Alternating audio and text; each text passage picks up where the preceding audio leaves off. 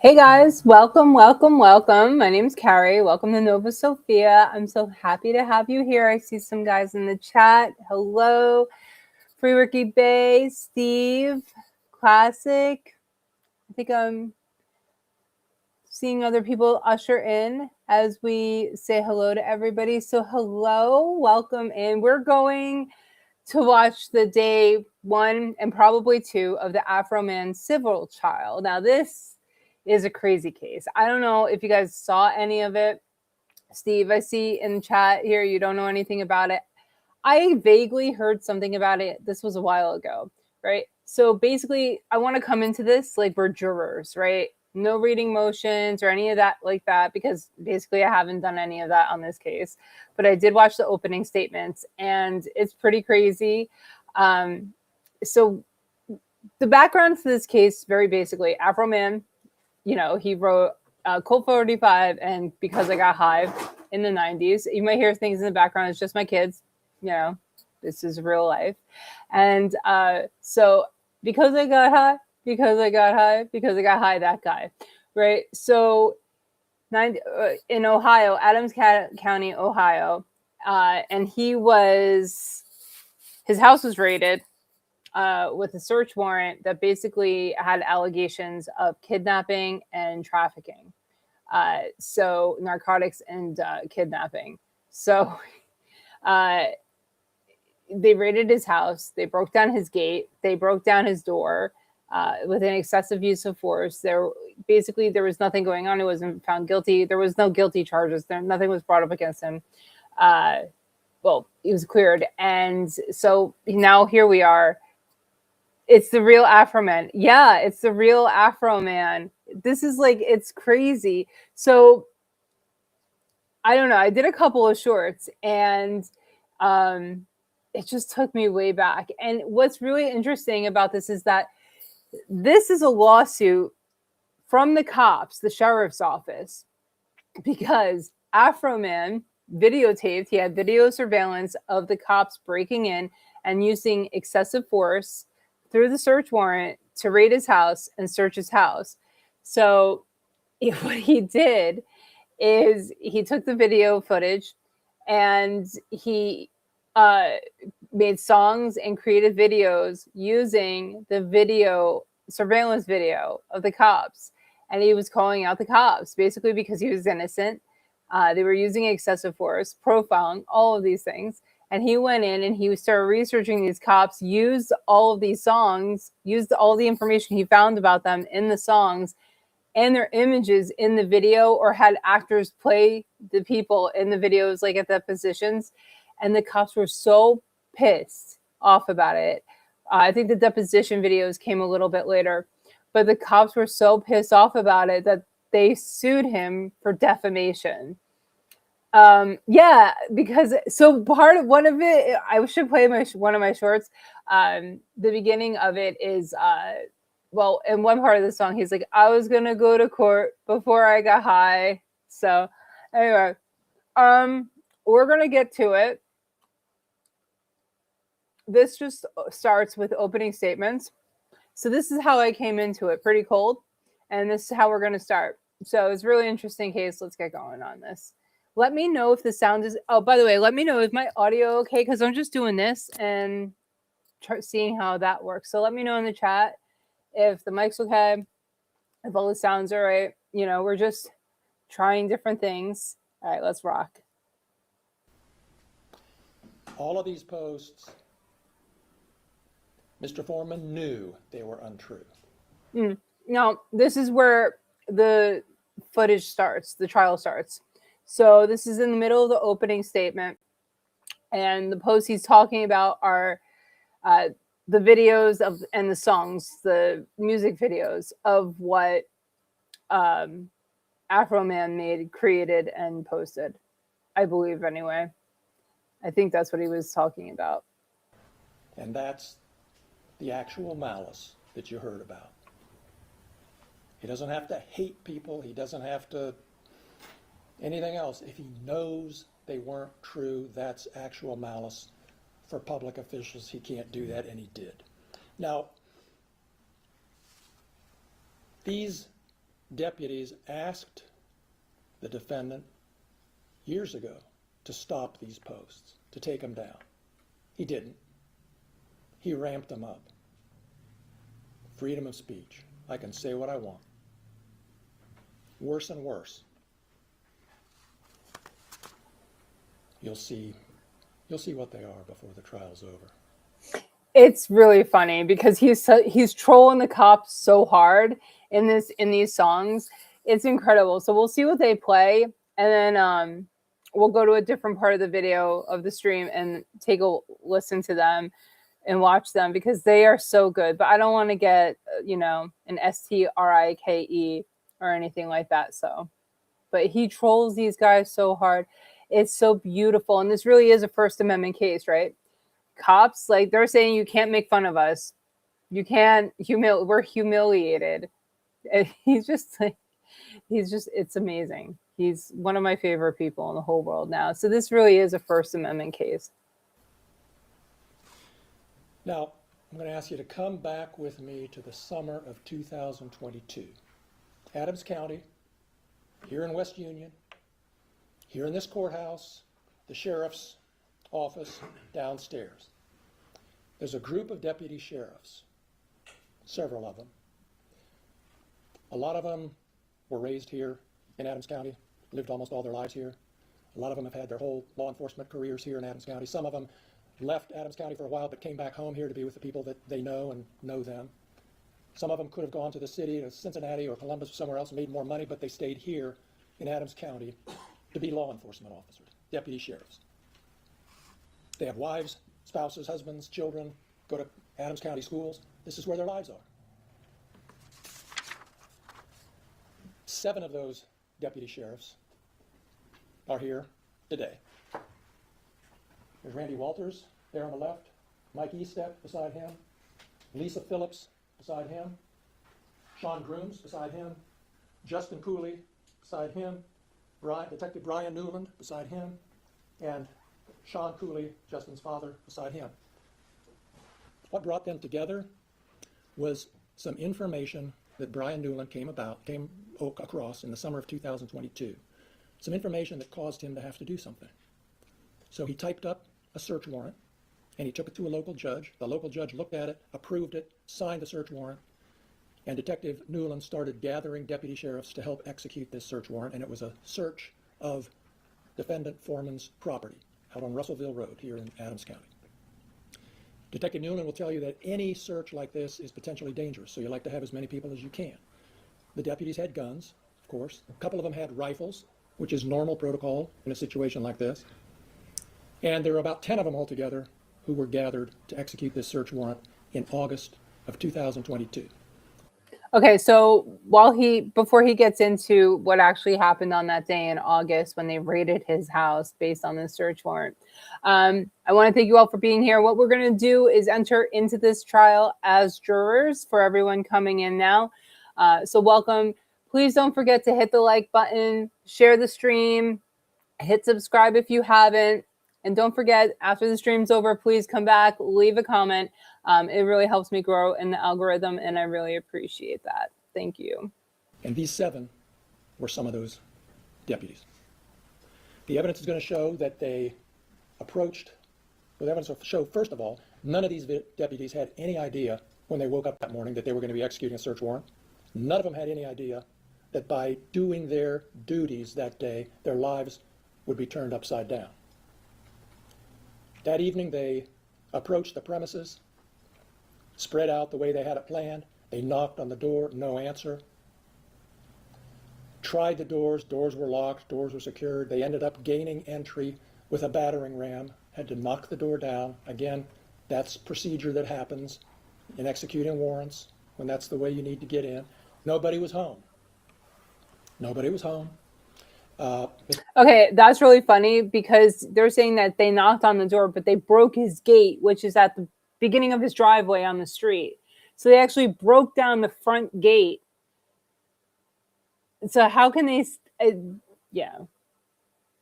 We're going to break down your gate and then knock on the door. The deputies searched the house. They found a small amount of marijuana. They found a significant amount of cash. They seized the marijuana, they seized the cash, that's what they do. And that was pretty much it. No evidence of a major crime was found. And so what happened was, after a while, the local sheriff ordered that, decided there's not going to be any charges filed here, and so he ordered the cash to be returned. It was over $4,000 total cash found in some of Mr. Foreman's clothing and another place in his house.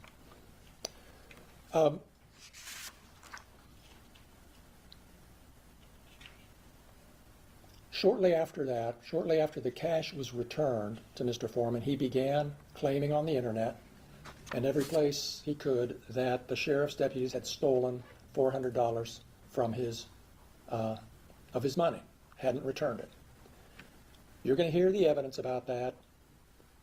And we're going to demonstrate to you that that's not true and that he knew it wasn't true. There was an independent investigation done by Claremont County, but that didn't keep him from continuing to declare that Brian Newland in particular and the rest of these deputies are thieves. Okay, that's just the beginning of it. Then he went beyond calling these deputies thieves. As I've indicated to you, he called Brian Newland a pedophile. Not called him, he posted it, published it all over the internet in various posts.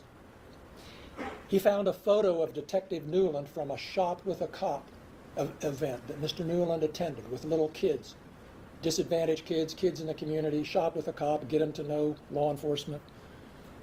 Mr. Foreman found a photo of Brian Newland holding one of these children that he worked with. And Mr. Foreman blocked out the face and put a smiley face on it and posted this picture of Brian Newland, and it says, Brian Newland is a pedophile. Watch your kids around this man.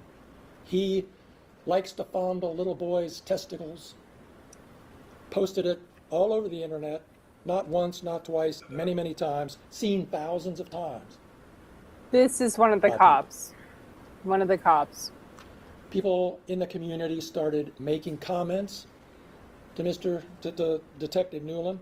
His daughter came home from school crying because some kids had called their dad a pedophile. That's my kid turning on the light. He used to coach cross-country teams. Some of the kids on his cross-country team started calling him a thief and a pedophile. He'll testify, he'll tell you that his daughters used to have kids over all the time. They like to hang out at his house and do things. After all this started, that stopped happening. Like, kids didn't come over. Finally, Detective Newland felt like he couldn't continue to work in Adams County anymore. Adams County was his dream job. He started here as a deputy, worked his way up to detective.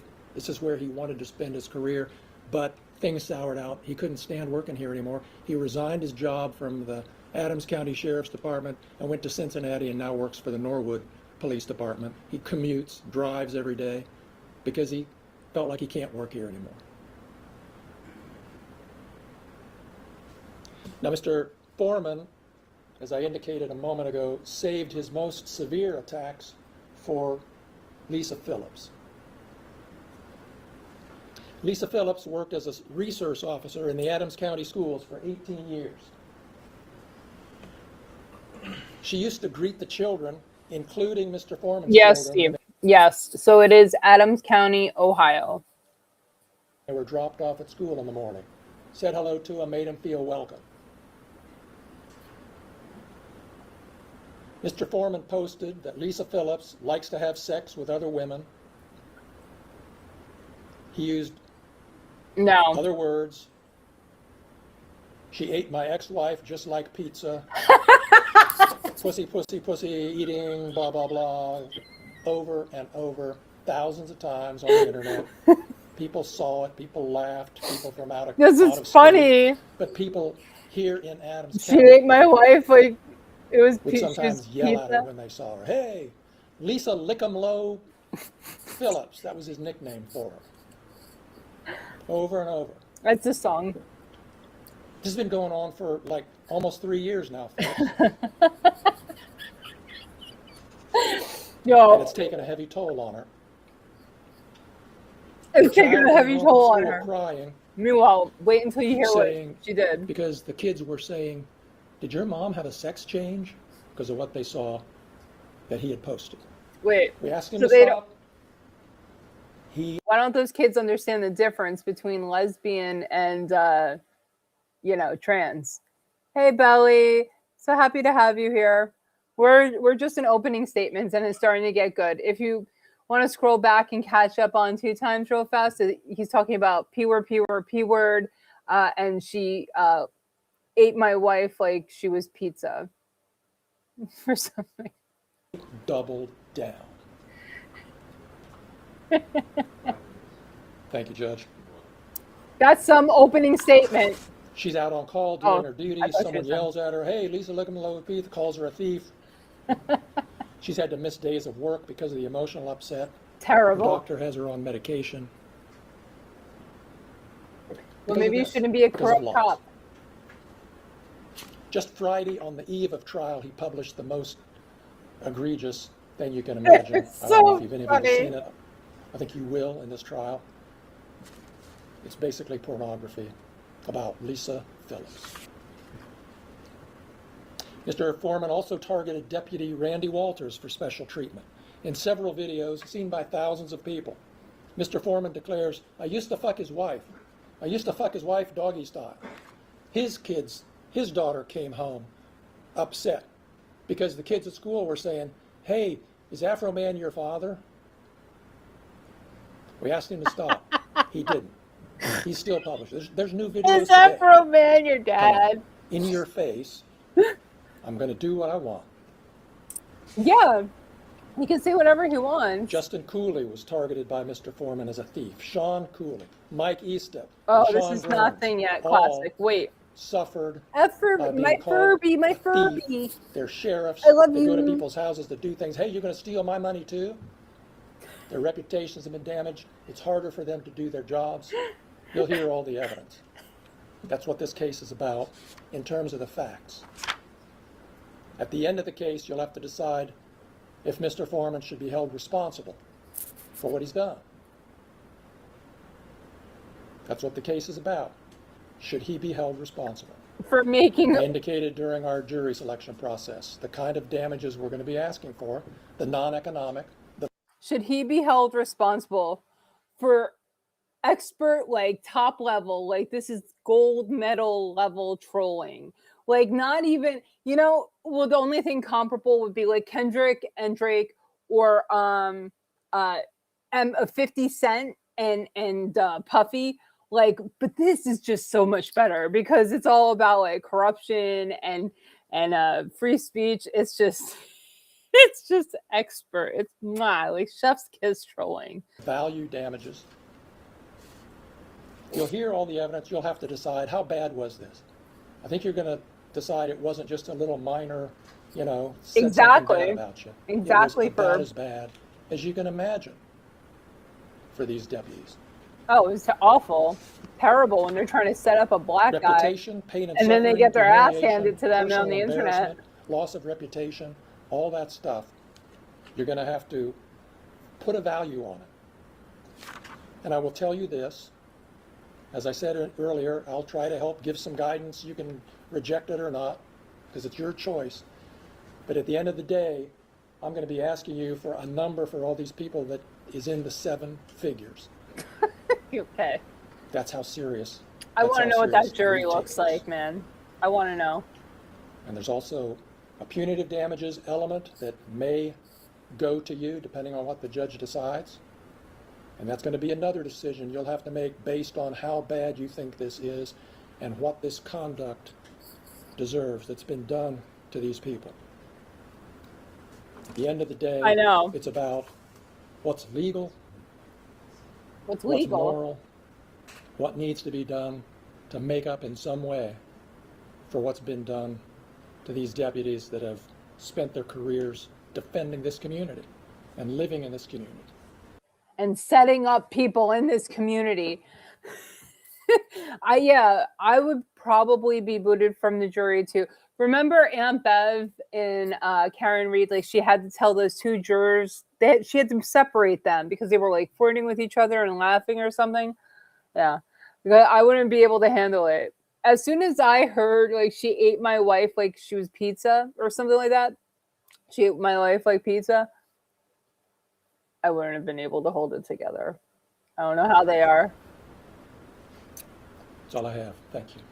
Right. What is legal and what is ethical? He's not hurting anybody. He's not saying he's going to harm anyone. He's not going to kill anyone. He's not doing any of that. He's just saying, that, this woman eats his wife like pizza and then he fucks somebody else's wife. But, it's artistic license.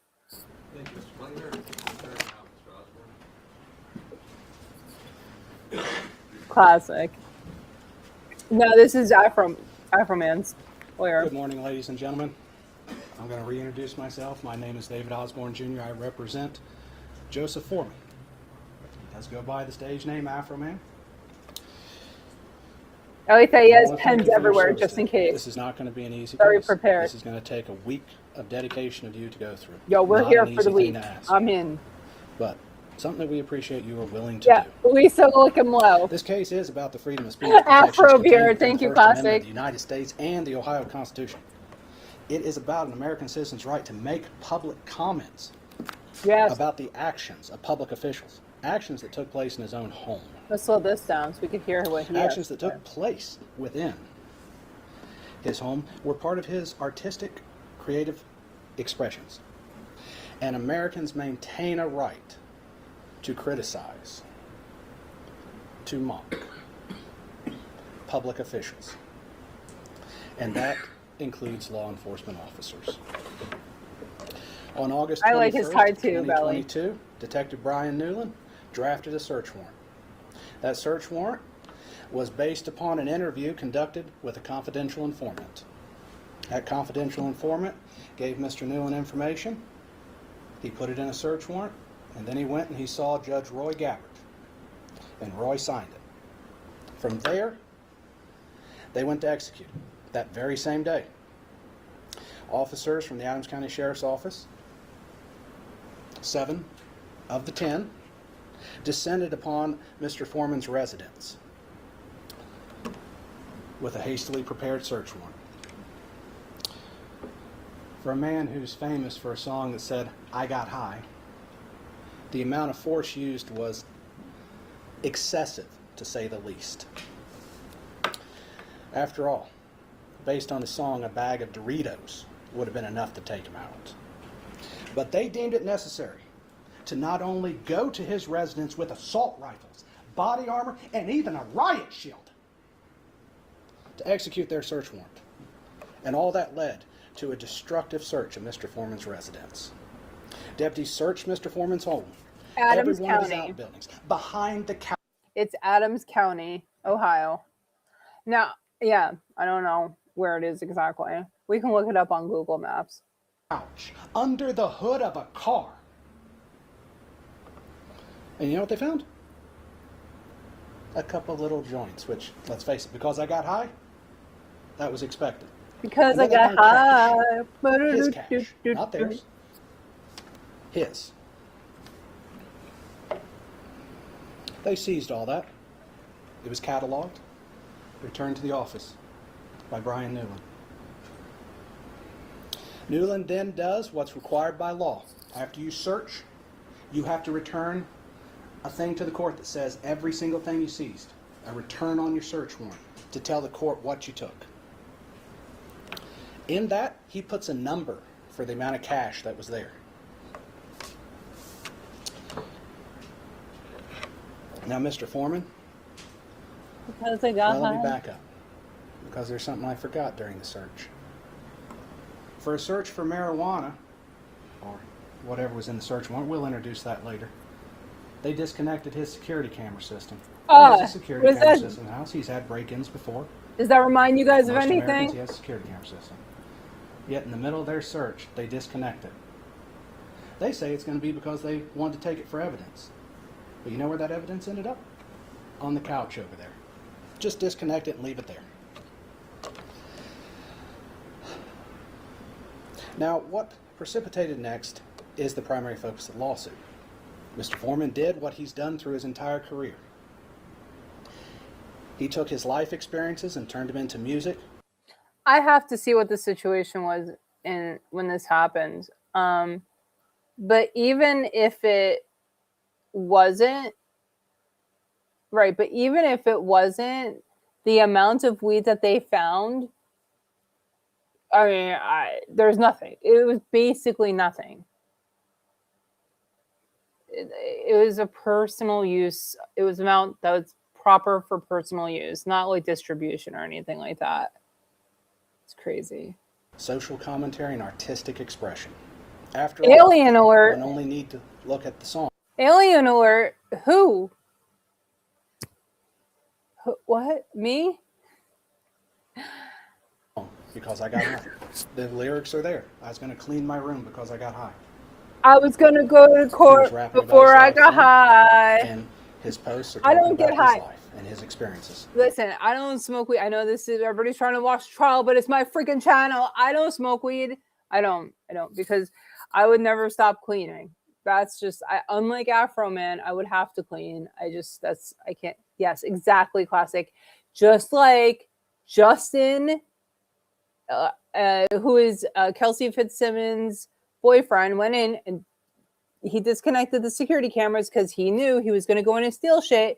The sheriff's county of Adams County went in and disconnected his surveillance video because that's what you do when you're going to do something fucked up. During the search of Mr. Foreman's home, deputies' actions during the search were captured in two places. One, the security system of Mr. Foreman. Joe's security system was active until they cut it. You also have body camera footage. Belly, I agree. Like, I don't think anyone should catch a charge for, almost unless it's, so Belly said, I don't think anybody should catch a charge for weed these days. And I agree because, oh wait, let me show you.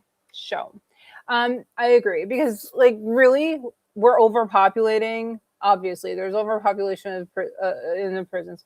Those are like, first of all, if it's a real offense, they have an issue, drug court, right? Trauma court is the thing now too. You know, there's so many other ways to handle this. It's ridiculous.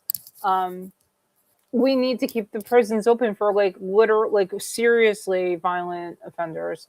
And they're selling weed now, like literally out of vending machines at like this corner store deli, right? And like everywhere, wherever you are, there's like either a dispensary like every 2 miles, in every major highway where I am, and like or like at the 7-Eleven or like something like 7-Eleven, not exactly 7-Eleven, but there's a vending machine. You could go, as long as you show your ID, it scans it. You can get whatever gummy you want. Like, I don't do it. I can't deal with it. I don't want to try it. I like to be in control all times. Now, we don't have body camera footage for all 10. Not everybody was wearing body cam. But the officers that did, there is body cam footage. And he used this footage from both those locations to make his music videos. He posts them on social media like Facebook, YouTube, Instagram, and even TikTok. The plaintiffs decided they did not like what Joe had to say about him, or how they portrayed him, or how he used the footage of their behavior as their job as law enforcement officers, as public officials. Their response was to sue him in order to silence his freedom of speech, threaten his livelihood. After all, have you ever heard of a law enforcement officer suing a person for making a social commentary on them? Or have you ever heard of an officer suing anybody because someone said they didn't like what they had to say? Officers deal with it all the time. I dealt with it during my election. You don't sue people. There you go. Respect the freedom of this country and move on. Because, let's face it, if we don't have freedom of speech, what else is there? 250 years ago, the founders of this great country wanted to limit the government's involvement and what government officials had power over to say. Okay, so while he gives us, a history lesson, is anybody else like really impacted by this guy's energy? Like, he's really making eye contact with the jury, but I feel like his intensity, like, I don't know what the jury looks like. I don't know who they are, but I really feel like he's connecting with them. Like, his energy is like very powerful. I feel that. And that's why we have the freedom of speech we have today. Before we get to the evidence, I want you to understand this case started with a number of claims. Of them, 2 were dismissed. Hay Streets, it's Ohio. Adams County, Ohio. By the court. Do not go there. Do not go there. Okay, wait. Let's back up. And I know the jury doesn't need to know what's not there. I'm not hiding the ball. Move on. Okay, so this is where we got start to see what a shit show this thing is. Now, he's calming and in control. All right, here, listen. Because, let's face it, if we don't have freedom of speech, what else is there? 250 years ago, the founders of this great country wanted to limit the government's involvement and what government officials had power over to say.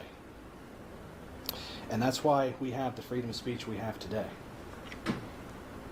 Before we get to the evidence, I want you to understand this case started with a number of claims. Of them, 2 were dismissed by the court. Do not go there.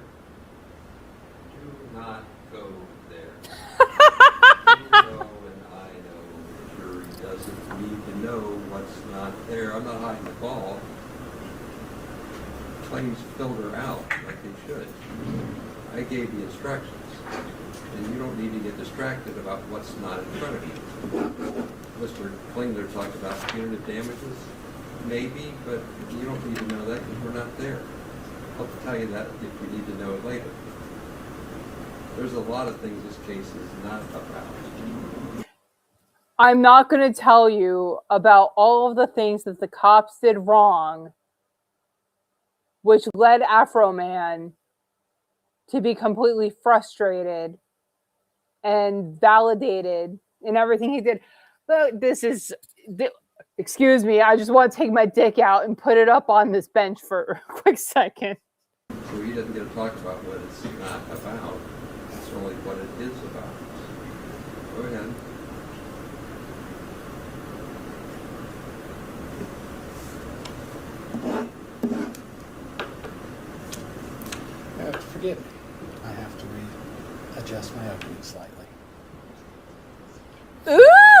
sassy. It should be noted that public officials, Yo, such as these gentlemen, what and the Miss hell Phillips was over that, here, yo? are held to a higher standard than an ordinary person.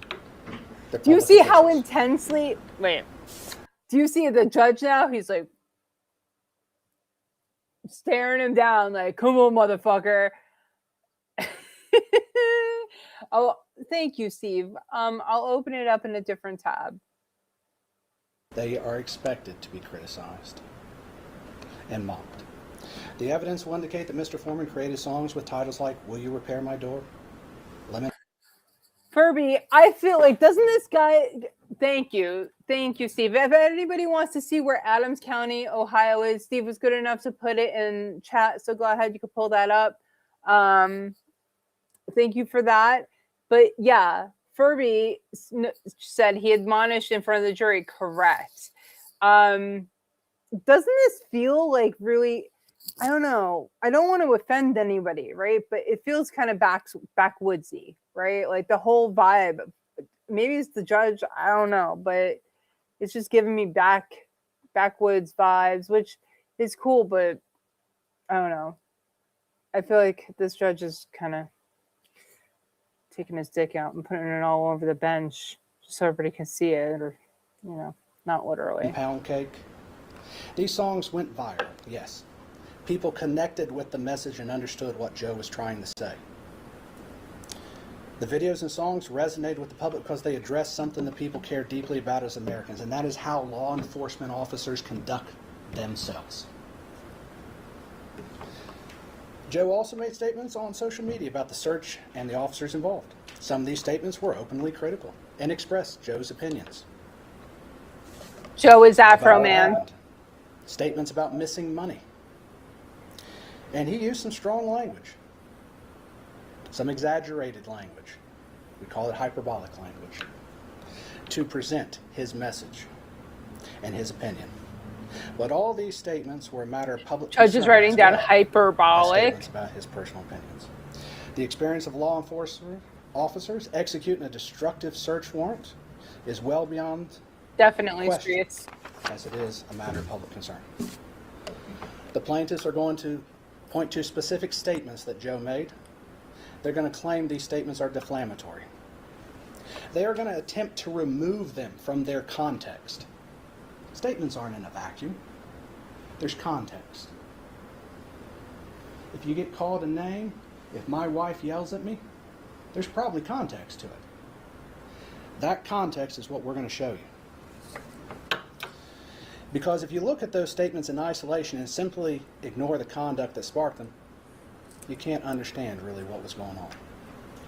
You'll be asked to forget much of that context of the statements. At least not the least of it is that the plaintiffs are public officials and the public has a right to criticize them. Yeah. That's our job. The evidence will show That's that what Mr. the Foreman's free press statements fall into does. three categories. And the press is the First, public. many of these statements are his opinions. Opinions are not assertions of fact. They are Joe's subjective views about his encounter with these public officials and the execution of their duties. The First Amendment protects the right to express those opinions, even if they're harsh, even if they're mean, even if the person who is the subject of them hates them. They are protected. That's right. Second, many of the statements are exaggerated, rhetorical exaggeration, as you might expect from a musician. After all, if you didn't have Because You Got High, if I said I just didn't want to clean my room, no one would have bought that song. You have to exaggerate something. You'll see he used colorful language, sarcasm, and satire. I'm pretty sure he got high. Would have understood these statements to be literal assertions of fact. For example, Mr. Foreman created nicknames and made comparisons to cartoon characters. No reasonable person would understand those as a literal assertion of fact. That is a rhetorical satire flourish that has always been part of our social and political commentary in this country. After all, pick up the newspaper, you're going to see a political cartoon making fun of somebody. Watch Saturday Night Live. They make fun of people all the time. They even made fun of Joe. It just happens. It's part of our freedom of speech. and also Mr. Foreman's artistic expression. The third is the extent that any of the statements assert facts. They relate to matters of public concern. Matters of public concern are exempted. These statements address how the search was conducted, what actions were taken, and how Mr. Foreman experienced this as a homeowner, with these people executing their hasty search warrant. Indeed, the public's concern for such issues is reflected in the viral response that his content got. The plaintiffs bear the burden of proof in this matter, not Joe. They must carry the day. They must prove every element of their claim.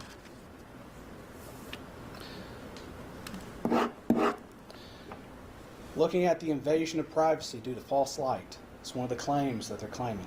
The plaintiffs must prove that Mr. Foreman portrayed them in a false light that would be highly offensive to a reasonable person. The evidence will show that he did not. He used real actual footage of them performing their duties, stuff in the public domain. Joe's statements were based entirely on his personal experience and within his county of residence, which that is something I do want to clear up. Mr. Foreman lives in Adams County, not Hamilton County. Mr. Klingler was wrong about that. So he is a resident of this county. Regarding the defamation claim, plaintiffs must prove that Mr. Foreman made false statements of fact, not his opinions. That's very important. The Because judge we all doesn't have know what opinions he's as playing with Americans. his watch. It's one of the great things about this country is we can share our opinions whether we like them or not. Whether they like them or not, they can hear my opinions. But they must prove those statements were not opinions. Because public officials, they must prove that Joe acted with actual malice rather than just simply exercising his First Amendment right. The evidence will show they cannot meet this burden. Plaintiffs claim that Joe portrayed them in a false light, but evidence will show Joe used direct footage from the security cameras. We can see what they did. They executed the search warrant. It's all on camera. There's nothing false about showing them that way. There's nothing false about Mr. Foreman having opinions about how they did and them. However, when they executed that search warrant, that became a matter of public scrutiny. People could watch it. People could see what was done and form their own opinions. And they can share those opinions. And he has a right to create artistic expression based on those opinions, based on that content. The plaintiffs, it goes without saying that they don't like what Mr. Foreman said about him. But they don't have to. That's part of our right in this country. They don't like his commentary. They don't like his art. But the First Amendment does not protect speech that we like. It protects all speech within it. It protects commentary, That's right. criticism, especially on occasions such as this. It protects speech that I would not like. Speech I've suffered. It protects it. You may not like the speech you hear, but it's protected. Yeah, I don't think that's the real reason, Classic, that the kids were getting teased, so you changed jobs. I mean, I doubt it, right? It's because he's he's embarrassed.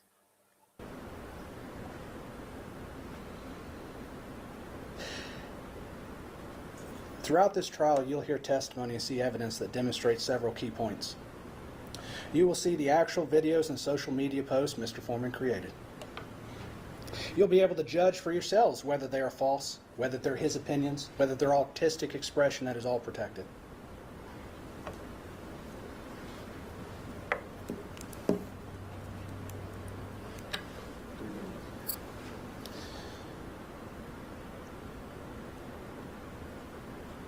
It's about the right to comment on criticize public officials without fear of retribution, without fear of getting sued. It is about the right to create artistic expressions that are matters of public concern. The plaintiffs are law enforcement officers. They perform a cardinal public function. But with that public role comes public accountability. It also comes a certain standard that you have to understand. And as public officials, they can be criticized. That's right. They may not like it, but it's allowed. That's right. Plaintiffs have the burden of proving their claims. The evidence will show they cannot meet that burden. The evidence will show that Joe's videos, posts, and commentary were artistic expression for matters of legitimate public concern, his opinions on the law enforcement officers, and how they were performing their duties. If the plaintiffs prevail in this case, what message will that send to this country if they prevail? It sends the message that if you criticize law enforcement, if you comment on how they conduct themselves, if you mock them, if you create art with them in it, they can sue you. That's not the America we live in. That's not why we have a Constitution and the First Amendment. That's not why the First Amendment is in the Constitution of the state of Ohio. Ladies and gentlemen, upon the examination of the evidence at the end of this trial, I'm confident you'll conclude that Joe did nothing wrong. While the plaintiffs are unhappy, upset with what was said, he exercised a right he had, a right that every American has. He commented on matters of public concern. He created art. Word. He did what any stand-up citizen would do. He made his voice heard to the people. At the end of this trial, He also trolled the living shit out of these cops. He trolled them. It was Kanye West level. It exceeds 50 Cent and Diddy. It's on par with Kendrick Lamar and Drake.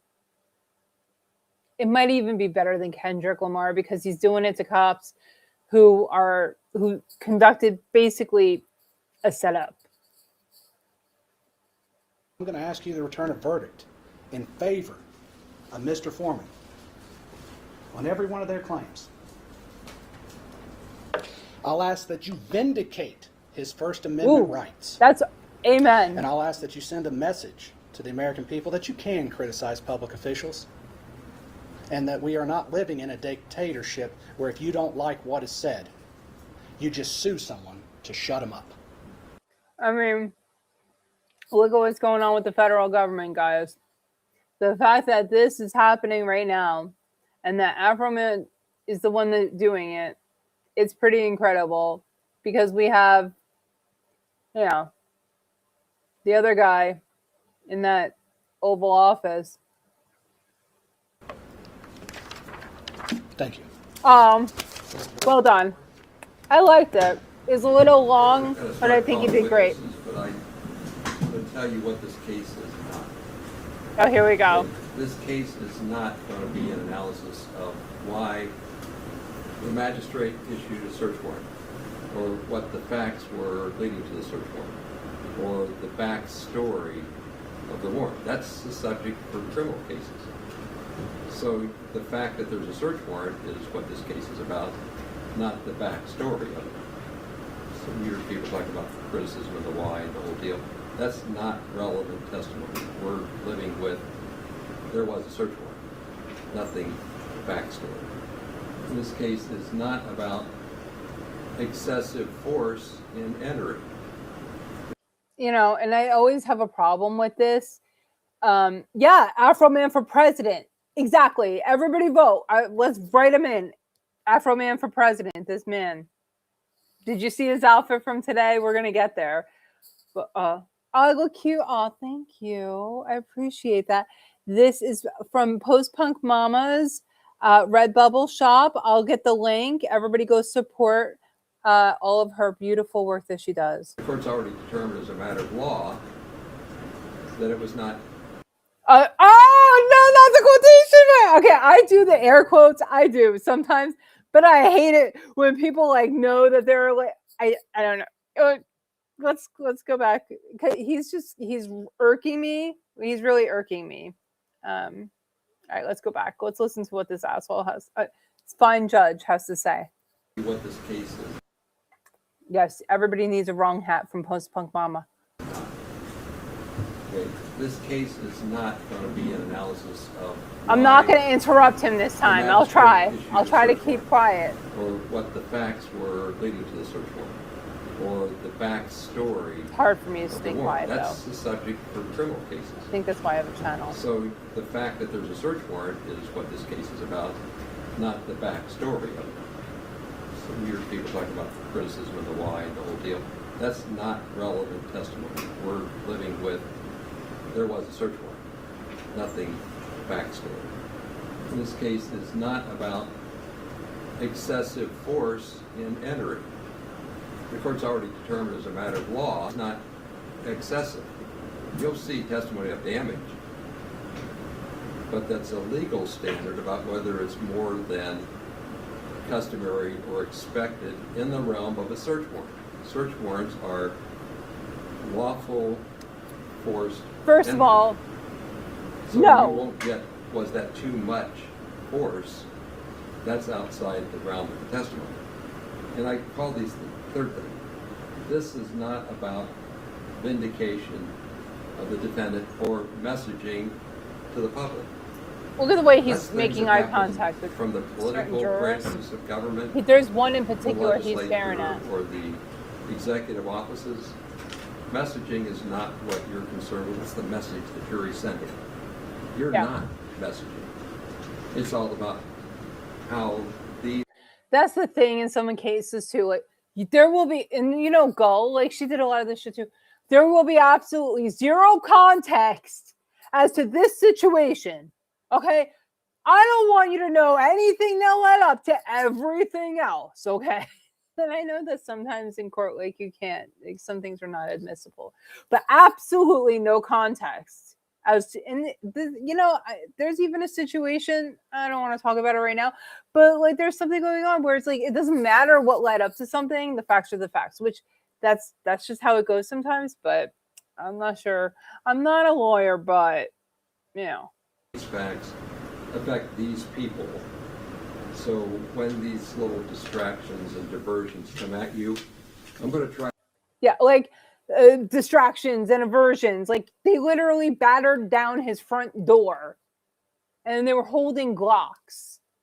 They did not. Hello, Mr. Afroman. Are you here? Or like, even like whatever.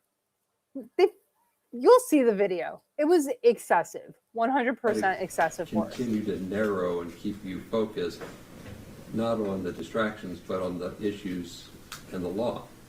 Otherwise, you're going to ask later on, why did the judge give us instructions on messaging?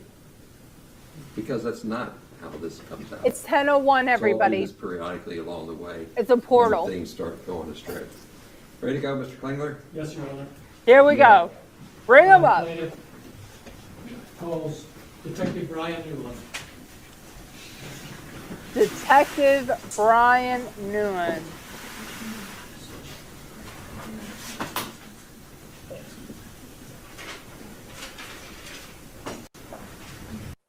And anybody who is not subscribed, welcome to my channel. I appreciate you being here. Be sure to comment after the stream. Make sure to subscribe, hit the like button. I appreciate you all.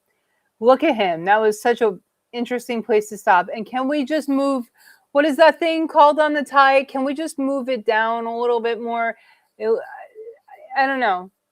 I feel like it belongs down over here, like closer to his belly. Am I wrong on that? It just looks a little, maybe I'm wrong. I don't know. Oh.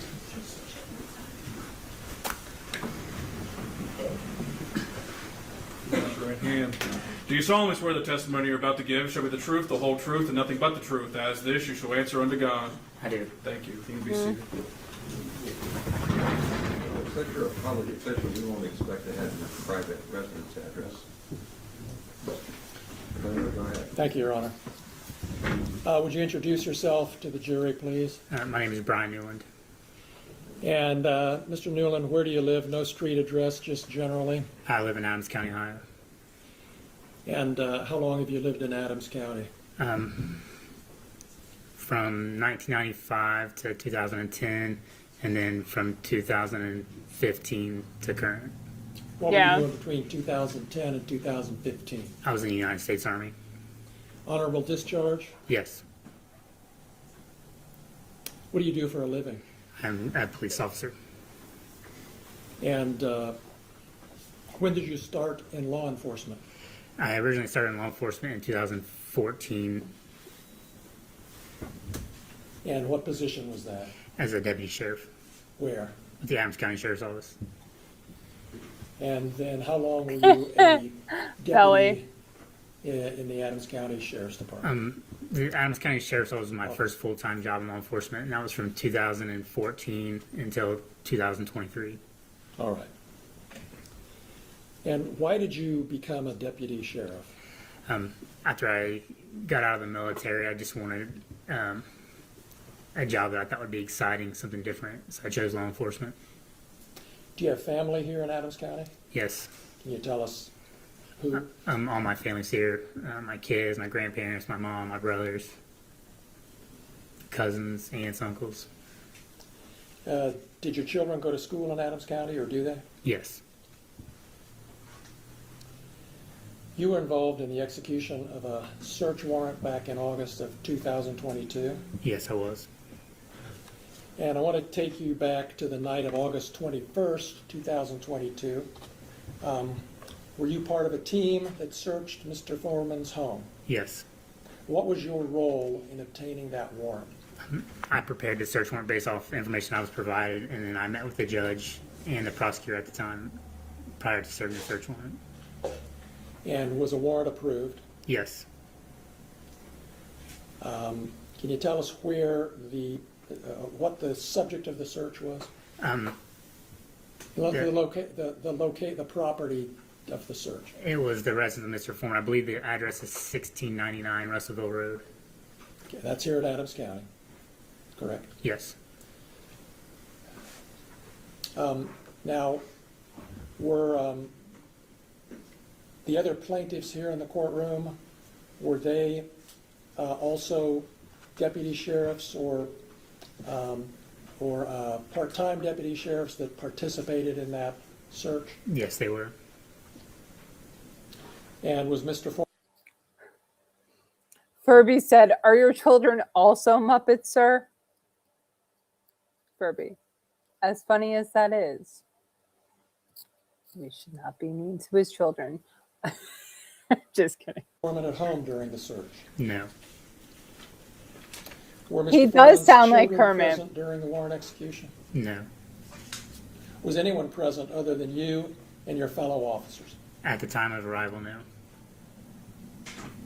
Was anything seized or taken from Mr. Foreman's home? Yes, there was some money and a small amount of marijuana and some miscellaneous drug paraphernalia. Why was the cash taken? It's common with any type of drug seizure. Okay, sorry to interrupt, but I can't help myself. Do you guys remember it was a female bodybuilder? She used to go on the Howard Stern show, and she took a lot of steroids. I think her name was Nicole something. Is Nicole Bass? That's what he sounds like to me. Let me see if I can find a video, but I can't. We seize the money in cases proceeds from drug-related sales or drug trafficking activity.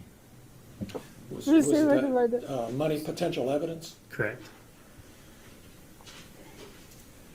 What was your role in seizing this cash, Detective? I'm sorry. Well, maybe I got ahead of myself. Was Seizing, it means to take, son. It means to take. I know it might be hard. cash located in the property? Yes. China! Yes, Furby! I think we're like twins. I think we were separated at birth. Seriously, I don't know. We need to meet each other at some point. Yes, China. Thank you, Furby. I love that show. Do you remember how much approximately? Belly! Oh my God! And did you play a role in taking that cash? Yes. What was your role? I was provided the cash, or provided the money that was located by another deputy. I counted out the money, put it in an evidence bag, and then at the end of the search, I transported it back to the sheriff's office. All right. Did you take any of the money? No. Did you ever take any money from the evidence bags? No. Did you ever take any of Mr. Foreman's money? No.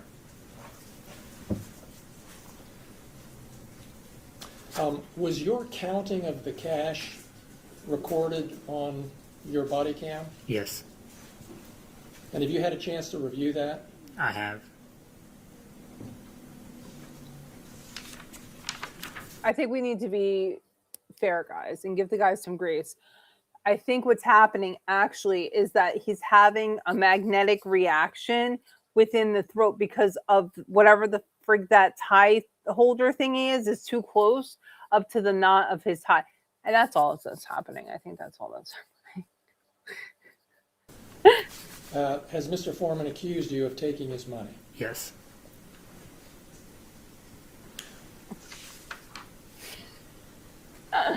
Classic. Are I love you aware guys that so the much. cash was ultimately returned to Mr. Foreman? Yes. And can you tell us why that was? The prosecutor at the time decided we're not going to pursue any current criminal charges, and the property was released back to What are you saying, sir? Were you present when Mr. Foreman picked up the cash? There's that had never been been. seized? No. What? Is it just me? Do you know whether any press was invited to attend the return of this cash? I learned that there was later. Okay, but you weren't there. Correct. Because he got hot. Can you tell us what happened when the money was returned to Mr. Foreman? Your Honor, I would object to that. He's already testified he wasn't there. Okay, let me rephrase it. The camera. That's fair. Was an allegation made that there was less cash than there should have been? Yes. And who made that allegation? I believe Mr. Foreman. How did you learn about this discrepancy? The evidence technician that releases property had called me and told me that the account was short. Okay, so they're talking about the money, but Furby, part of me just wants so badly just to play all the videos and just sing the songs with you guys right now. But we can't do that. Can't do that. Tell us what you mean by that. The count was short. Just that there was more money listed than what there. Oh my God. Anybody else having flashbacks to it's like a combination of Buchanan and what was Trooper Paul? There was inside, and that was less money was returned than what was indicated And where was Count was this short, amount indicated? on the bag. On evidence bag? Correct. I mean, I should give him If a I'm little understanding grace. it He is correctly, 8 years old, right? The amount of money that was indicated on the evidence bag was more than what was actually returned to Mr. Foreman. Correct. All right. And were you able to account for that discrepancy? I wasn't. No. What happened? Once the allegation was made, the sheriff contacted the Claremont County Sheriff's Office to conduct an independent investigation. Do you know whether an independent investigation was conducted by the Claremont County Sheriff's Office? Yes. And do you know the results of that investigation? They were to determine that I miscounted the money during my original count. All right. Did they conclude that any money had been taken? They said that there was not any money taken. Now, did that stop Mr. Foreman from continuing to claim you had stolen $400? No. Did he accuse anyone other than you of stealing money? He, at multiple times, he accuses all of being thieves. Do you know where he made these allegations? Instagram, Facebook, YouTube, social media. How did you learn about these accusations on the internet that you were a thief? Friends and family were sending them to me. Were the accusations true? No.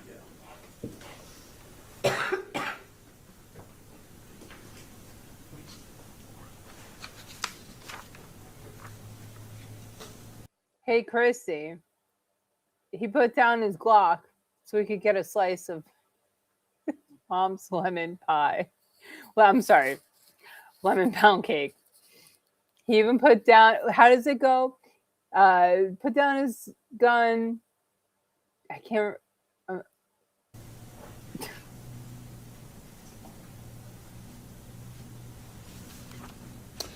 I think you said you've reviewed your body-worn camera from His that night? mom's Yes. lemon pound cake. And were you able to tell what happened? From what it appears, if I began counting money, I stopped to reshuffle money that was in my hand, and then began counting again after putting money down. And that was At some point, there was a discrepancy in the amount that there was and the amount that I counted. At some point, there was a Was it a discrepancy. miscount? Yes. Very Trooper Paul-esque. Now, were any charges ever brought against Mr. Foreman as a result of this warrant execution? I may have asked you that. I'm sorry. No. It is wrong. Sometime after It's the wrong. execution of this warrant, Detective Newland Leave his mother's did, lemon pound cake. become aware that Mr. Foreman And why is that guy posted shushing me in the certain background? things other than being a thief about you on social media? Yes. And how did you learn You about these deserve things? it. Friends and family were also sending them to me. Congratulations. Could we see I was getting trolled 16? by Afroman. You need to switch it to the HDMI. I'm right. He's a master troller. It's card on. She needs to switch to left wall, I believe. It's left. Exactly, classic. He didn't have enough fingers to use while he was counting.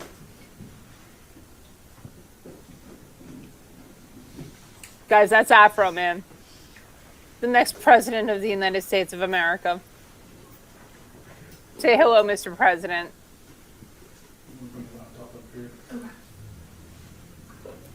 I love him. You're gonna go to card. Yes. What's happening?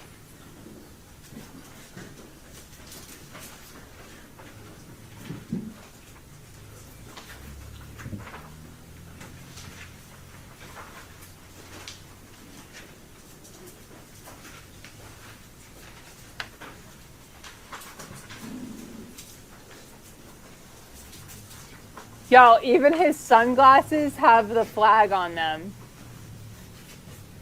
Okay, can we blow that up some? Look, it's a legitimate concern. I'm just gonna put myself on mute because I'm gonna lose it. All right.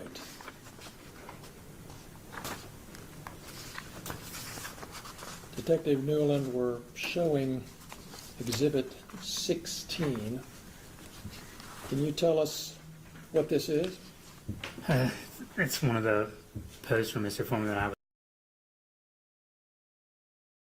Can we just read this together really quick before they do? Can we just read this together as a group? It's like when mom comes into the class and mom's gonna read to the classroom. This is the uneducated, can't count pedophile police officer that stole my money. His name is baby making Brian, child molesting new baby mama, newborn Newland. Okay. I can't say the rest. I have a song coming out on him. The chorus goes like this. I pledge allegiance to the flag. Brian Newland is a flag. He used to play with little toys. Now he plays with little boys. Watch your little boys around Brian Newland. He's very bold. He will fondle little boys' testicles and beat butt cheeks right in front of you in broad daylight. This is the public service announcement. Stay safe. He is the biggest troll. And they deserve it. Was sent about me being a pedophile. And am I reading the date right? September 2nd, 2023? Yes.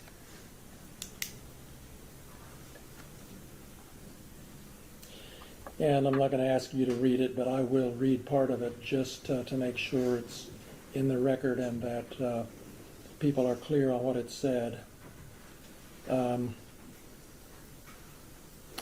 This is the uneducated, can't count pedophile police officer that stole my money. His name is baby making Brian, child molesting, newborn baby mama, newborn Newland, Detective Brian Newland. I have a song coming out about him. The chorus goes like this. I pledge allegiance to the flag. Brian Newland is a flag. He used to play with little toys. Now he plays with little boys. Watch your little boys around Brian Newland. He's very bold. He will fondle little boys' testicles and butt cheeks right in front of you in broad daylight. This is a public service announcement. Stay safe. Did I read that correctly? Yes. You got to warn the people. If we there's see if there's one of these guys exhibit, walking around, but there's a real reason. And we're going to get into this, but there's a real reason. Like, he's not just, I mean, he is a little close to the cheeks there, but there is a real reason why he's making these claims and allegations. 17, please.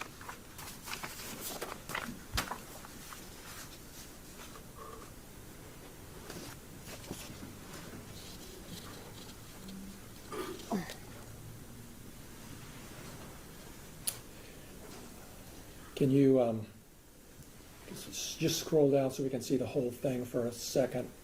All right. Yo. So I'm not going to read this whole thing. But, Oh, I will. Hold on. I will. Let's read it. I'll read the whole thing. Good morning, baby making Brian, child molesting new baby, mama newborn Newland, Brian Newland. If you pay me back the money you stole from me, I won't tell the world about your pedophile pilgrim family. You know, like your brother that's named Will You Stop Sending Dick Pic Williams, aka William Newland. If you get arrested in Adams County, all you got to do is lie on me and Brian will let you go. Just like they let the unconfidential informant, Stacey Tasha Chamberlain, let her go after she attempted murder by lying to the police and sending them to my house, looking for a fake dungeon and kidnap victims. Tell these uneducated, no-counting douchebags anything, and they will grab their guns, kick down your doors, and try to kill you in front of your kids. Oh yeah, no charges against her, or you, by the way, for giving false information to the police and attempting to have me murdered. Brian wants me in jail so I don't expose his stealing pedophilia family. Bring me my money, Brian, and this can all go away. You want to be Eminem, whack-ass rapper.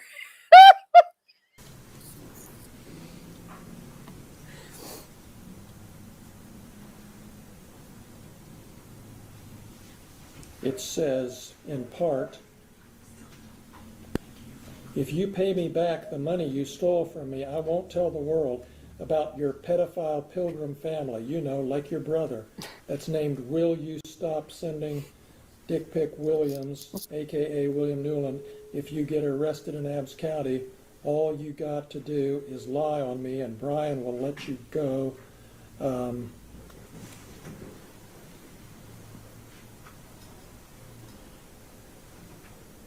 And is that a picture of your brother beside your picture? Yes. And was your brother convicted of a misdemeanor? Yes. What was that? I don't recall what the charge was.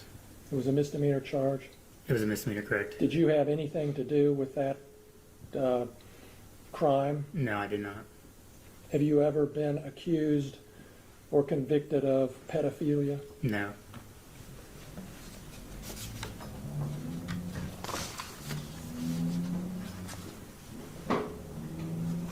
Let's look at, let's see, number 18. Is that a video? Yes. All right. Shall we play the whole thing? Or what do we have, a clip? Yes.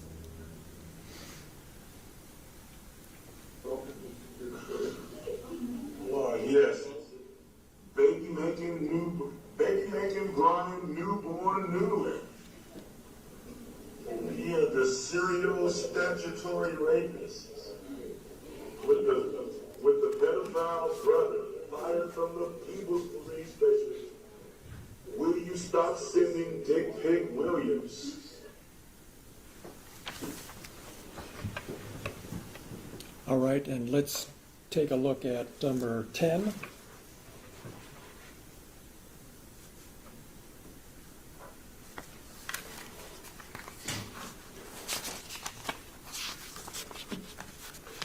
Is this a, yeah,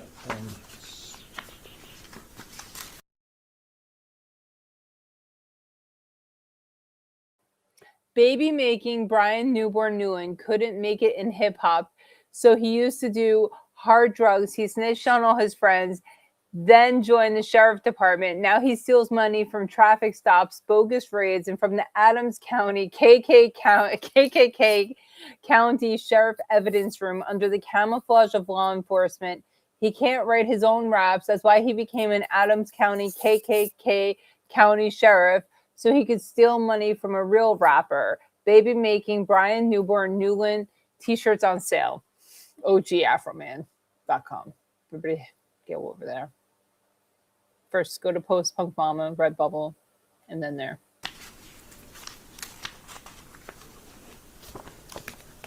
Okay. Let's see. He used to do hard drugs. It says there in the third or fourth line. Did you ever do hard drugs, Detective Newland? No. He snitched on all his friends. Do you have any idea what that's all about? No. Now he steals money from traffic stops, bogus raids, and from Adams KK County Sheriff Evidence Room under the camouflage of law enforcement.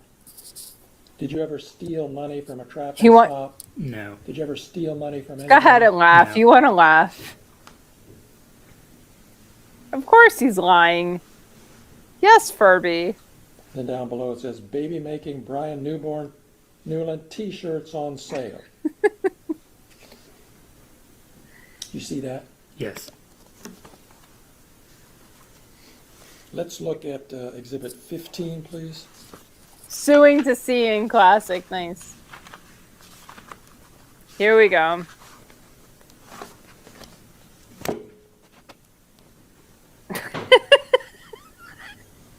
And can you tell, Detective, is this a picture of you at the, entering the, or somewhere in the property of Mr. Foreman during the search? Yes.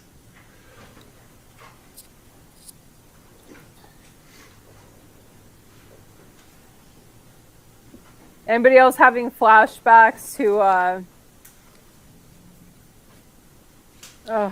YSL? And let's take a look at 14.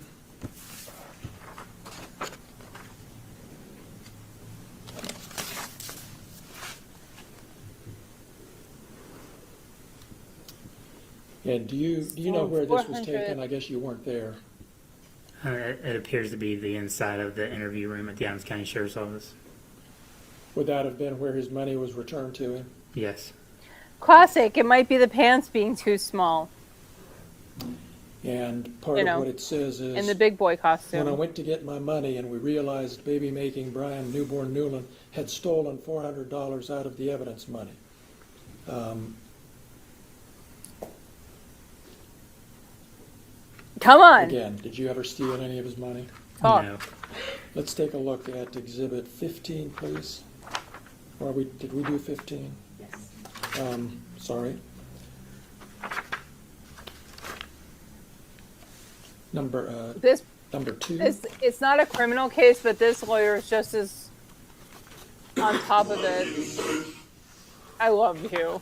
I love him. Afroman for president. Objection. Yes, Your Honor, I would have an objection to this video. Tell me what it is. Your Honor, this objection to this video because this video, if I'm not mistaken, was published within the last 2 weeks. The law on this has changed. Ohio has actually passed what's called an anti-SLAPP law, which therefore extends immunity to things, actually, in a way, increasing a person's freedom of speech rights in Ohio. Thus, this evidence to be tried here would be tried under a completely different standard than when this case was started. Did you hear the audible sigh? That law doesn't apply to this case, Judge, or this evidence. Your Honor, it would apply clearly. He has no analysis other than say that I submitted a written brief to the court on this matter. I think that was submitted Sunday. So, I'll note the objection, overrule it, and allow it to be played. Got your objection down. Thank you. Thank you, Judge. Can you expand it a little bit or not? I cannot. So we can see the sign? Okay. Detective Newland, can you see what that sign says? Yes. What is it? Could you read it for us? They stole my money. Okay. Go ahead and play. videos, selling my truth and my proof. How can you take me to court when you stole my money and it's $400 short? You vandalized my property, and you filed a lawsuit properly. I'm a rapper, so I'm rapping. What? I can't talk about what happened. Videos, I expose my cause. So what does that say? Sorry. What did you read? Could you read what that said? Yeah, Brian Newland stole my money. Brian Stole- Newland stole my money. He can't read either. He can't count and that he was just can't published in read. the last few days, as far as you know. Yes. Can we look at number 3, please? In suit for telling the truth and the truth, posting videos, selling my truth and my proof. Same basis? Same basis on it, yes. No, no, no. Thank you. Go ahead. Can you take me to court when you stole my money and it's $400 short? You vandalized my property, I think that's enough lawsuit for now. properly. I'm a rapper, so I'm rapping. What? I can't talk about what happened. Videos, I expose my cause. And that was the same video, obviously. Does it tell where that was posted? It looks like this one is on YouTube. And the other one was Instagram? Yes. So 2 different platforms, same video. Yes. I love his kitchen. And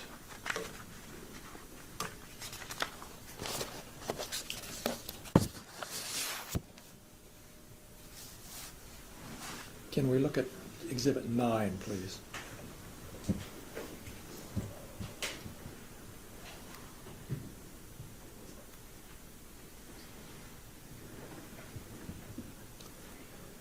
And I'm looking specifically about halfway, a little more than halfway down. Do you see, Detective, where it's posted?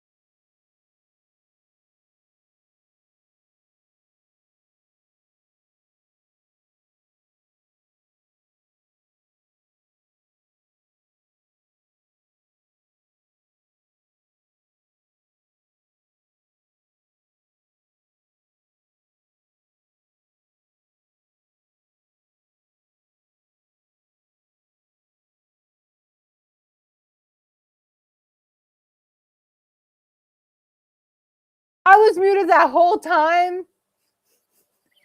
You read it to yourself. Whatever. It was a great read, though. You missed it. The stream was going too smooth, guys. Not only did he steal my money from my house, he stole money out of the evidence room at the Adams County Sheriff's Department, away from my house, making the Adams County Sheriff's Department the new crime scene. I'll just stop there. Again, did you ever steal any money from his house or from the Sheriff's Department evidence room? No.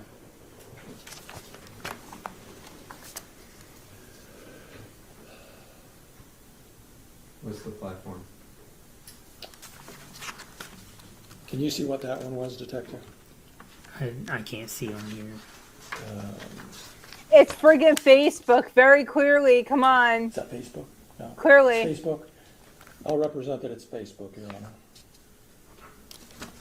Thank you. Go ahead.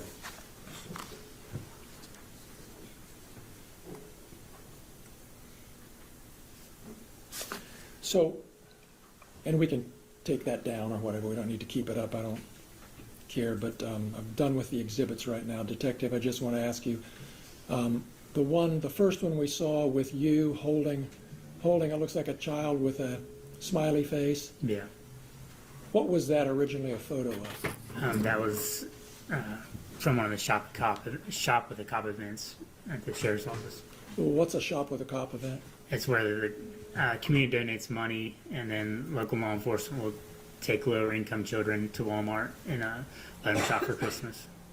And did you participate in that event regularly? Yes. And do you know what year that picture was taken from? I don't recall. All right. And the little boy you were holding there, can you tell us anything about who that was? Not his name, of course, but who it was? It was just a cool little boy that got picked for Shop the Cop and chose me to be his officer. Chose you to be what? His officer. And what did you do? Did you do something with him, shop with him, or what? We put him in the cruisers, turn the lights and sirens on, parade through town, and we go to Walmart and help him shop. And we come back to the fire department or wherever and help them get their toys ready or play or, and feed them pizza, stuff like that. And you did that more than 1 year? Yes. And that was a photo that Mr. Foreman or somebody on his behalf took and used in that pedophile posting? No. Wasn't his kid's classic. So, Detective, I mean, in the whole light of Sandra Birchmore and everything else, and that was a cop who groomed a young girl, and later, she was murdered, allegedly, supposedly, by one of the cops, right? That groomed her when she was in that Police Explorers program. You shouldn't be picking up kids. Period. End the story. Like, if you're a cop and you're doing this, why are you picking up children? And this is recent. This is not like, oh, it was the 80s, it was the 90s, that's just what we did. No, like, this is recent. Just don't pick up a kid. Just don't pick up a kid. I don't know what the hell is wrong with people. what effect did it have on you when you saw these posts that you're a pedophile? I was angry, sad, depressed, upset. Why were you sad or upset? Isn't it just somebody exaggerating or making jokes or making a comment? I didn't find it funny at all. I work in law enforcement, have kids, have friends, family. I was involved in the schools, and then I'm being blasted all over social media for the entire United States to see that I'm a pedophile. Did you ever have any evidence that other people were seeing these things, other than the fact that it's on social media? Did anybody ever say anything or do anything to indicate they'd seen it? I've had comments made to me since day one. Like what? If you want the most recent example, yesterday there was a cheer competition at North Adams. I walked my 3-year-old son in to watch his sister cheer, and somebody asked me if that was another little boy I'm touching. Yesterday? Yesterday. Where? What competition? At the North Adams cheerleading competition.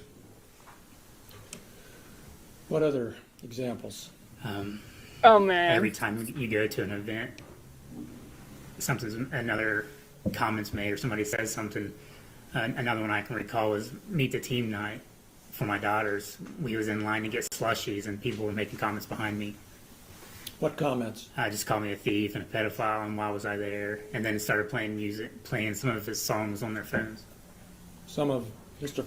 You are a public servant, sir. You are a public servant.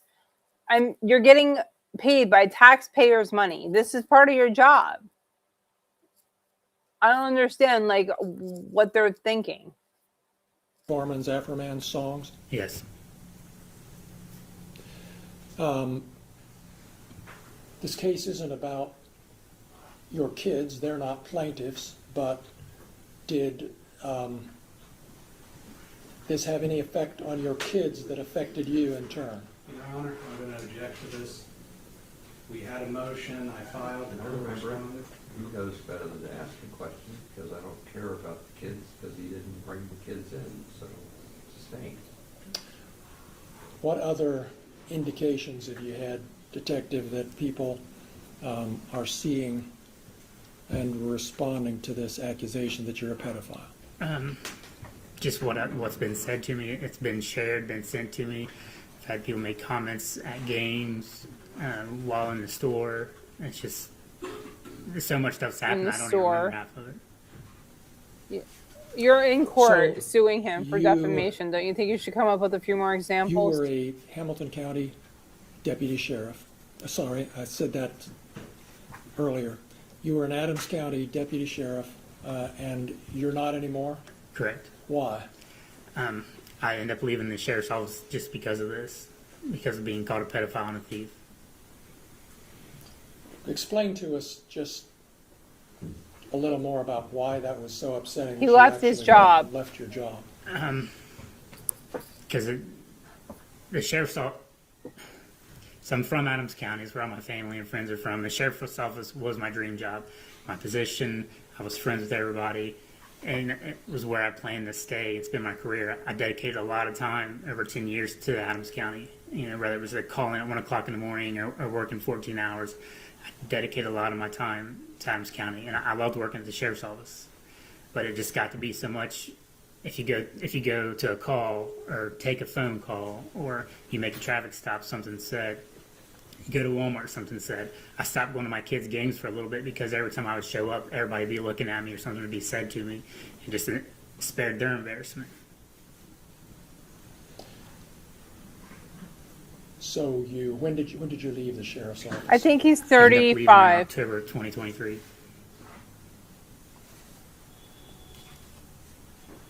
You have.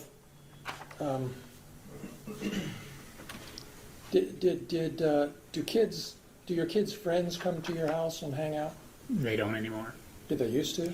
They used to have huge slumber parties, especially on their birthdays. They'd have 10 or 11 kids over, and essentially once this started, it stopped. I don't recall the last time my daughters have had a friend over, if they've had one ever since then. All right, so he's almost done.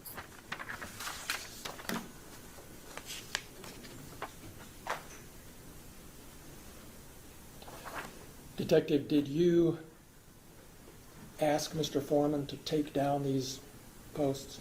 I didn't personally. Did you, through your attorney? Yes. And have they been taken down? No. Are they still there? Yes.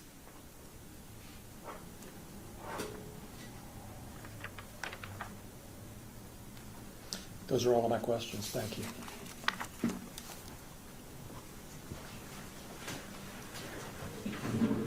Is this a good time for a 10-minute break?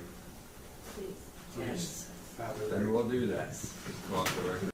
Okay, so that was the first part of the first day. And then I think we come back for just maybe half an hour more. Let's see. So let me pull that one up, guys. Hello, everyone that's still here. I'm so happy to have you here. If you haven't liked and subscribed, please do so. So what do you guys think so far? Well, I pull up the second video. It's a little wild. I have to say that for sure. We're going to start getting into some of the really crazier stuff. And then Afroman actually testified today. He did. Let's see. Almost there. Thanks for bearing with me. I had no idea. I was muted that whole time, y'all. Yeah, he is. You know, I feel like he gives the vibes of isn't it Delphi-esque? All these guys, very Delphi-esque. All right, let's see. Here we go. Okay, so this is going to be cross.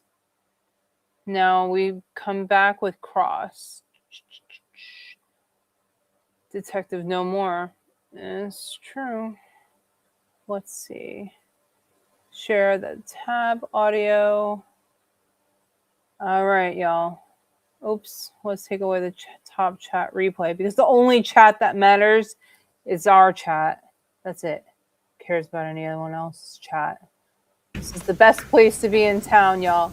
Everybody's going to figure it out soon. So, Brian, you're still employed as a police officer, correct? Yes. You're employed in Norwood, correct? Yes. When you went to Norwood, you got a pay raise, correct? Yes. Okay. You were asked questions about a search warrant. Is it correct to say you were the chief in charge of executing that search warrant? Correct. Okay. And you counted all the money? I did. You had full control of it the whole time? Not the entire time, no. Okay. So, walk me through the process by which you cataloged the money. So while we were conducting a search of the residence, another deputy located the money, I believe, in a jacket pocket from a suit. Okay. He handed me the money, explained to me where he found it. At that point, I start to count Looks tired. in the Tie same tie. room. Once I count it, I collect it, put it in Evan's bag, and take it downstairs. Okay. So, let's back up. That was very general. So when you counted it, where did you count it? I counted it in the bedroom where it was located. And you counted it on the floor? Yes. Okay. And you made specific piles? Yes. Okay. Now, You made that's not all piles. the money that was recovered is what was came out of the suit, right? Correct. Where was the other money recovered? There was more money covered from, I believe it was an office downstairs Okay. And where did you count that money at? in that room. On the floor? I don't recall if it was on the floor or maybe on a desk that was there. Okay. And you were wearing your body cam the whole time? Yes. What was the time difference between the suit jacket money and the money downstairs? I don't recall. You reviewed your body camera. Yeah, it's been a year. I reviewed it every year ago. I don't recall what the time frame was. Now, Mr. Newland, let's ask that question. You were deposed, correct? Yes. You were deposed on August 8th of 2025, correct? Correct. Have you watched the body cam since then? I haven't. Well, I take that back. I've watched pieces of it. Haven't watched the entire thing. What pieces have you watched? Just of me recounting, of me counting the money from the So- bedroom. You watched only the part of your body cam where you recounted the money in the bedroom only. Correct. You never watched the part for downstairs. I did not. You never watched the part where you sealed the evidence bag. No. Did you seal the evidence bag? The evidence bag was not initially sealed. No. What do you mean by initially sealed? So it's not a self-sealing bag. It has to be taped. So it was placed in an evidence bag and then brought downstairs to a central location until it was transported to the sheriff's office. In the central location, where was that? In the kitchen? And you left it there alone? No. Who did you leave it with? When I first brought it downstairs, Officer Cooley was sitting at a counter and I asked him to keep an eye on it while I continued the search. Okay, and did he keep an eye on it? As far as I know, yes. What do you mean as far as you know? Yep. I mean, I wasn't there the entire time. I went on to continue searching the residence and come back down. But wouldn't he be in the chain of custody? Yeah. So did he sign the evidence bag? No. I didn't. He wasn't Uh, in charge of the custody in that sense of signing or sealing the evidence bag. I just brought the cash down while we was still conducting a search and asked for him to keep an eye on it. So what? I asked him to keep an eye on it. the cash was never left alone. That's my knowledge, yeah. Were you interviewed by a Mr. Robinson in relation to this That's matter? crazy. No. Okay. Did you make a report about the missing money? I didn't know. So there was this question about a return on a search warrant. Can you explain what that is? The return? Yes. It's just an itemized list of property that's seized from a location during a search warrant service. Did it include an amount of money seized on it? Yes. Does that amount of money match what was written on the evidence bag? Yes. So as far as the court knows, there was more money taken than what was returned? I'm sorry. So as far as the court knows with the return, more money was taken than what was returned. That's the way it appeared, yes. Did you put in an amended search warrant return? I don't believe so. So you never corrected your statement to the court? Correct. Okay. Does the Adams County Sheriff's Office have a policy and procedure pertaining to the counting of money as evidence? I believe so. What do you mean you believe so? I have worked there in almost 3 years. Oh, Before you worked there, did they have one? It was, I don't necessarily know that it was a written policy, but it was to have it, two people count the money. Did 2 people count the money? No. Oh, man, I'm confused on that. Can you tell me why? So explain to me why it matters, like where you're going in this. Whoa, case, Judge! Tell me why it's relevant. Your Honor, this is relevant because if the evidence of Mr. Robinson is admitted, which he has not been here yet, but if it is admitted, this would be direct evidence since he did not interview the person who counted the money. This would go to counter Mr. Robinson's report. And actually, in my motion in limine, I talked about it in the idea that we did not have time to depose Mr. Robinson and determine what his investigation was or who he interviewed. As such, I'm asking a leading question of Mr. Newland because he didn't follow the policies and procedures. This was not taken into account by Mr. Robinson, and Mr. Robinson has made certain conclusions in his report that this would tend to cause issue with. Mr. Robinson on your witness list, Mr. Robinson is listed on Mr. Klingler's witness list. is he going to be followed? Depending on what happens, you might be. You gotta go for it now. Like, my concern is going to be hearsay, and everything you're asking the wrong witness is in that category. I get what you're doing. I just try to follow the trail of breadcrumbs. I'm afraid I'm not understanding. He's the so hearsay creepy argument, Your too, isn't he? He's going to say what another person said and observed. He didn't see it, but read about it, or doesn't have it firsthand. He already said he wasn't involved in that part of it. I'm going to give you some room to work. Honor. I have moved past that. That's where I was talking about the policies and procedures, which would not be hearsay in the idea he should know No, I what they get are. that. I'm just trying to track where you're going, so I don't miss I'm trying to the shift. Sailing. Cover up for everybody. Go ahead. So, Mr. Newland, you worked at the Adams County Sheriff's Office from, what was the date on that? 2014 to 2023. Yes. During that time, when you started the Sheriff's Office in 2014, you reviewed the policies and procedures? Yes. So you would have seen the policy on counting cash. If there was one at the time, yes. I don't recall. So you don't know if there was a policy at the time? Correct. Okay. So how do you know it was supposed to be counted by 2 people? That Right. that was the practice that we normally adhered to. It was just an It would be idea I counted by one, had. then recounted by a second. Okay. And the second person would initial the evidence bag? No, it was just kind of like a, almost like a system of checks and balances. And then the person, the seizing Yeah. officer, would still initial and seal up the evidence. Because it's This a may sound an policy. extremely stupid question. How many times did you count the money? I counted it one time. Oh, Why only once? At the time, there was so much going on, I counted the one time, put it in the bag, and, Yo. until we got done. oh my goodness gracious. Classic. So when you retrieved the bag, you never counted it again? Correct. Yo, Did you He's- seal the evidence bag before you left? I did yes, not. Furby. Did you seal the evidence bag at the Adams County Sheriff's Department? Yes, it was sealed at the Adams County Sheriff's Office. I didn't ask if it was sealed. I asked if you sealed it. Yes, I would have sealed the bag. Let's go back to the deposition of August 8th, 2025. Do you remember that day? Do Yes. you remember I asked you about the money? I remember their conversation about the money, yes. Do you remember I Oh. asked you if you sealed the evidence bag at that time? I don't recall you asking that. Really? Okay. Okay. Did you ask the sheriff to do an investigation on the missing money? I didn't know. Okay.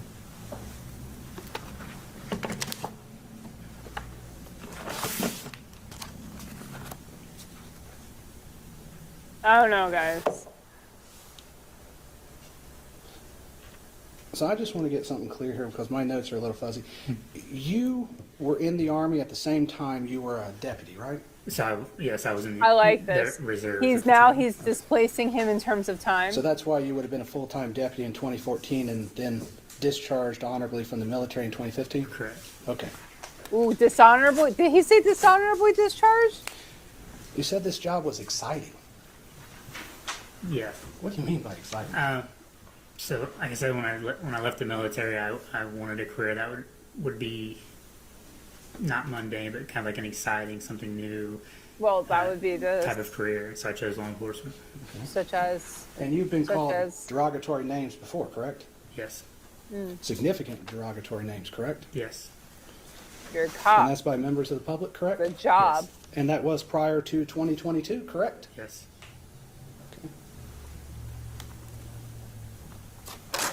And you mentioned you have some brothers. Do you have a brother that worked in law enforcement? Yes. Was he the chief of People's He was. Police? Why did he leave? Why does it matter? Your Honor, it has been brought up because one of the images has William Newland, and as you read through the post actually talks about Mr. Newland leaving the police department, so therefore I am building a foundation to show the truth of what statement. Furby, Furby, you're talking about this honorably discharged, right? I mean, we could scroll back. It's gonna come up again, though, I believe. Let me see. Are in there. I thought he said that. Reference to the plaintiff's picture you're talking about? It's a reference to one of his exhibits, yes. Give me a second, I'll tell you which exhibit. As long as it refers to that exhibit, I get where you're going, so you can keep going. Oh, this Why judge. does it matter? Your Honor, it has been brought up through the post. The post actually talks about Mr. Newland leaving. I'll tell you which exhibit. As long as it refers to that exhibit, I get where you're going, so you can keep going. Nah, I'll let it go. I'll re-ask the question. Why did your brother leave the People's Police Department? He was charged with some kind of crime through the Adams County prosecutor's office. Some kind of He was crime. subsequently convicted, and he resigned or quit sometime during the process. And Resigned or it is quit. a fair statement to say it involved minor children? I really don't know anything about the investigation. Yeah. You don't know Yes, anything Christy. about your brother's crime he was charged with? Just what I've seen on Jail Tracker in the past. So you're not close to your brother? I'm not, no. Okay. Are you close to your family then? Yeah, most of my family. Then why not your brother who's in law enforcement? Well, we were both in the Army at the same time, separate parts of the world.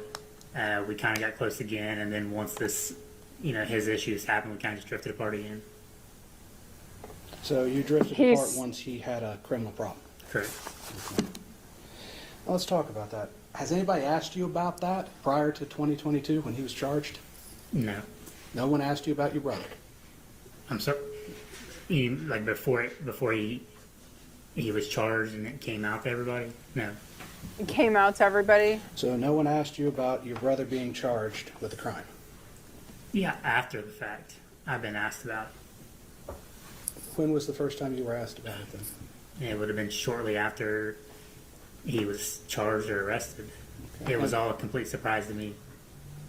And that was prior to Mr. Foreman's video? I don't- and post, I don't correct? believe you, honey. I don't believe believe so. you.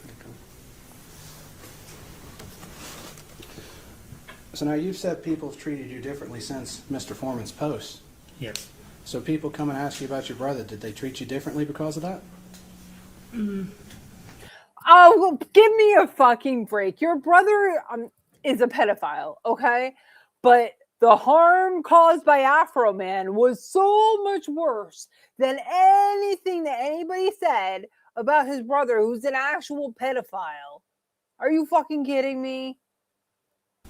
It was just on a smaller Give me scale. a break. I was asked about it, and then that was it. It wasn't shared, and I was wasn't asked about it. put in music videos and everything else because of that reason. But your brother's criminal charge and everything was in the front page of the local newspaper, correct? Yeah. So everybody in Adams County knew that your brother was charged. Correct. And so did people treat you differently? But the difference is that the people who claim my brother is a pedophile don't have like millions of dollars that I could sue for. That time? That's the difference. No. Not at all? No. Yeah. What? All right, Why I gotta did they mute treat you myself. Yeah. That'd be a question for them. Okay. Would it be because they knew you? Since he said he doesn't know, you shouldn't ask that question, strike it. We'll strike the question and move on. Thank you. Yo.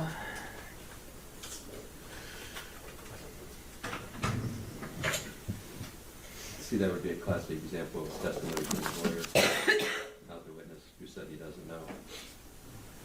Go ahead. If you don't know if they treated you differently when your brother's was on the front page of the paper, How do you know that your treatment today, or as you've testified to, was due solely to Mr. Foreman?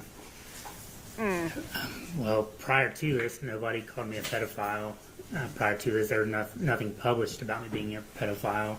Prior to this, nobody asked me if I was molesting my own 3-year-old son. What about the officer?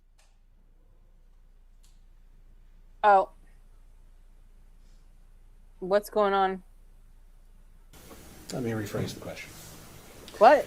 Did the officer I don't know what happened there, guys. Norwood put up a picture or an image of Mr. Foreman on your computer? Yes.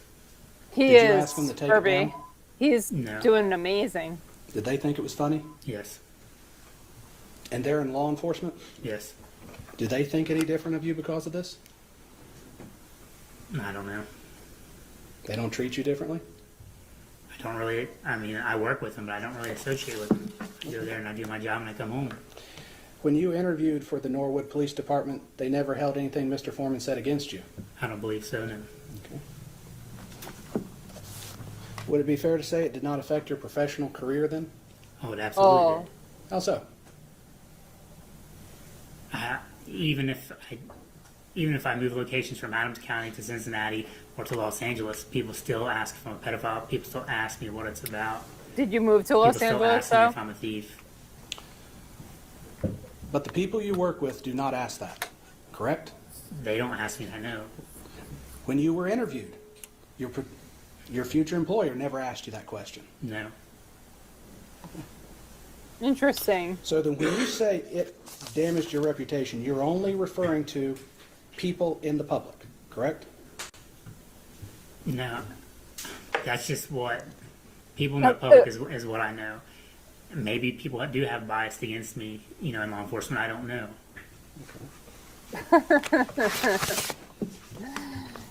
I'm not sure. Were you ever passed up for promotion because of this? Not that I'm aware of. No, you Were you ever retained new disciplined employment. because of this? No.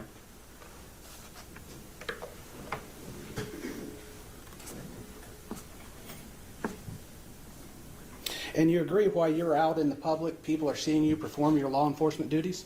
Yes. And based upon what they see, they will make comments about you, correct? Yes. So how you perform your duties reflects on your reputation? Yes.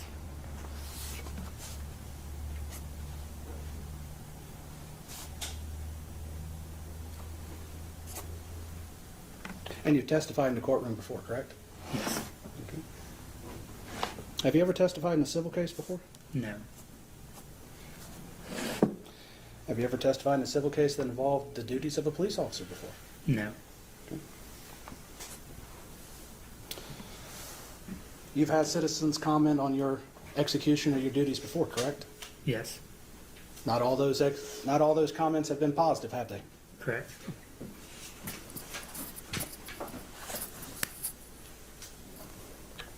And so you would agree that as a police officer, you are subject to public scrutiny? Yes.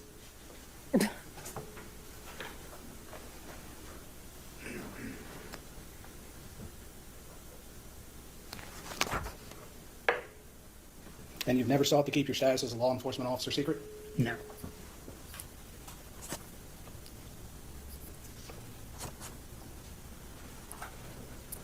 Have you ever been in a local newspaper? Yes. Was it positive or negative? Positive. Okay. But not everything they write is positive, is it? Correct.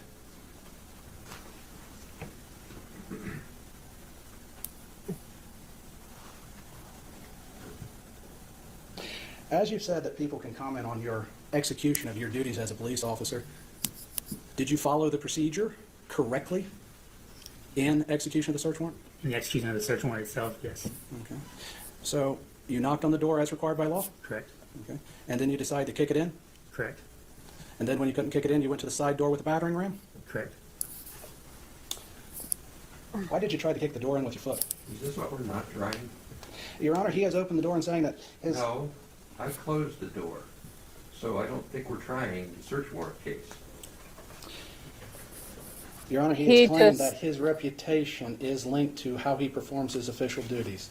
I am merely introducing that he has not followed procedures, and therefore a person can criticize him on that, and therefore he would have that as part of his reputation that everybody would have to consider.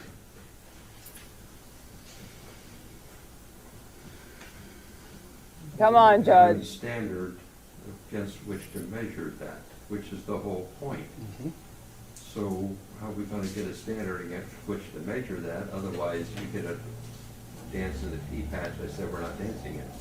We're dancing in a tea If we can't patch. present that he hasn't done his job correctly and that would reflect negative on his reputation, then I don't understand what we would be presenting that, because his reputation is exactly what he is claiming is damaged. It is the very issue that they're going to ask for money damages about. Do you have an expert that's going to say there was a violation of a search warrant process? No, we're just going to introduce the policies and procedures in place at that time. There are some? There are, yes. Well, then put the foundation out there first. But that's what he was trying to do Prior before, decisions, Judge. Like made that clear. I'm trying to work with you, don't get me wrong. No, you're not. But I'm pretty good about staying laser focused. I'm trying to ask the questions now so I don't have to recall Mr. Newland after the Sheriff Kenny Dick is called, so he can tell us what the policies were at that time. But I can save this line of questioning and recall him later for it if that would be more amenable to the court. Come on, Judge.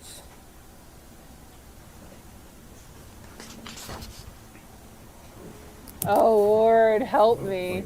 See policies and procedures on your witness list. The witness list or exhibit list, Your Honor? Is he going to call policies and... Like I might have an old one. There is an amended one, if I may, Your You Honor. have them, Mr. Klingler? Yes. Amended when?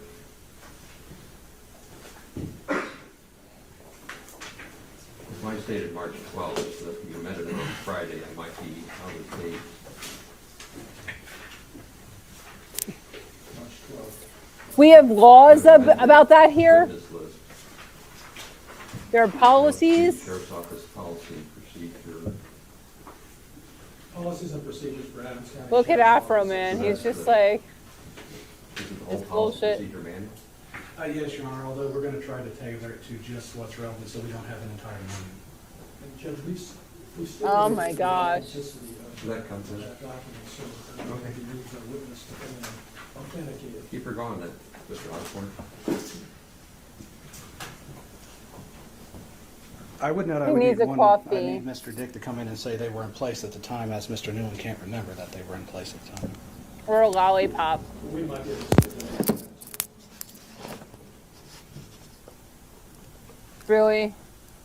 This is a civil case, guys, though. We have to remember it's a civil trial.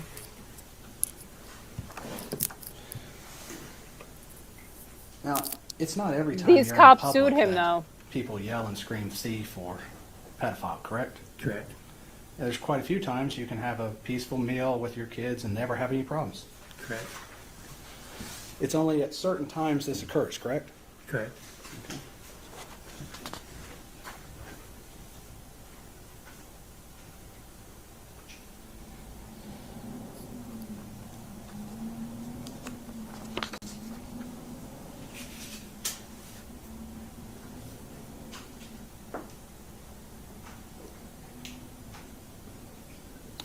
Have you ever been accused before of stealing money from traffic stops?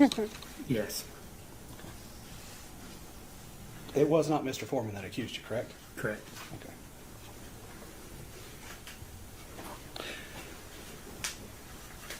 Have you seen a copy of Mr. Robinson's report?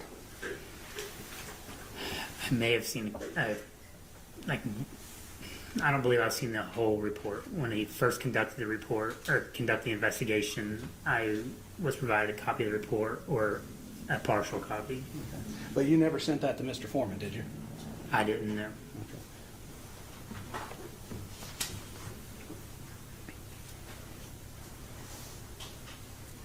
You would agree if someone called someone a baby killer, that would be an exaggeration? I'm sorry. If someone called someone a baby killer, that would be an exaggeration, wouldn't it? Yes. Nobody would take that seriously, correct? I'm sure somebody would. So when you talk about your reputation, are you talking about your reputation only in Adams County, or are you talking about it in the whole world? My reputation in general. Adams In what? County, Hamilton County, the entire world. The entire world. So you care what people think about you in Australia? When it affects me and my job, yes. How does Australia affect your job? I'm Classic. not saying that it does. I'm just using it as a generalization. If it affects me and my personal life and my job, yes, it matters to me.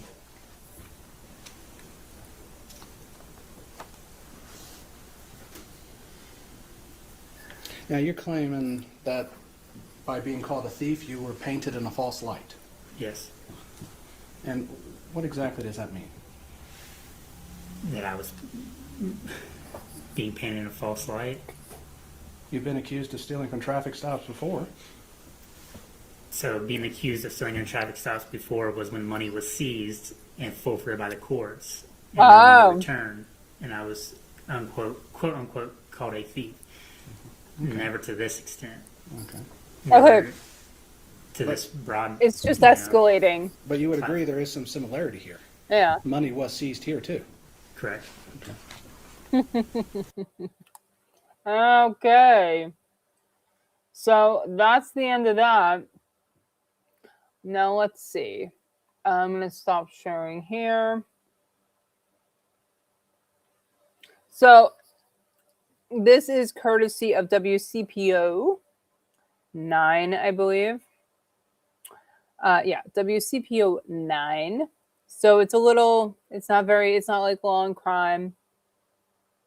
All the stations like Boston, where they're really good at, getting that pool camera footage. So let's see. We're going to keep going because I want to try to do day 2. If you guys are into it, let's do it.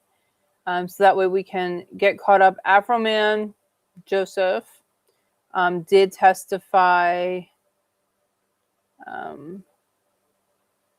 Hold on. I think this one. He did testify today. Wait, I think there's one more.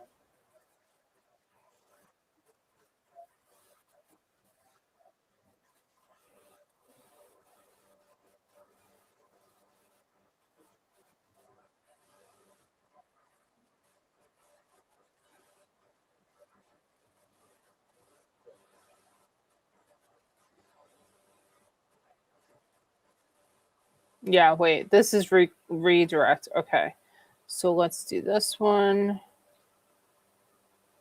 All right. Sorry, guys. Here we go. Top chat. We're not concerned with. All right. Everybody hanging in there? What do you think of this so far? It's getting it, it's a little slow with this guy, but it picks up, especially as we go into day 2. It's just really crazy what these guys got away with, or almost got away with.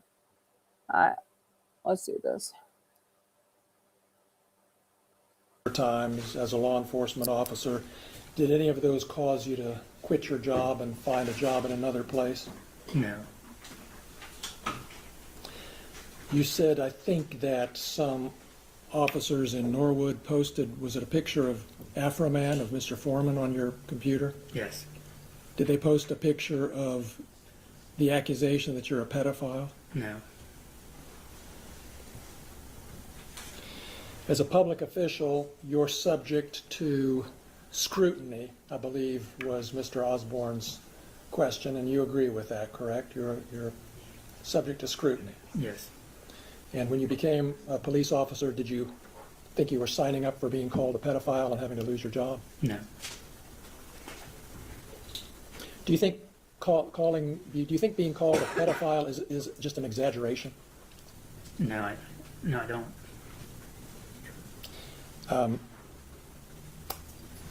You got asked a question about your emotions and whether or not you've seen a doctor, and I believe you said you haven't. No.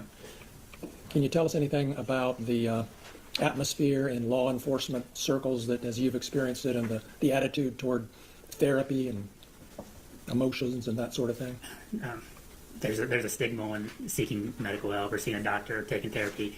you just expected to take it and move on, and it's all fun and games, kind of like, them posting that picture on my computer. I didn't find it funny at all, but they did. Like, it's just that stigma, around law enforcement in general.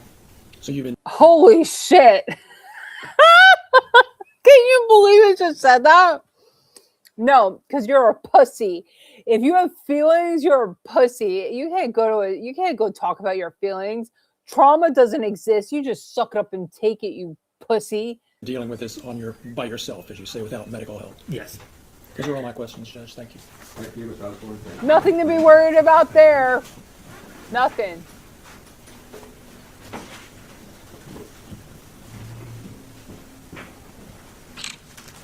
Just a few more questions, Brian. You would agree that there was mistakes made during the search and counting the money and everything, correct? Yes. So it was not done perfectly, correct? Correct. You mentioned that as an officer, you're supposed to take it and move on.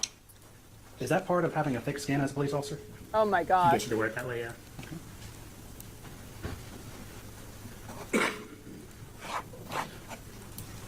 Is it correct to say that the officers at Norwood found it funny, but you didn't? Correct. So some people find things funny that you don't find funny? Yes.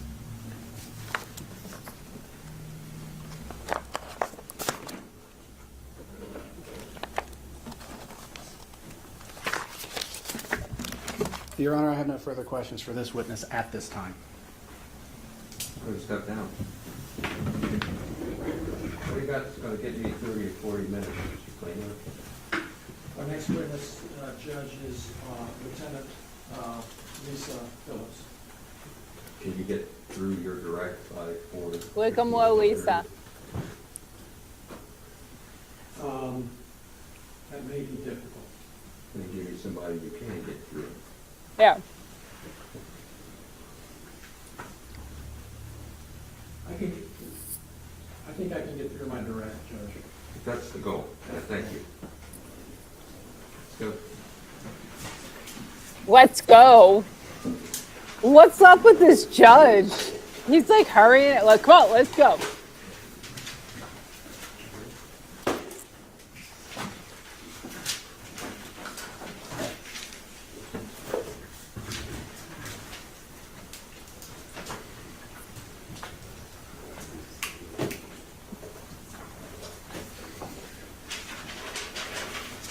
Do you solemnly swear the testimony you're about to give shall be the truth, the whole truth, and nothing but the truth? As this, you shall answer unto God.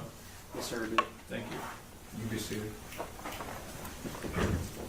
Go ahead, Mr. I didn't Cleaner. see her testimony Thank yet. you, Your Honor. Would you introduce yourself to the jury, please? Lisa Phillips, And Lisa, where do you live? Adams County. How long have you lived in Adams County?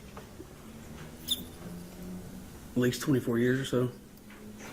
And what do you do for a living? I'm a deputy sheriff. When did you start your career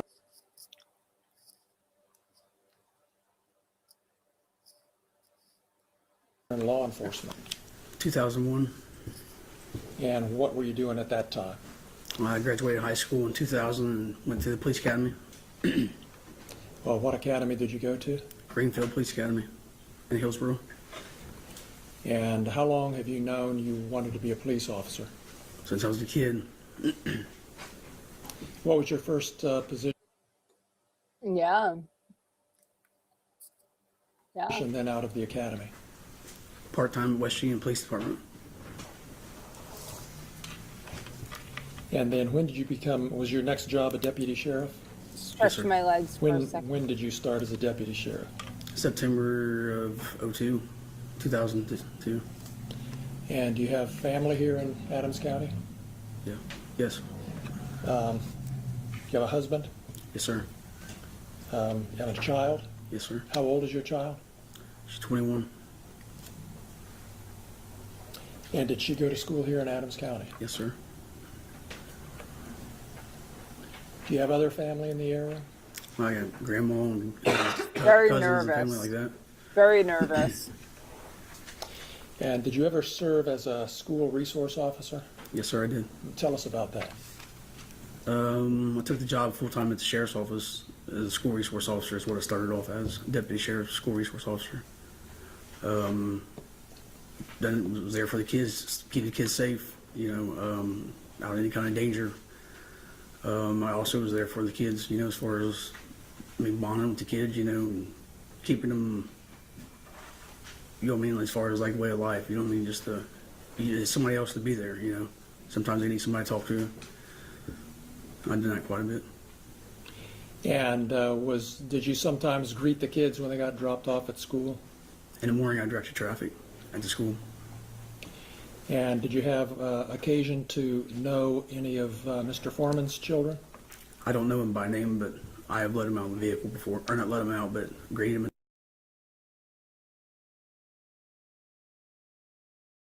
Uh-oh. So we were just getting to the part where she knows Oh, it's not me. It's not me for a change, guys. Not my mistake. Were you part of the team that executed a warrant on Mr. Foreman's property? Yes, sir. And that home was located here in Adams County on Russellville Road? Yes, sir. And how did you come to be a part of that warrant team? I was called in. I wasn't actually working. You weren't on duty? No, sir. Michael Proctor was on duty. And is that part of your job? Even if you're off duty, if you need to be called in for something, you drop everything and go do it? Yes.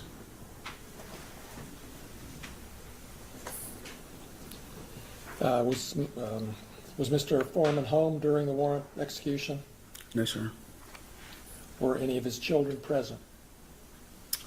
Not initially. Did you see any of his children that night? In the vehicle with their mother. Oh, how traumatizing for those Just kids. to clear that up, can you tell us what happened? Come in the driveway, and I was on the outer post of the house as far as like the perimeter area, and she pulled up with the kids, and I went over and spoke with her, and I told her it probably wouldn't be good for the kids to see us. You know what I mean? Oh, So sorry, they were guys. I there don't know to- what the hell is going on here. Do you know be whether upset or anything. excuse me. Do you know whether the children live there, or do they live somewhere else? They live up the road. I mean, up down the road from there. With their mother? Yes. You had So to then, do that. Did they leave, or did the children never went into the house or anything? No, sir.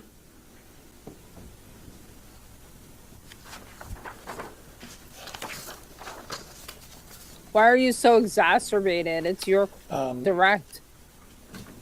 Did you take any money that night? No, sir.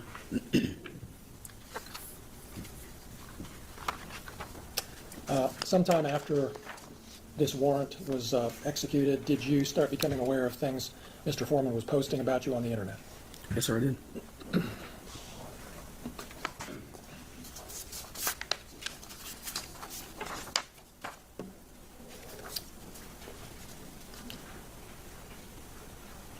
We have some exhibits that we want to show you.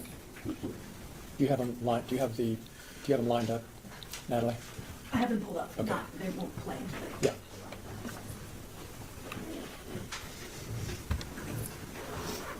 Let's go to the first one. Is that the order that we put them in? I have the order. Okay.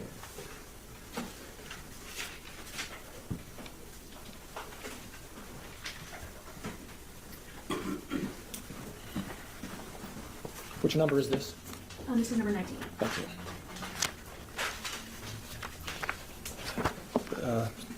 So Lisa, we're showing you what we've marked as Exhibit 19. This looks like a post from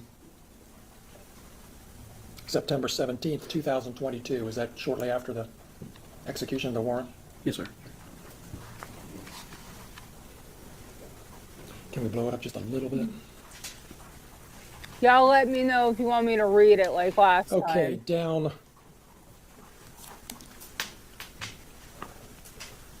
near the bottom of that first paragraph, just go down a little bit more, right there. Has anybody in Adams County verified her vagina? If you haven't, you should, or she might.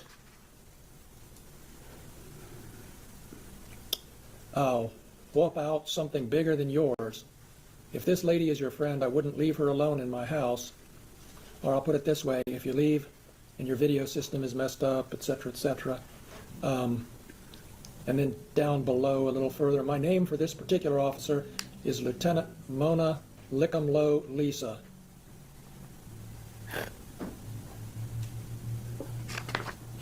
Oh, When Afro did you first Man. see this posting, if you recall? Shortly after the warrant.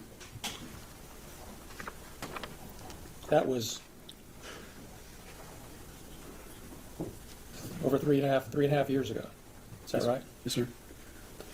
Let's go to the next one.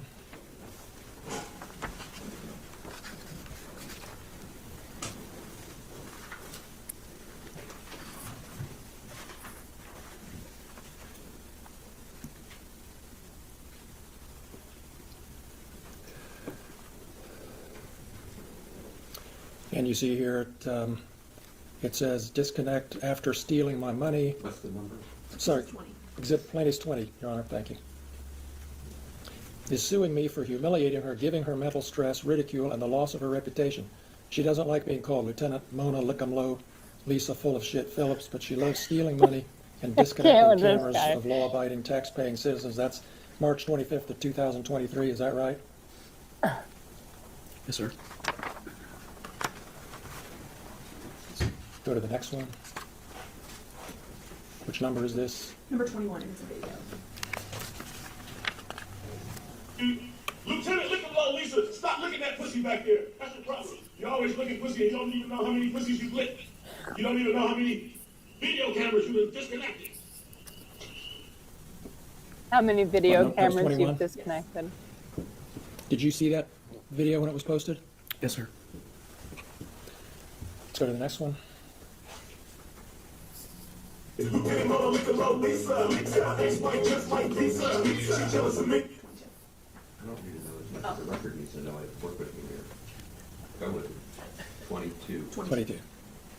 Lieutenant Mona Lickumlow Lisa, ex-wife just like Lisa. She jealous of me and my love child. That's why she disconnected my camera. Was that the same one over again, or is it a different one? That is number 22. That's the 22. same, yes. Same one, all right.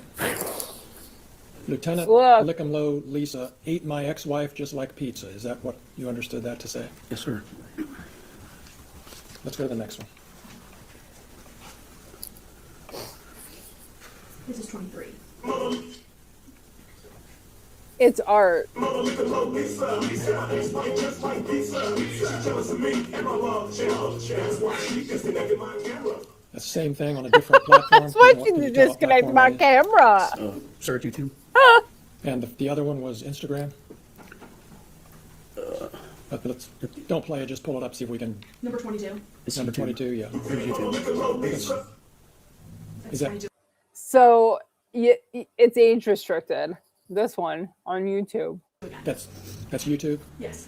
Yeah, look at the I'm freaking just trying to figure platform, out bro. which two platforms. Were they both the same platform?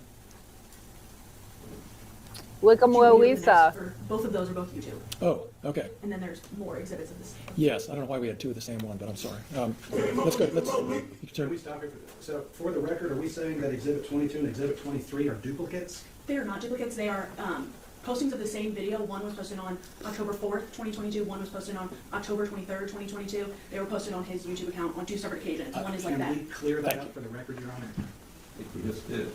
I don't know when was which one was posted when. No, I get it. Yeah. You're thinking like I'm thinking. Go ahead. thank you, Judge. 20. Let's play the next exhibit. 24. Yes. Exhibit 24. Mona Lickumlow Lisa, ex-wife just like Lisa. She jealous of me and my love child. That's why she disconnected my camera.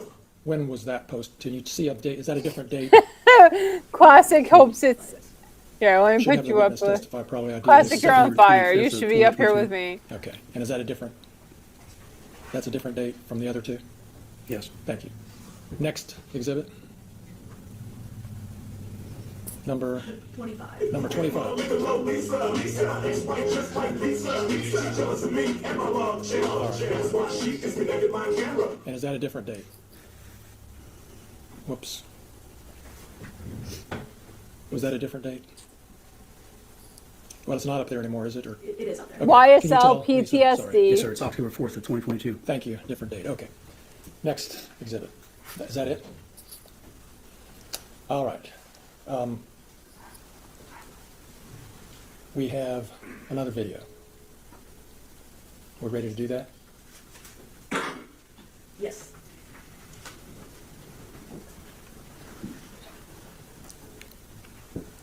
More like a I'm just Lisa. assuming I'm going to object. Yes, you're gonna Because I object think to This this. is the one I'm going to renew my objection on. So don't play, just tell me what it is first. What is this? This is a video that was posted, I believe, last Friday. Your Yes. Honor, I will enter an objection on this. The law has changed. As I said, in April of 2025, a new law was passed, an anti-SLAPP law, which would apply to this, and therefore would have a completely different standard of evidence, and we would renew our objection to it being admitted, or even posted at this point. Klingler? That law does not apply to this video or to this case, Judge. Your Honor, that pertains to matters of public, for the press. It also covers artistic expression and stuff.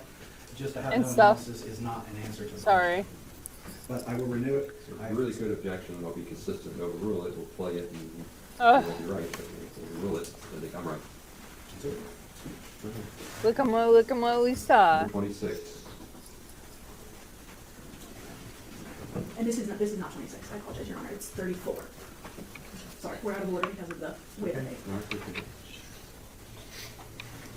34. Then for the record, Your Honor, my objection would pertain to Exhibit 34, just for the record. Did you see this already, Mr. Osborne?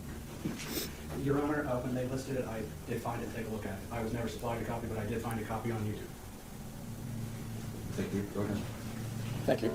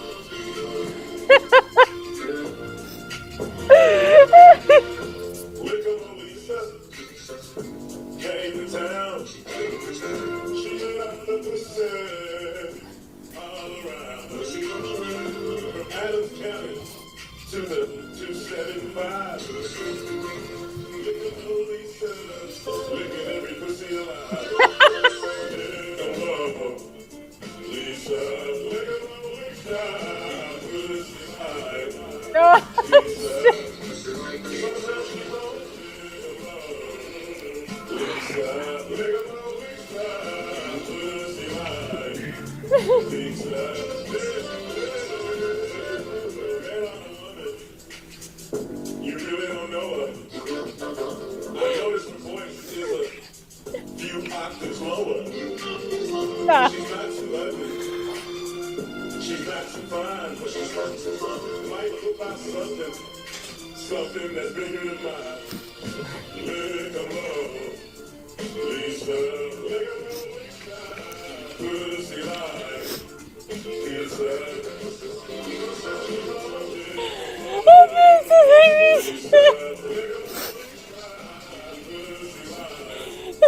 Lisa. She's crying. You're crying. You're crying. Are you really crying? You're crying. I'm sorry, but how mentally unstable are you? If like this is a video about you that you've probably seen at least 150 fucking times. I'm sorry. Maybe it does make her feel sad, but I don't believe her at all. Why is it really that traumatizing? Are you okay? I think you need other kinds of help other than suing the rich rapper. My God.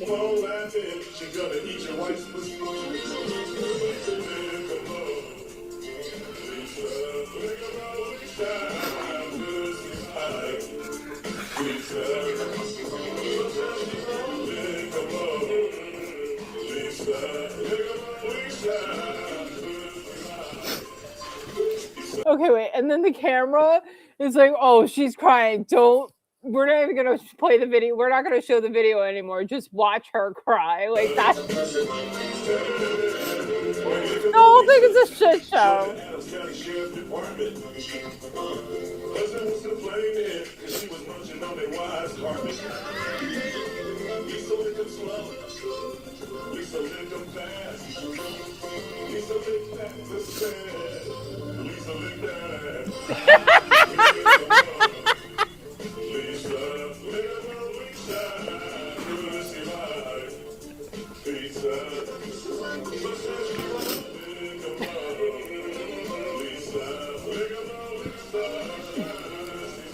You fucked with the wrong guy. That's all I'm gonna say. You fucked with a master troller.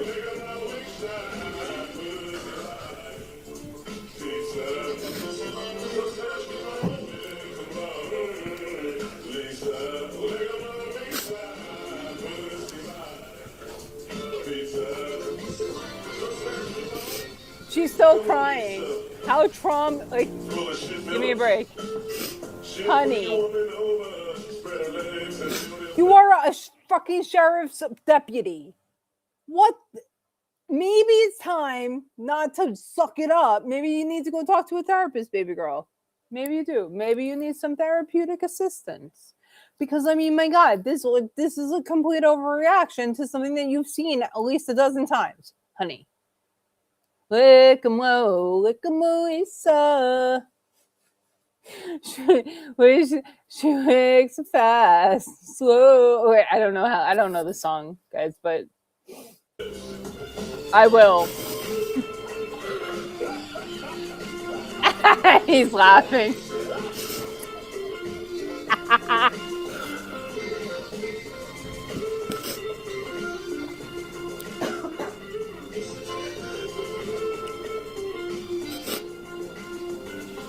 Sweetheart, you disconnected his surveillance videos while you were raiding his house and searching it. Yeah, you did that. Now you're crying because he's making a song about you licking pussy, honey. You're like, yeah, I like to do that. No, I've never done that. Yeah, he's laughing. She's crying. But it's like, do you guys even give me a 1 in the chat if you think she's actually crying? Give me a 2 if you think she's faking.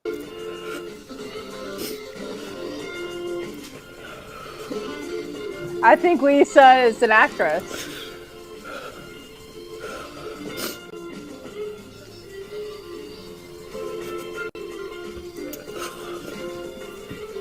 They're just letting it play.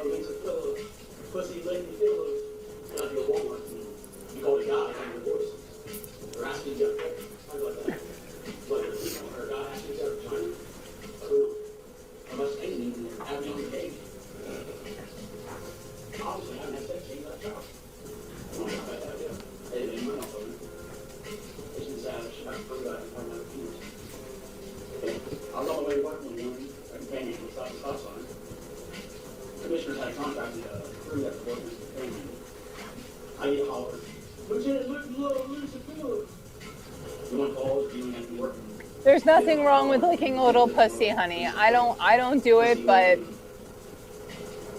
if you like to lick pussy, just say you like to lick pussy. It's 2026. Who gives a fuck?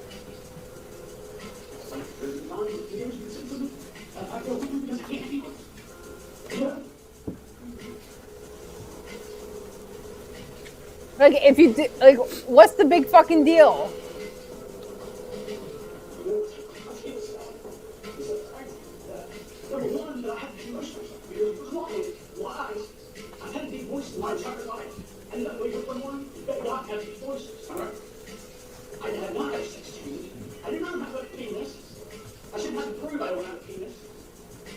I do not have a penis. and killing people over the pussy on me, come on.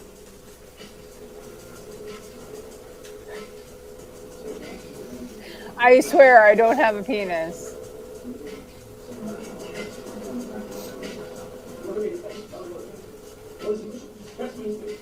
You know,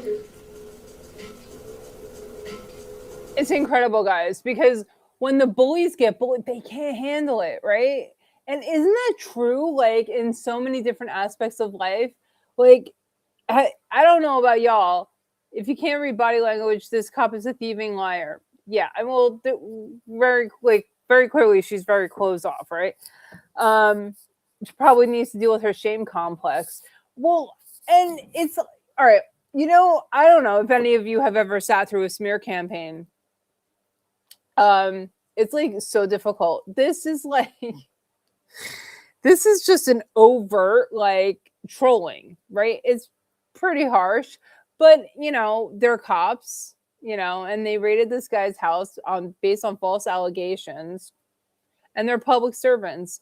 They're not like innocent people who are undergoing some sort of, you know, humiliation ritual or smear campaign. Like, can you imagine? Like the bullies, they can't handle what they project out. This is so classic.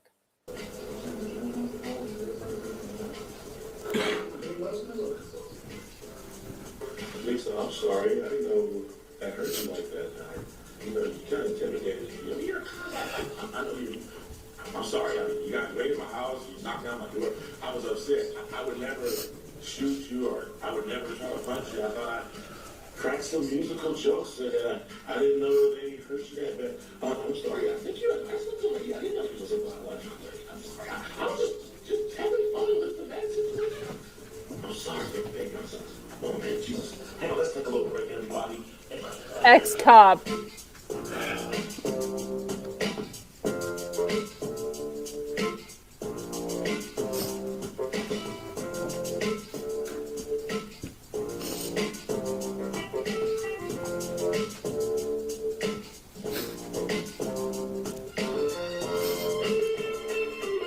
She's still crying.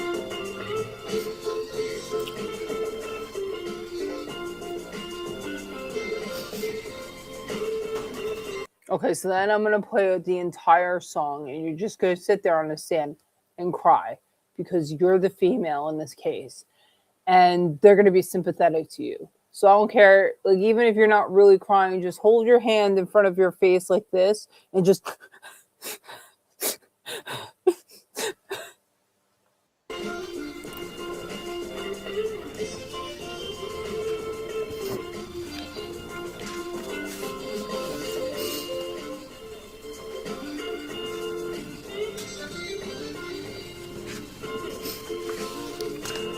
Hello, All Eyes, my dear. All Eyes says, oh my gosh, she's like that lady cop who cried on TikTok after George Floyd was murdered because someone at McDonald's didn't give her free coffee like they used to. Yeah, it's pretty much exactly the same thing. Classic.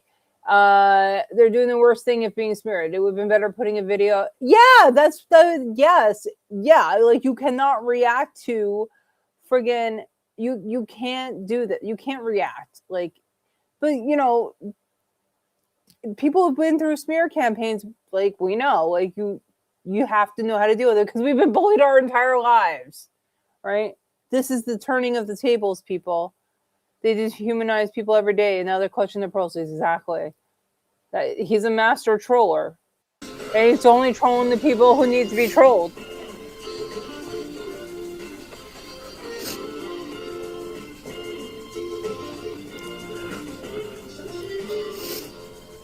He's like, she's fucking crying.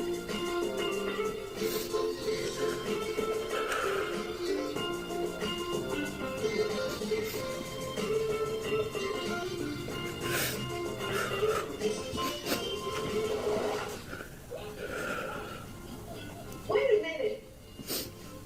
She's still crying? Oh, yes. I did a show one night, and this girl said, hey, I'm the man. I want to give you some sisters.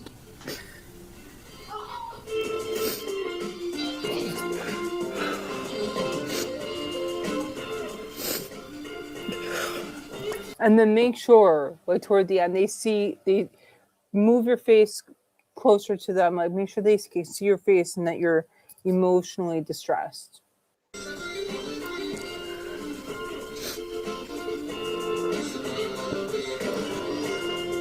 And that eye contact with the jury. Like, what was her fucking name? Jen? Cindy, you missed Lickum Lisa, but don't worry. When we come back, you're going to see the cross. You got to scroll back a little bit, though, just for that song.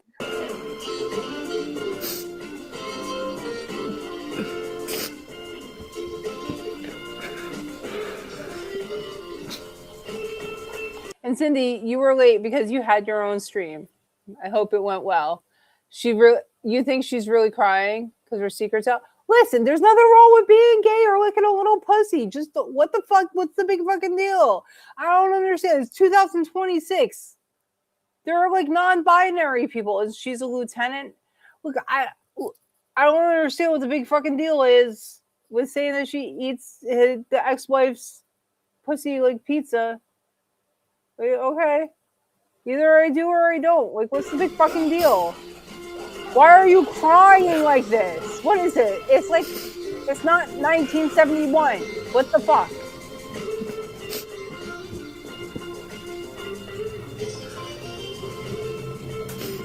I like that they just let the whole thing play. Like,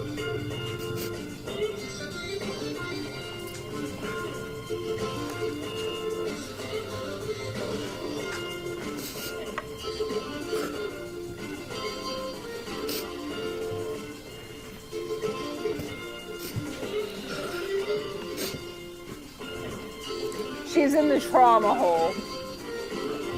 It's okay, baby girl.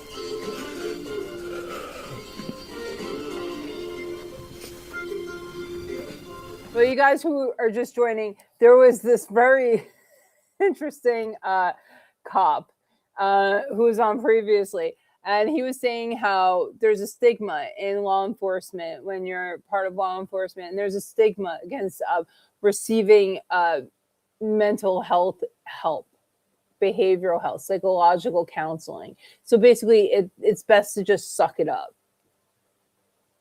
Because otherwise, basically, people are going to think you're a pussy for going to therapy. It is. It is, Kirby. Totally a 20-minute troll jam. Okay.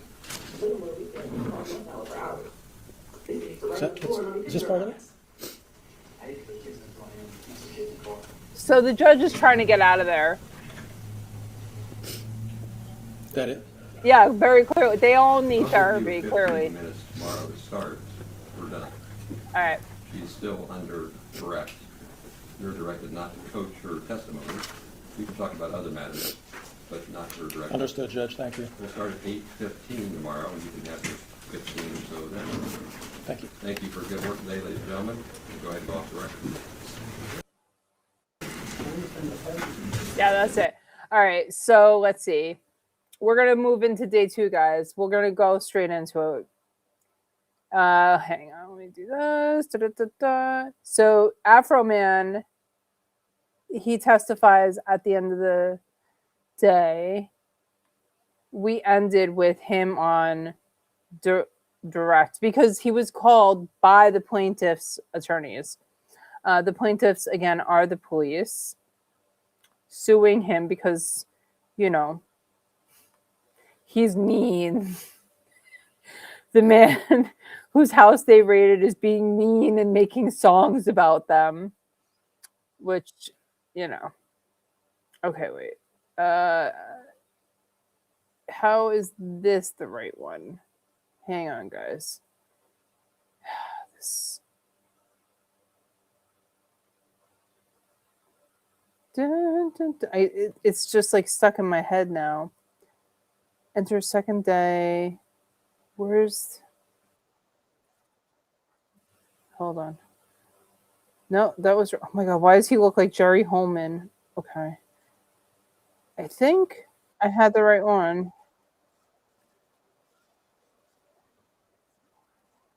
No. All right. I don't know where Lickum Lisa is. on day 2. So I'm doing this as though I am a juror, guys. And so I was just going in order here. All right. Here we go. Okay. Wait, exactly. You are what you eat. We don't know what she eats. We don't know. Nobody really needs to. You just laugh about it. Like, what's the big fucking deal? Yes, Elias, there were tears, actual tears. Let me take down their chat because their chat doesn't matter. Our chat is the party, and everybody, like I said before, everybody will know soon enough. You guys are the OGs, you know, on this channel. Yeah, so yeah, she was actually crying. But I don't know. I don't know how much of it is real and isn't. I know that I can make myself cry, you know, but I haven't been able. I don't make myself cry like since I was maybe 12. You know, definitely since I was like receiving mental like health services and getting some help and integrating some childhood trauma, inner child wounds. You know, that kind of manipulation isn't a good look. You know, now you got this high song out of your head and replaced with like a Mona Lisa. Oh well, you need to go listen to Lemon Pound Cake. That's yeah, and then you also need to listen to Will You Help Me Repair My Door, My Gate, and My Door, or My Door and Gate. All I want to do is play those songs. All right. So let's go. Now I put this on, and this is the first video of the day, and it's not like I'm Lisa. I don't know what's going on, guys. More reasons then than Mr. Foreman that caused you to leave the sheriff's department. It had to do with the handling of this case. This can't be right. Hold on, guys. This can't be right. Oh wait, let me stop sharing. Stop sharing, Carrie. Let's see.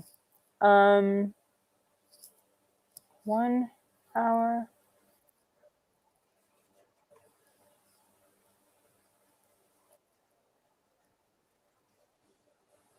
Yeah, I don't know. Hold on.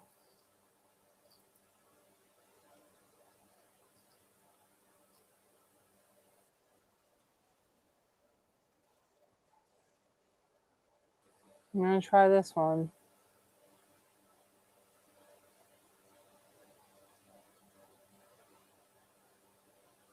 Hang on.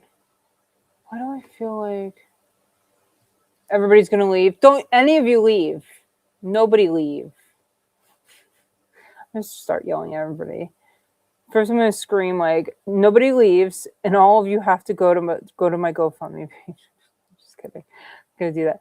This is 11 hours ago, 10 hours ago, 2.5 hours, and this is 10 hours.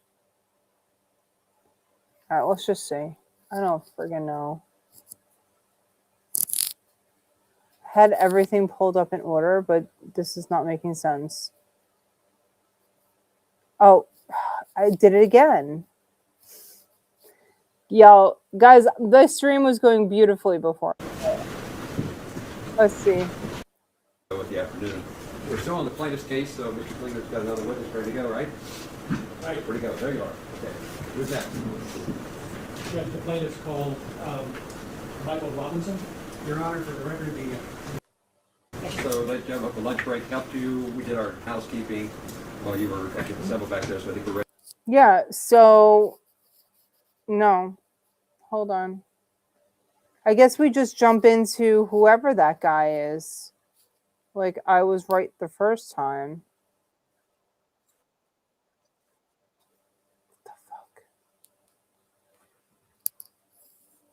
What the fuck? Look Lisa. That's it. That's it. That can't be right. Whatever.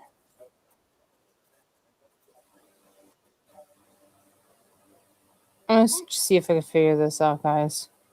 But we're just going to go with it. Share. Oh, stop it, Cindy. All right. That's what maybe they didn't cross. I don't know. So my whole intention was to do this as a juror and just follow the live streams. But, you know, whatever. We're always You to leave learning. the sheriff's department. It had to do with the handling of this case. Can you tell me what fact about you that receding hairline or dipshit refers to, please? I'm sorry? Now I got What 4 private people fact of here. yours does that refer to? I mean, there's a picture of me, and let's see here, talking about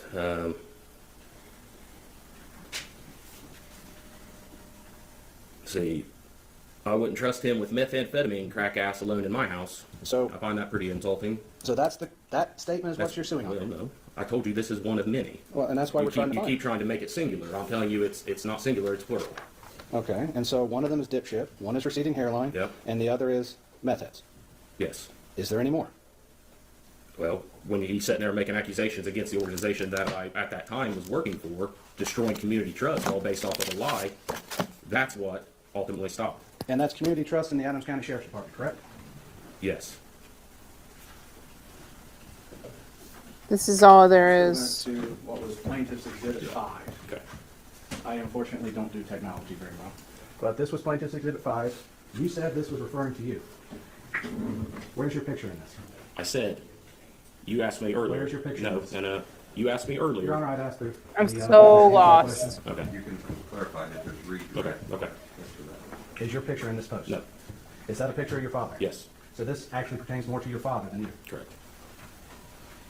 He's very angry. I'd like to look at what was... You like my cape? Exhibit A. Can you turn Thank it a little you. bit up? Here, help me with that. Just turn it slightly. There. Right. Yep. Perfect. Okay. He's like, Oh, sorry, Plaintiff's Exhibit 1. Thank you. So this is in Plaintiff's Exhibit 1. It says, in court early. Were you at that hearing? I think he needs Lisa to lick him low. No. I think he needs a little release. No. So this is a post about a legitimate hearing that we have in this case. Right. But you weren't present there. No, sir. Do you know if your attorney was present? I don't know. Lick him low, Lisa. This kind of goes without saying, you're not a judge. Nope. You're not? Exhibit number. Oh, you're not? This would be Plaintiff's Exhibit number 6, the one about Roy Gabbard. You're not a judge? Nope. You're not Roy Gabbard? Nope. And other than this referring to the Adams County Sheriff's Department, somewhere towards the end, that is the only thing in it that you believe is the plaintiff? I'm sorry. It kicked on right when you were talking. I couldn't hear you. They Strike the question. Okay. I'm sorry. Poor timing. This would be Plaintiff's Exhibit number 8. You said you saw this sometime after? Yeah, it wasn't the day of. It was sometime after. I don't recall. How long after? Within a week, I'd say probably. But you're not identified in here? No. And it just talks about the department in general? Correct. It just talks about a guy that hit Mr. Foreman's mailbox? Correct. And you didn't hit Mr. Foreman's mailbox? No. Okay.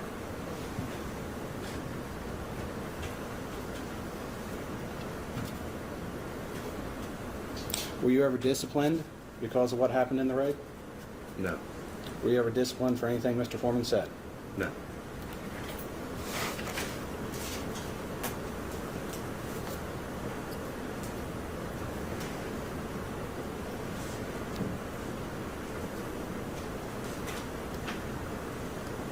Other than your voluntary resignation, have you lost any other income?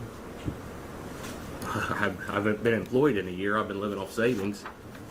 You know, I can't keep gainful employment because I'm going to Why? the appointments 5 days a week sometimes. Well, you said that you went to surgery. When did you go into surgery? I don't remember that. That's been so long ago. It was It was a nice time at home. You didn't oh have my any gosh, duties. yes. Was it a long time ago? I don't recall. I'd say it's been over a year, but the dates I'm sorry, I can't recall it. Yeah, it's hard to try to remember dates when you're going to trial and you're suing somebody for like millions of dollars. Is the allegations of you being a thief come Dates are out of tricky. the handling of the money during the search of Mr. Foreman's residence? Yes. During depositions, I asked you some questions about how money should be counted and cataloged as evidence. Can you explain the process to me of how you count and catalog money as evidence? Yeah, I mean, you, as far as like what the policy is, or because I don't that policy has changed since then, and we had, but usually what you do is we have a special type of evidence bag. Okay, so you had to hear the first cop from day one talking about the evidence bags, and there's like no policy. There's just things that they usually do, but there's like no real policies or procedures in terms of like the handling of evidence and like the chain of custody. You know, it's just basically what they do. That evidence bag, Yeah, it'll have Christy. denominations of bills. Yes. On that, you count it and you mark it. You know, I got 3 20s. I have 1 10. You know, you put that money in the bag and seal it up. Does that answer your question? Well, so you have these evidence Oh, he's bags, so you count aggressive. the money, Does that you answer have your it recounted. question?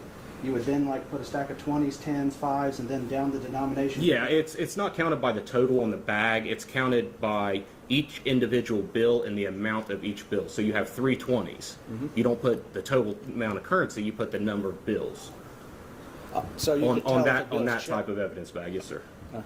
So let me rephrase my question as we were Okay. talking at the same time. So if I look at the evidence bag, I can know exactly how many 5s are in it, 10s, 20s, 100s? Correct. And the evidence is sealed when it leaves the scene? Most of the time, yes, but as long as it stays in your care and custody, as long as it's Proctor. not something. If this was something that had a fingerprint, of course you have to protect that fingerprint until you can get it to a lab. I'm not going to say that every time you leave somewhere something is sealed, because sometimes, I mean, that's an unrealistic expectation. You know, if I got a gun, but I don't have a gun box to put it in, well, that's going in the trunk of my car until I get a gun box to put it in. I mean, that's just that's the reality of law enforcement. But if that gun changed No, it's hands by not. 3 or 4 people, they would all sign the box when they got it to show the chain of Correct. evidence. Yes, sir. Yes, sir. So anybody in possession of that must be in the chain of evidence. Correct. And that's put on the bag. Or the box in that case. Well, there's a little thing right on the front. It'll have an evidence chain right below the denominations. It has an evidence chain.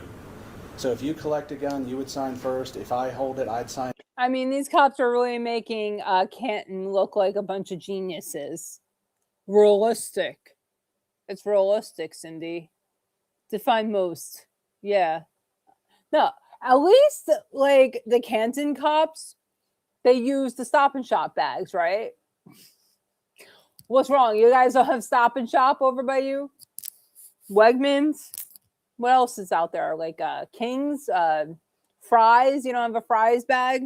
Second and so forth and so forth. Correct. Now, what happens if you don't have these special evidence bags and you just have a clear bag? Can you tell me where you're going with this in life matters? Oh This my matters, God, Your Honor, Judge. Because there is a question about the policies and procedures, and as I said, Mr. Robinson is going to.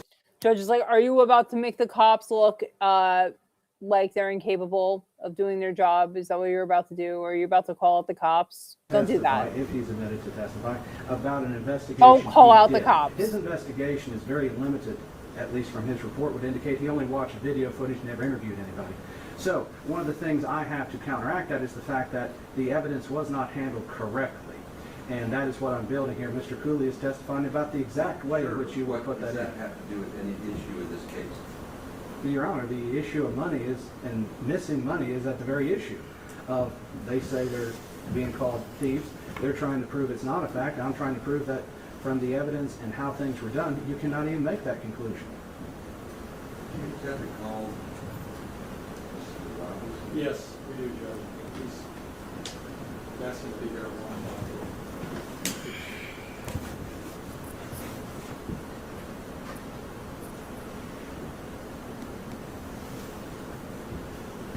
Because in one respect, it's your time to spend. I look at this as marginally relevant, but you can spend the time. Thank you. Have at it. So if you had a plain evidence bag that did not have the place for 5s and 10s, would you handwrite in that information with a permanent marker? Yes. So even if the bag was plain, you could write 10 5s, 2 20s, and such? You can. But that's the way it should be done, though, correct? Well, I'm not going to say that's the way that happens every time. I mean, it's as long as you can protect that evidence to display in court. That's the purpose. You know, I mean, there's a little bit of flexibility in evidence handling based off the situation, but in general, if cash is seized, then yes, you know, you can put the amount. The amount is always going to be on the outside of the bag. Anybody that took exclusive possession of that, yes, they're all going to sign that. No, you know what? Yeah, like you should have the evidence containers, like to a plan search. First of all, he was supposed to, the search warrant was for trafficking and narcotics, right? And they didn't have a gun box. Exactly correct. And then classic, these cops aren't the sharpest tools in the shed. Yeah, no, they're definitely not acting dumb. Not at all. This is real. It's realistic. Okay, and so, and the money's always counted twice, correct? Correct. At least twice, correct? Correct. Okay. Even the officer himself probably counted it twice, correct? 10 times, honestly. Personal choice there, I guess. First, you would count it though twice, correct? Yeah, but Personal choice. No, it's. Did you ever have possession of the money during the search, Mr. Foreman? to be honest with you, I don't recall. I don't believe so, but I don't recall. Yeah. No, or you don't. He appears to be Christy, yes. They all are. These guys, anyway. Apparently. That's pretty nice.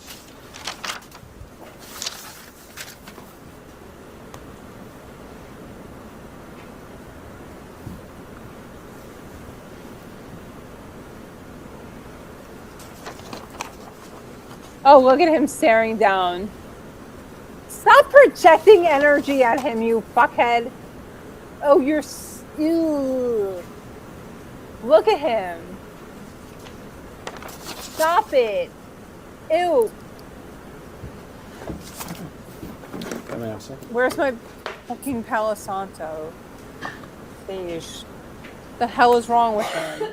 You see him staring at him like that? Questions for Mr. Cooley at this, or Justin Goodness Cooley at this. gracious. What a crockhead.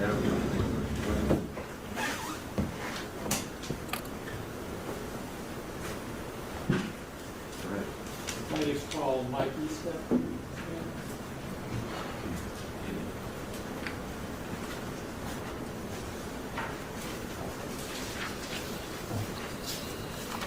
Yeah, he was staring him down, something terrible. Projecting like all that Do you energy at solemnly him. swear the testimony you're about to give shall be the truth, the whole truth, and nothing but the truth? As this, you shall answer unto God. I do. Thank you. He was staring at a Beard Daddy, yeah.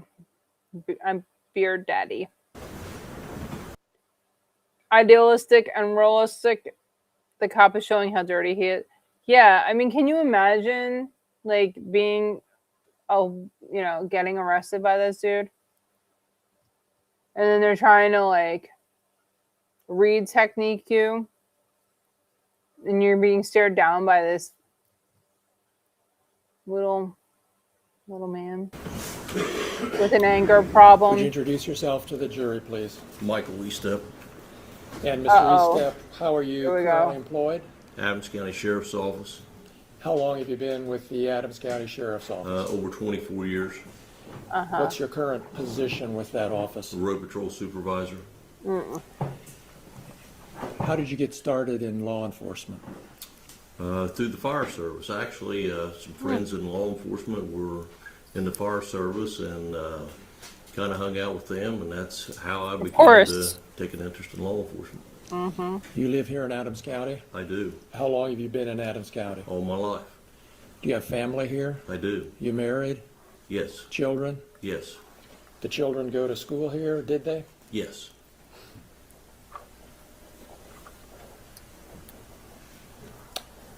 You were part of the team that executed the search warrant on Mr. Foreman's home, is that right? Yes.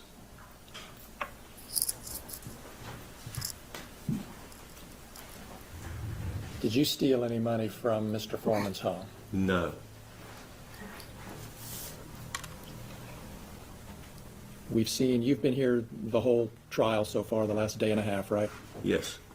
You've seen all the exhibits? Yes. You saw the exhibits that were just shown to Justin Cooley? Yes.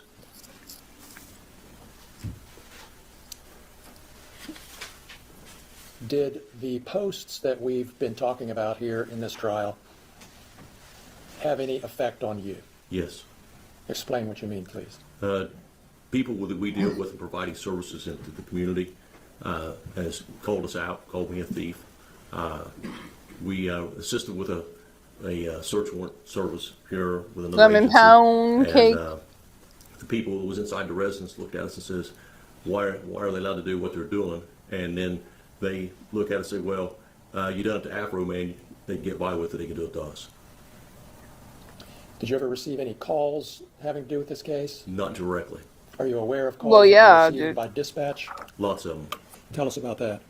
My daughter actually works in the dispatch center, along with all the dispatchers that I'm very familiar with, that I work with as co-workers on a day-to-day basis, called and anything from why did you do this to why did you tear down the door, why don't you pay the guy back, you guys are thieves, and on and on and on. Your Honor, I'm going to object. It's hearsay. He was not there. He did not have the phone calls. He's hearing them actually third hand the way he's described it. He's hearing them from the idea of from the dispatchers telling him what another person said. So hearsay upon hearsay upon hearsay. What's the purpose? The purpose, Judge, is to, my next question was going to be what effect hearing about these calls to dispatch had on Mr. Estep? Put Wait. Just put the jury Here down. he goes If again. the content of the calls was an important issue, then we wouldn't let it come in. The speaker here would have testified. But the nature of the call, how it affects him, is probative, relevant in this case. So the general description of the calls, in the context of how it affected him, is the reason you're allowed to hear it. Not the accuracy of the call, but the effect on the person. Something else, Mr. Osborne? No, thank you, Your Honor. Just for the record. No, you're good. Thank you. Thank you. So Mr. Estep, tell us what effect it had on you hearing about these calls that dispatch was receiving about this warrant execution. And It you, developed a serious concern of safety. All right, so just to Cindy, just to address Cindy's, because you know a couple of you guys came in. So what we noticed before, they don't mind innocent people being labeled, but when it happens to them, they get pissed. Yeah, exactly. So it's like the bullies getting bullied; they can't handle what they give out, right? Think about if any of these people had to sit through a real smear campaign. They're getting trolled. That's all they're getting trolled. They're public servants. They get paid with taxpayer funds. And that's what they're doing. Like they're public servants. They're here to serve us. They're liable. Should be scrutinized by the public, right? That's the whole thing here. So he's trolling them. Can you imagine if they had to sit through a legitimate smear campaign? Like, they're suing this guy because their feelings are hurt. It's kind of crazy. But yeah, that's basically all that's happening. To not only The bullies are getting with bullied. me on those shifts of the days that I was working, basically overwhelming of calls that came through. And they were hardly able to keep up with what we have going on in the services that we're providing with nonsense phone calls. are you aware of any effect that Yeah, these safety. that these posts had on the sheriff's website? Your Honor, I'm going to object. That is beyond the scope and not even relevant to this. The Sheriff's Department is a government agency. You cannot defame a government agency. Yeah. For the record.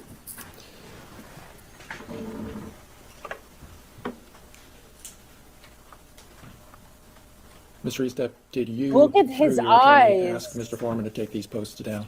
I It's did. affected. Have they been taken down to your knowledge? No. Those are all my questions. Thank you. Go ahead, Mr. Crone. All right, let's go. Come on, Mr. Estep, Beard would you mind Daddy. if I call you Mike? That's fine.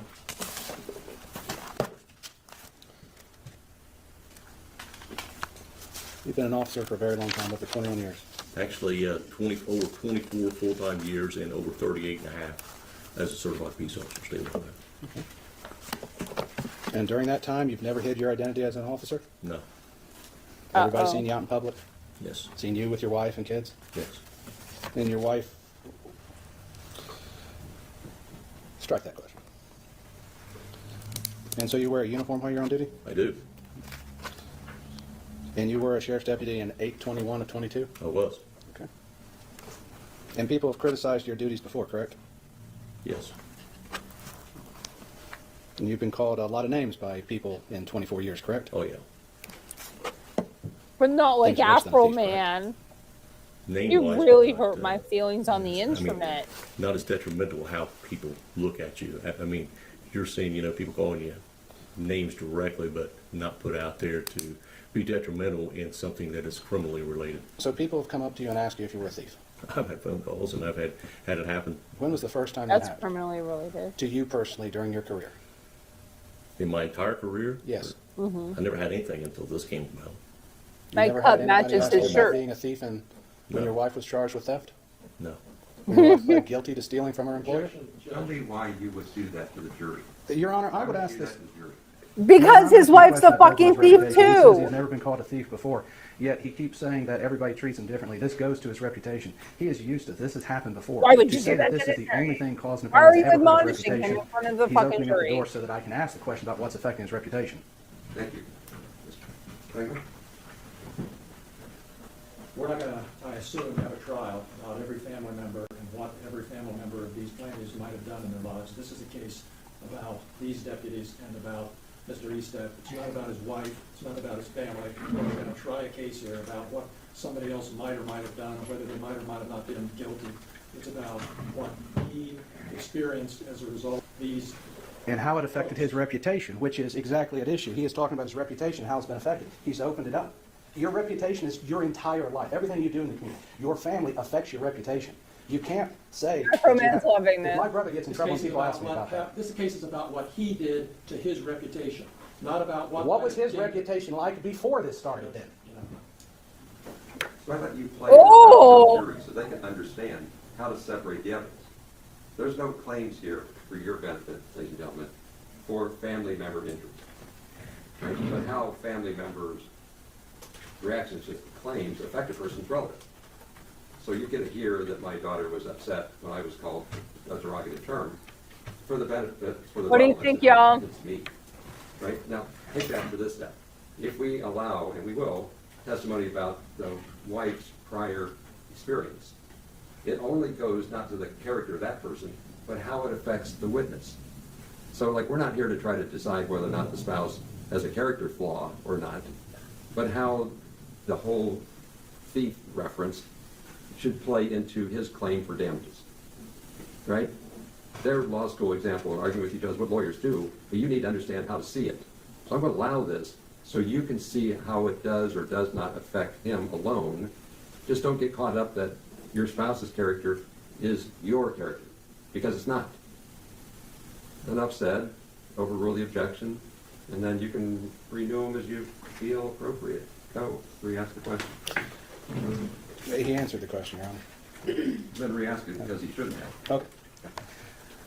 So restating the question, Mr. Estep, your wife did steal from her employer, correct? Yes. And it was a felony sum of money, correct? Yes. Which is over $1,000. Yes. The long way around on that one. And you were part of the search of Mr. Foreman's residence, correct? Yes. Did you ever have any contact with the money? I noticed money in a coat pocket and I pointed it out to Detective Newland. And is that the money that Mr. Newland testified earlier that was upstairs? That should have been some of it, yes. I didn't do the collection of it. You just pointed it out in the pocket? Yes. Another officer took it out? Yeah, I assume. he did. Do you All remember I which officer said, the pointed man it out? brought his orders I told into it 3 Detective minutes Newland. ago. He did. Were there any kidnapping victims in his suit You pocket? realize that during that search, everything you said was captured on your body cam, correct? Absolutely. Did you ever make derogatory remarks during the search warrant about Mr. Foreman? Not that I can recall.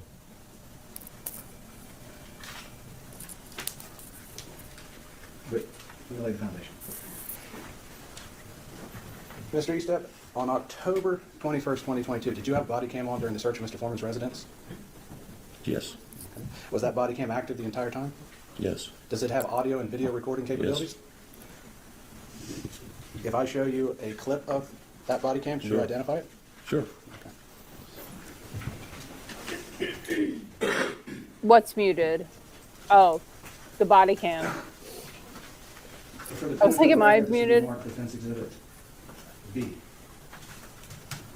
Because I was before All Eyes. I was doing a whole For the sake of the spiel. record, the Muted. file will be ACS03_OK0019_212522.mp4. This is a clip of that file.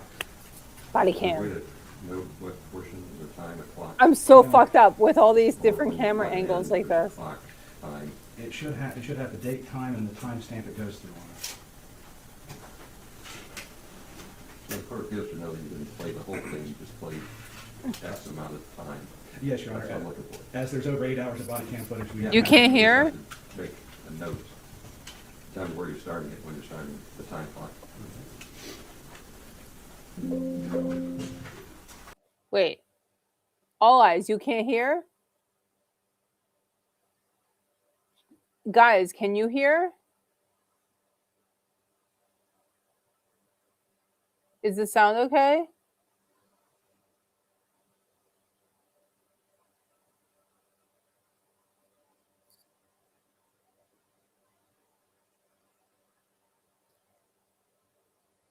Yeah, I think they're discussing how to bring up the body cam. Is that what you mean? Okay.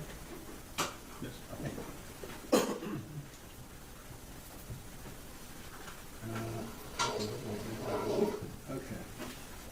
Your Honor, this would be marked body cam in the upper left-hand corner, in the bottom left-hand corner. It has 8/21/2022.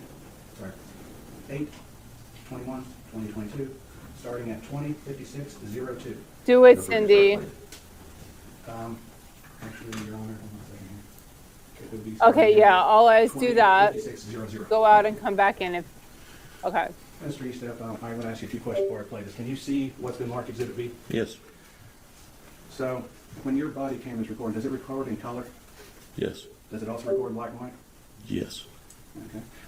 Now, looking at this, does this appear, as you can recall it, to be the inside of Mr. Foreman's bedroom? Yes. And is the... I don't know why is it. Did you happen to see the date in the bottom corner of it? Yes. Is that the correct date for when you searched? Yes. So this would be a copy, a segment of your body cam taken that day? Yes.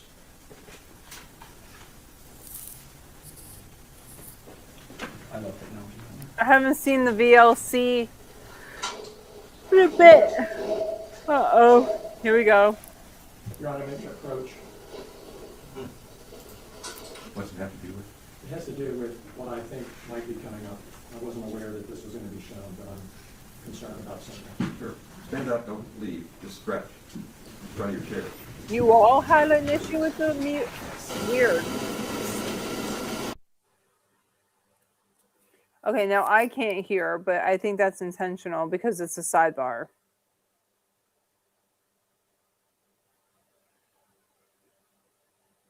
Weird. I wonder if you all had the audio issue at the same time.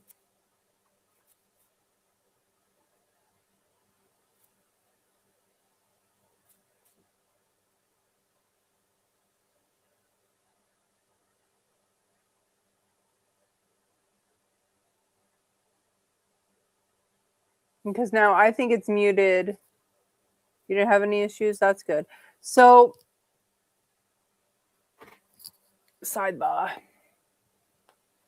He is, oh my gosh. So if you guys haven't seen all the videos, so he posted, I think it was 2 or 3 videos 2 days ago, right before the trial. He's such a troll wearing this. He's just incredible. I want him to be president. Afroman for president, y'all. Afroman for president. Well, he's so tight. He's like, ugh. He's a freaking genius. All right, come on. Let's see. You gonna make me go up to 4? I feel you, Afroman. I feel you. Sup, Cindy? Watched this earlier with Nick and Mo. This case is crazy, crazy, crazy. Yeah, it is nuts. It's pretty nuts.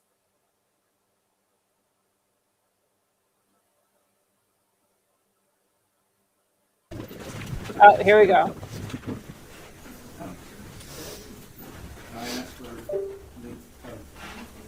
The judge is really crazy. I don't know.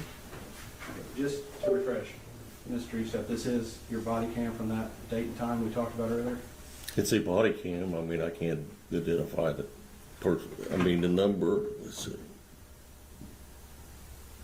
I'm not sure. Can't. When you say number, there is a number there? ACS? Okay, yes. So this is all about finding the right and this is of identification. Yes.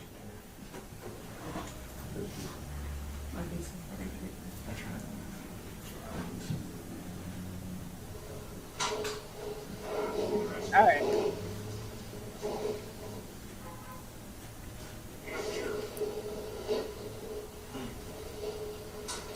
So you see you want to flip something?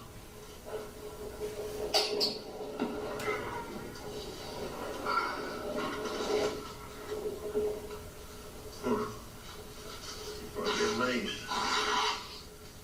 CDs.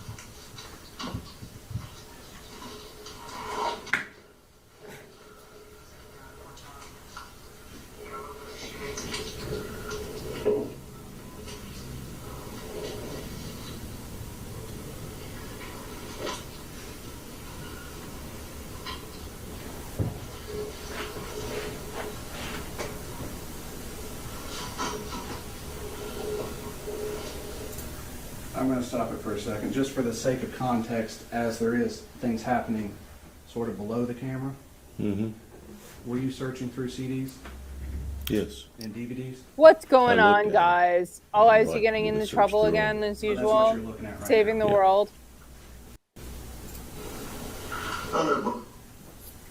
Oh, look at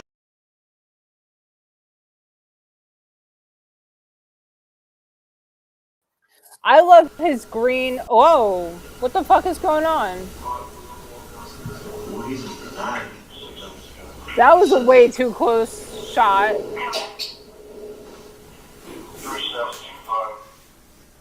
On your body cam during an official search, you called Mr. Foreman a sex addict? I couldn't clarify. I heard addict. I couldn't clarify. Would you like me to replay it? Yeah. Mr. Vite, can we turn up the volume? For the sake of the record, since this is roughly about a little under 3 minutes skinny. long, we're going to just back up and play some.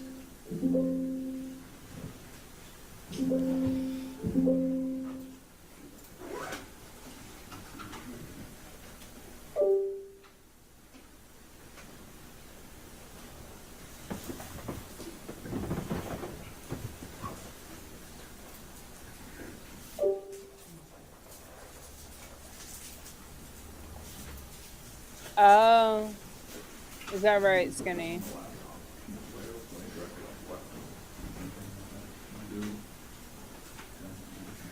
Well, We really shouldn't let me touch anything technology. All Eyes always has a go bag.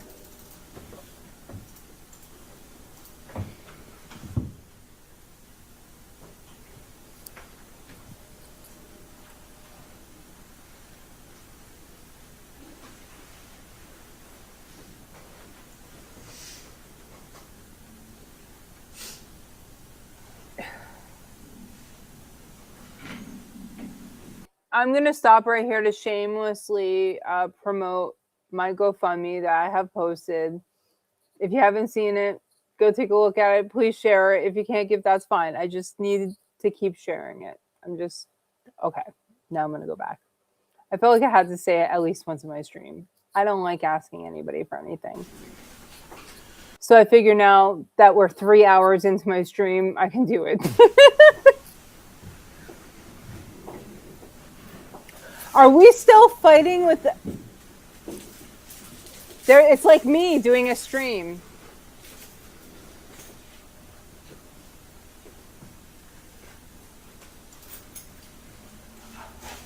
I don't know what you guys were talking about, but there's... Delphi is never lacks drama. Skinny, is this the funny part?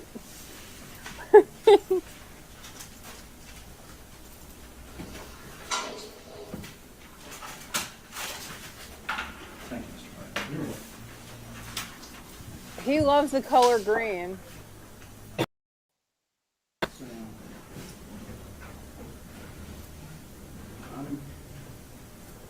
For the sake of the record, I'm going to start the playback at 33 seconds in.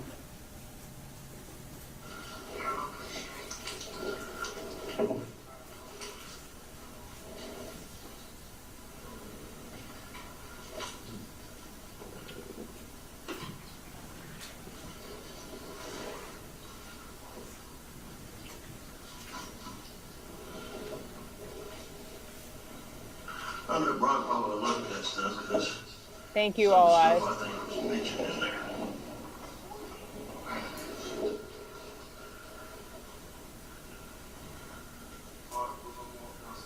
Well, he's just denied it when he comes to sex. Yeah. Mr. Easthope, do I need to play it again? I still can't decipher it. I mean, I bet Furby. I mean, whatever. Can we get the hearing aids from Mr. Easthope? He needs hearing aids? This dude? Is he pulling a Woody? That could be good. Oh, stop it. Brother. Can you hear me, Mr. Easthope? Is it too loud for you? Mm-mm.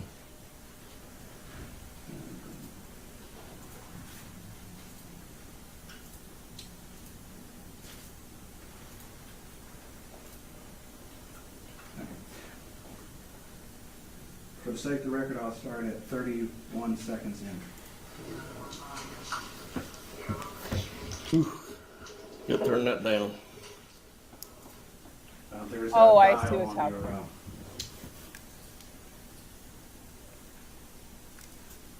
Right here in the, Center? right. Kind of.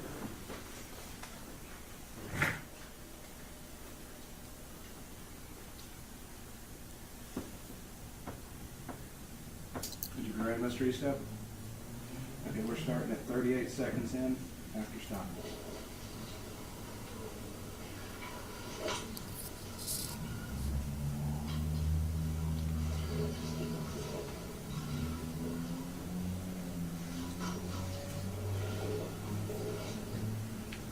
Yeah, right, I know Skinny? Brock probably would look at that stuff because some of the stuff I think was mentioned in there.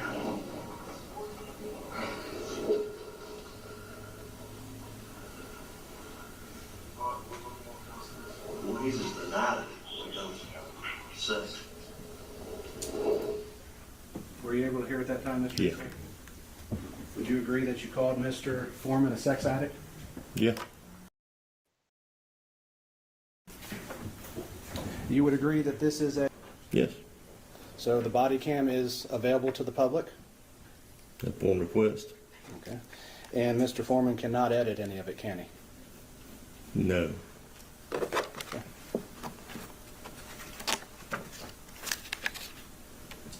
Do you believe how you do your job duties reflects on Not your at reputation? all, Alice. He's not fooling anyone. Yes. So someone seeing this could reflect badly on your reputation based on what you did? Possibly.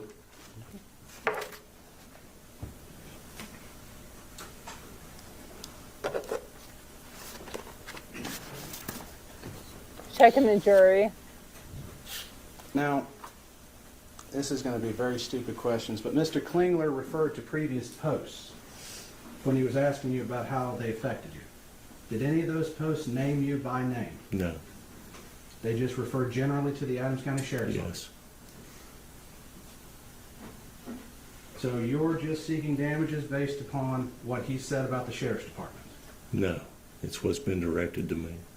What was directed to you? Being called a thief? Okay.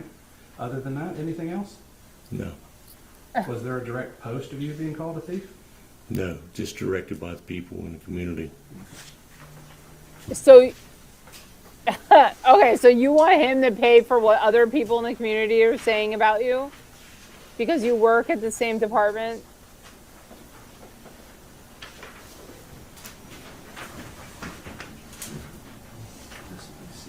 What were these guys thinking? Why are we even having a trial? I'm going to get your steps in today, Mr. Frank.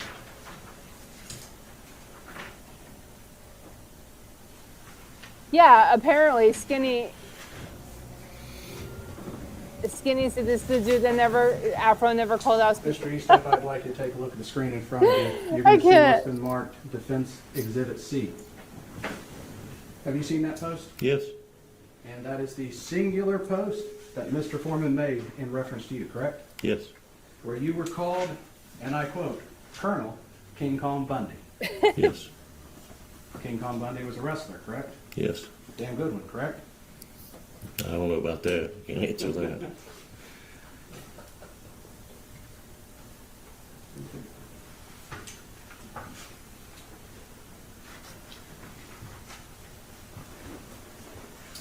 What a mess. This is such a shit show. There was a t-shirt made calling you King Kong Bundy, correct? Yes. You told me about an incident where a friend of yours made a joke about that, correct? Wasn't a friend. It was one of the firemen. It wasn't a in the fire friend. department that I was chief of. One of them wore a shirt to the Christmas party? Mm-hmm. They thought it was a joke, correct? I don't know if they thought it was a joke. I mean, I don't know what the true intent of it was, but they wore it. I saw it. Have you ever had jokes made at your expense? Oh, yeah. Made jokes at other people's expense? Sure. Yeah. So it's a reasonable assumption they bought it as a joke against you? I would hope. Good. Like, what are It's we not a good doing joke. here? It's like a kindergarten emotional regulation session.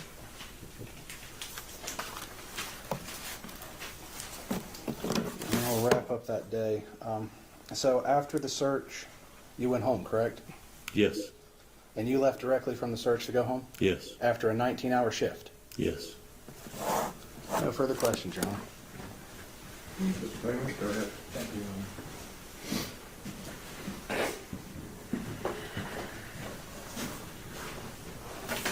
How are you gonna fix this one? Mike, what's your wife's name? Renee. How long have you been married to Renee? Since 2000, I think 2000. Since 2000? Yes. 26 years? Yes. Did this felony that Mr. Osborne brought up occur before or after this search? Long before. Long before? Yep. Did you stay married to Renee in spite did. of this? Do you think her problems with this felony hurt your reputation? No. I never got no backlash. I wasn't a part of it. I didn't support it. You know, she paid the consequences and she moved on with life. You being And you're married still to a with it. felon has Still with nothing to do with your reputation.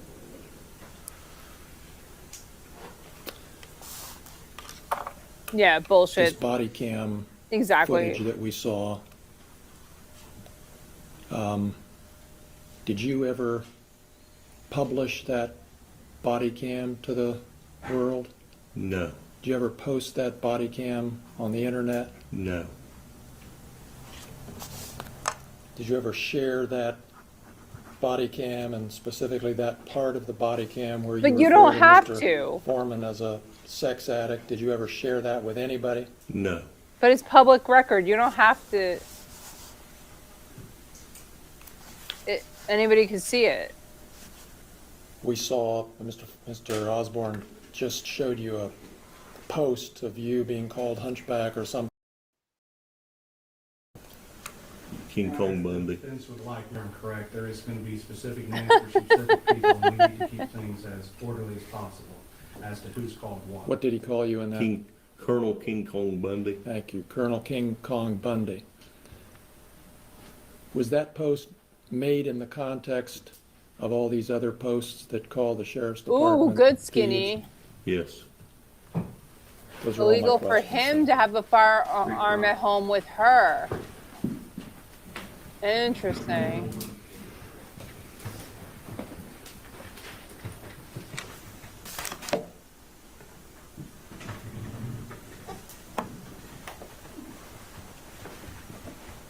These ones are exceptional.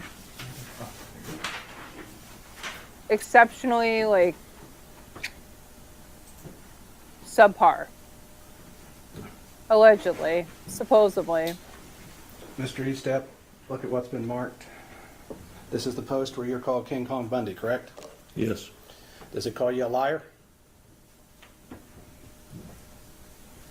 See, I wouldn't Strike even know that. who Would you read the what entire King Kong post? Bundy is. Like, It says, "Good morning, ladies. This guy was easy. Introducing Colonel King Kong Bundy. LOL. Let me know if you have a nickname better than yeah, he mine. doesn't even care. What you got?" And then goes So, on. well, you don't need to read the rest. I'm Okay. just worried about Mr. Foreman's statement. Okay. So he didn't call you a liar in this post? No. Didn't call you a thief? No. So all the other posts that you would refer to are solely about the sheriff's department being called thieves? Yes. No, legitimately, Skinny has a point. Like, Afro social media was barely public until they decided to sue him. Now he's viral again. Yeah, and that's what he said in his testimony. Because the plaintiffs called him up, and then they started. It was like he was crossing them. It's really crazy, but yeah, he's like he's like, they sued me, and then my number started going up. So I did what I had to do, and I just started making stuff. He's like, that's what I do. That's my job. It's so stupid. Oh my god, it's crazy. Your Honor, if I may have a sidebar. Yep. Oh yeah, you came in during the Lickham Low Lindsay. She's like, she was just like hysterical, pseudo hysterical, but.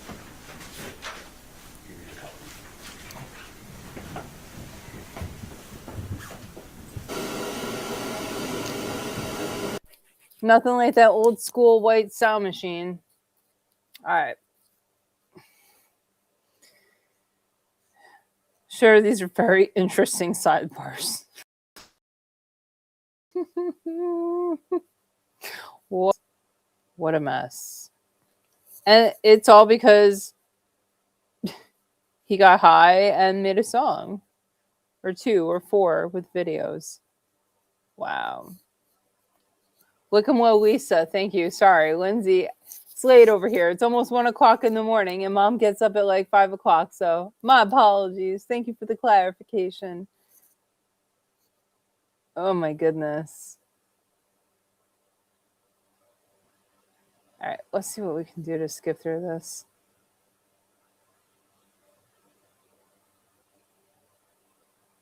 Okay. Here they come.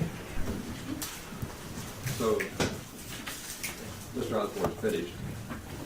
This witness is going to step down. We're going to take like a morning break. Thank you for Okay. your work so far. Enjoy yourself. We'll be back in about 10 minutes. All right, let's see.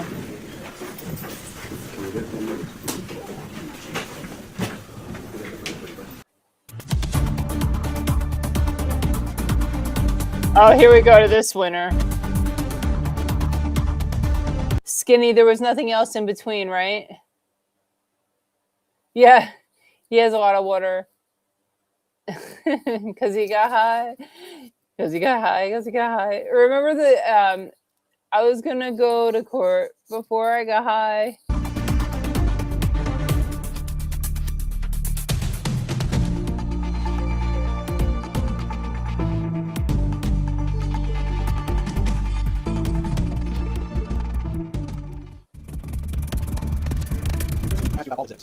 And so when you're referring to those exhibits that you're referring to the general ones that talk about.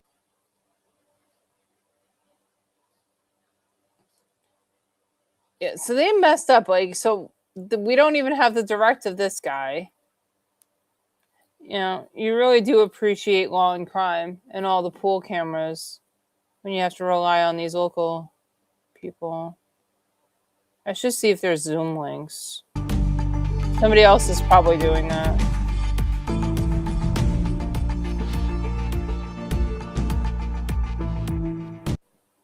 Yes. Previously.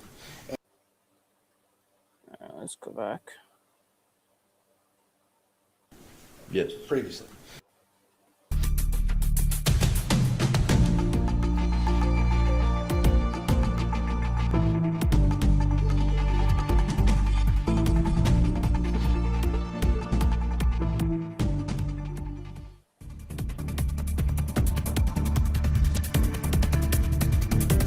Asked you about all exhibits. Yes. Previously. And so when you're referring to those exhibits that he's presented for, you're referring to the general ones that talked about the Adams County Sheriff's Department of thieves? Them and sending the post that was on about me personally. Pardon me? What kind of posts? Ones that was just been posted. Okay. Been the last few days. So, okay.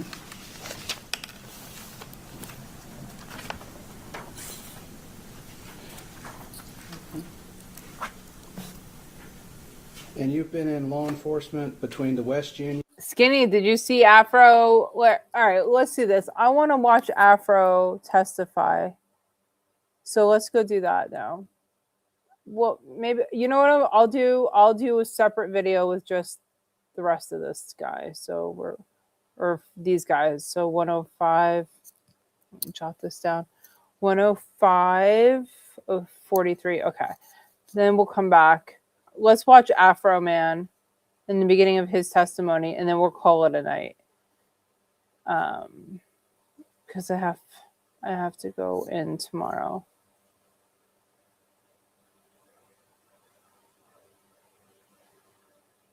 All right.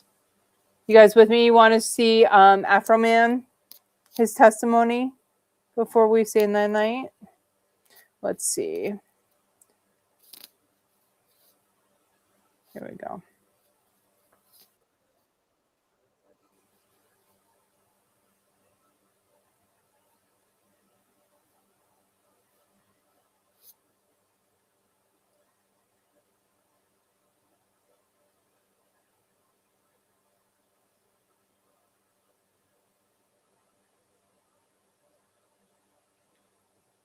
He testified.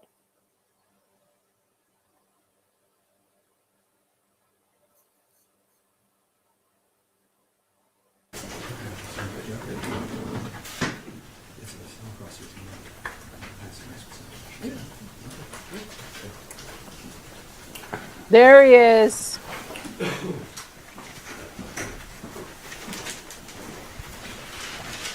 It's all good, Skinny. You solemnly swear the testimony you're about to give. Why is there the two truth, of me? The whole truth, and nothing but the truth. As this, you shall answer unto God. Yes. Thank you, sir. And one seat.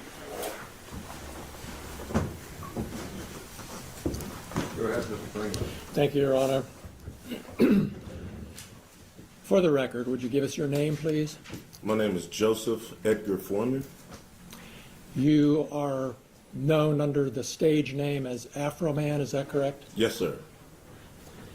And you create music videos and do performances, is Yes, that sir. right? I know, aren't they amazing? How many states of the United States have you performed in, do you think? All of them. All 50. Yes, sir.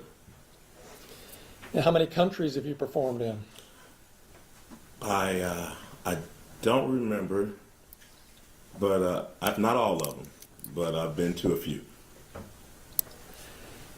How many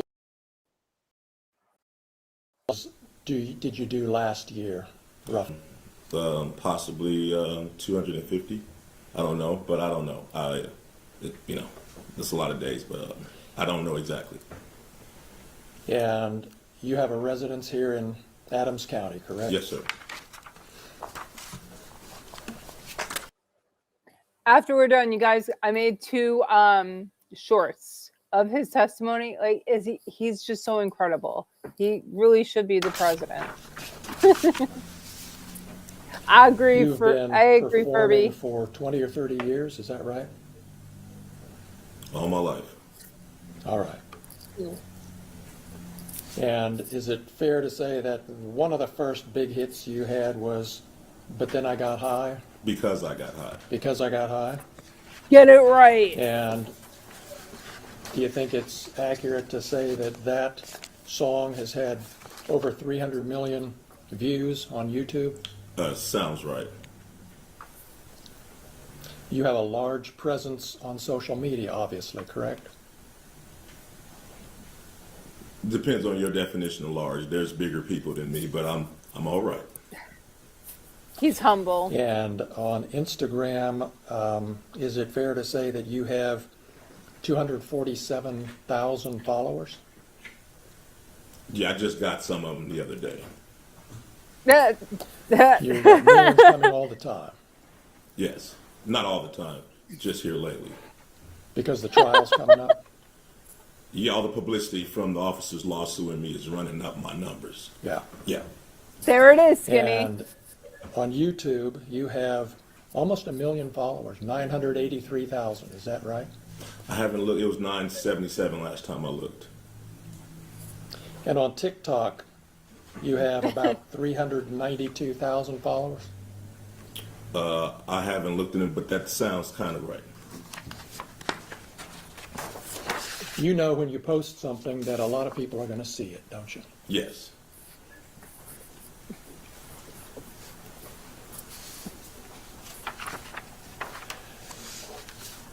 When this search happened back in August of 2022, Mr. Foreman, you weren't at home? No. You were driving home from Chicago? Yes. And you got an alert from a family member that the sheriffs were there searching your home, is that right? Yes. And you were able to turn on your phone and watch through your home security system what the deputies were doing for a period of time, weren't you? Yes.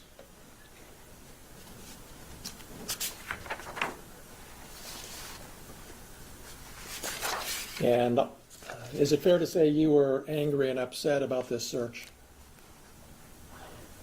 I wasn't happy. Yeah.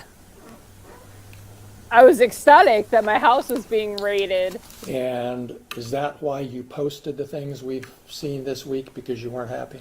No, I posted it because the sheriff's never supposed to raid my house in the first place. The whole raid was a mistake. All of this is their fault.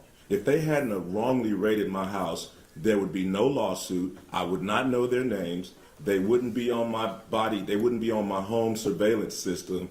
And there would be no songs, nothing. My money would still be intact, nothing. So all of this is their fault. And because they executed a search warrant on your home, that gave you the right to post the things that we've seen this week on the internet? Because Is that right? Is that right, Mr. Foreman?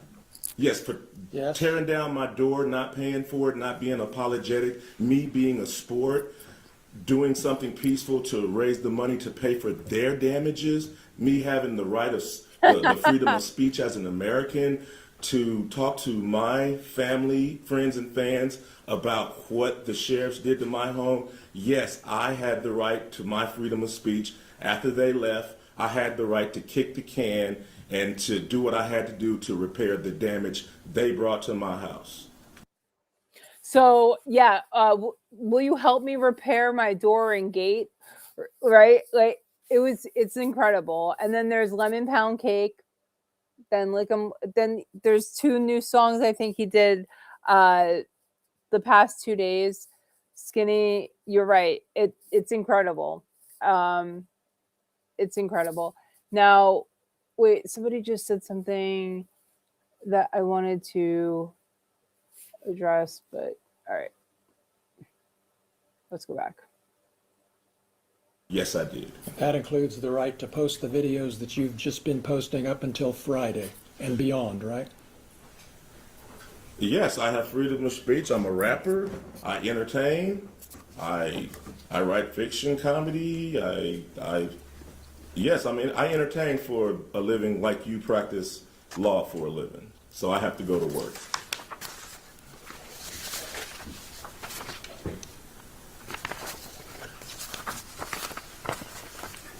The deputies left a warrant return at your house, didn't they? I think they left something with my ex-wife. I'm not sure. Well, you saw, as soon as the search was over, as soon as you got home, you saw a document that showed exactly how much cash had been taken from the house, correct? I know I got paid $5,000 for the show that suit was in. I forgot that money was in that suit. But, I heard, I don't know what piece of paper I heard. I knew they took some money. I just knew they took some money.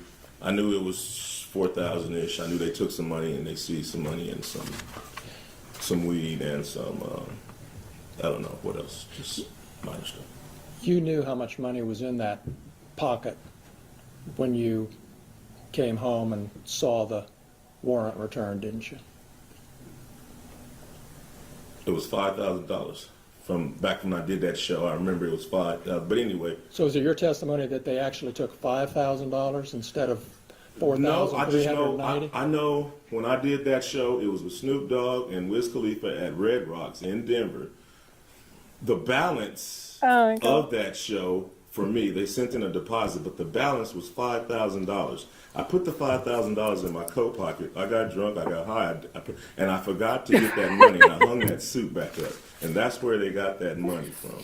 So it was $5,000 they got? Yes. It was $5,000 that was in my suit when I got paid in Red Rocks. Now, after all of this stuff, whatever, it's I don't really know the complete number. It's 46, it's 430, the number bounces up and down. But all I know is I got paid $5,000 at the Red. Look at his manicure, guys. Do you see his nails? Look at his nails.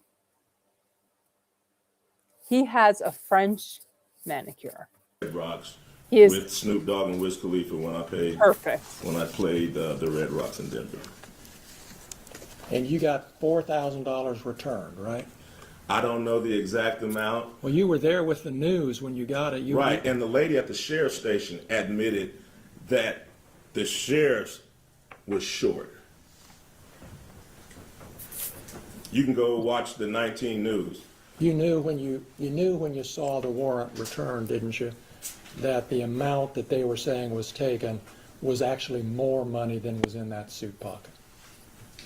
I didn't warrant. That's why you brought the news to the sheriff's office when you got the money back, because you knew that they had miscounted the money and the number on the evidence bag was actually more money. I didn't know nothing. The lady at the sheriff department just volunteered the information. I was sitting there, if she had been, I might not even known I got ripped off. She admitted it live on Channel 19 News that the money wasn't right. You remember in your deposition when I asked you, why did you bring the news when you picked up the money?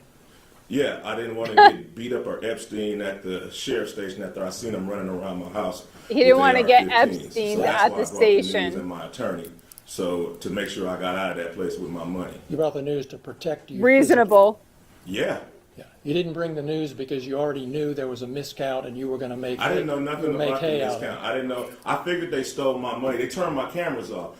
So if you turn my cameras off, you must got something bad in mind. So yeah, I'm accusing them of it. They turned my cameras off. I can't see what they're doing. So your testimony under oath here today to these 10 jurors is that you brought the news when you picked up your money to protect you physically from being beat up or shot by the sheriffs, right? Yes. All right. And they volunteered the information that the money wasn't right. That's just an extra something we found out.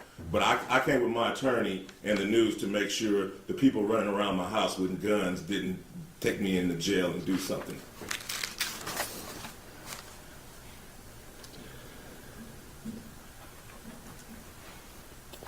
You had a safe in your home, correct? 2 of them. 2 safes. Did the sheriffs look into those safes, to your knowledge? Yes, they The did. deputies? Yes. And how did they get the combination?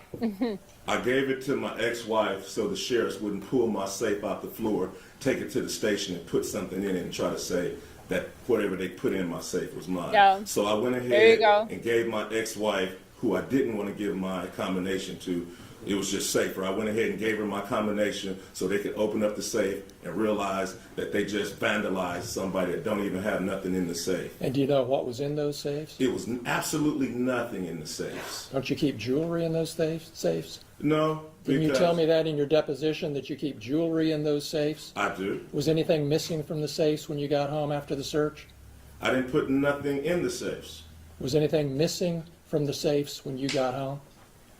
Nothing There's was in nothing them, so in nothing it. was missing from the Yeah. safe. Hello.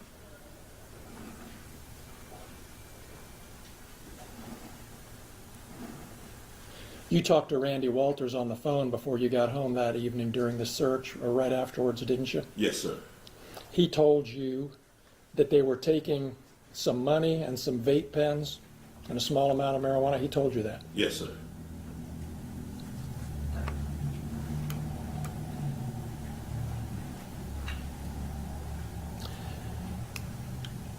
You knew, didn't you, Mr. Foreman, that there had been an investigation by the Claremont County Sheriff's Office into the discrepancy about the cash that was missing from your home, correct? You knew there was an investigation. Yeah, I knew the sheriffs was investigating themselves. Oh, that's how you saw it. Yes, sir. Okay. And did you ever ask for a report so you could see how bad this investigation of themselves really was? Yes, I was trying to get involved any way I can. The investigation was going on without any of my participation. Did you ask for a copy of the report? I did. I asked for everything. I was trying to be involved. I didn't. So you've seen the report? No, I have not. Okay. I just saw it a few minutes ago. Well, you had an attorney when you got the cash returned, correct? At the station? Yes. I had attorney. Yeah, my attorney was present. Did your attorney ask for a copy of this report? It wasn't when I got my cash back from the station, it wasn't an investigation until we realized money was missing. Well, did you contact your attorney and say, hey, get me a copy of that report? Your Honor, I'm going to object. Well, Mr. Klingler wants to talk about his client's attorney-client privilege and maybe waive it. Mr. Foreman does have attorney-client privilege with his attorney at that time. And we are going to assert that privilege because it's a privilege he has of right. And so far, he hasn't asked anything privileged. So I appreciate the sensitivity. Overrule But he's asking specifications, specific Thank you, information. Judge. He's Your testimony asking a is you never specific saw a question copy about their of Detective communication. Robinson's though. report until today. Yes, sir. And that's because you didn't want to see a copy of the I investigation. did want to see it. You don't know what I want. I did want to see it. You did. I wanted everything that had something to do with my money coming. And that was 3.5 years ago, correct? And you haven't seen a copy of that report that you wanted to see until this afternoon. Is that right? That's right. I never had my money taken by cops. I didn't know how this goes. I don't know about reports. All I know is live on Fox 19 News, the lady admits that her department is short $400 of my money. That's all I know. I don't know how to investigate police officers taking money. That's all you know, and that's all you know today, isn't it?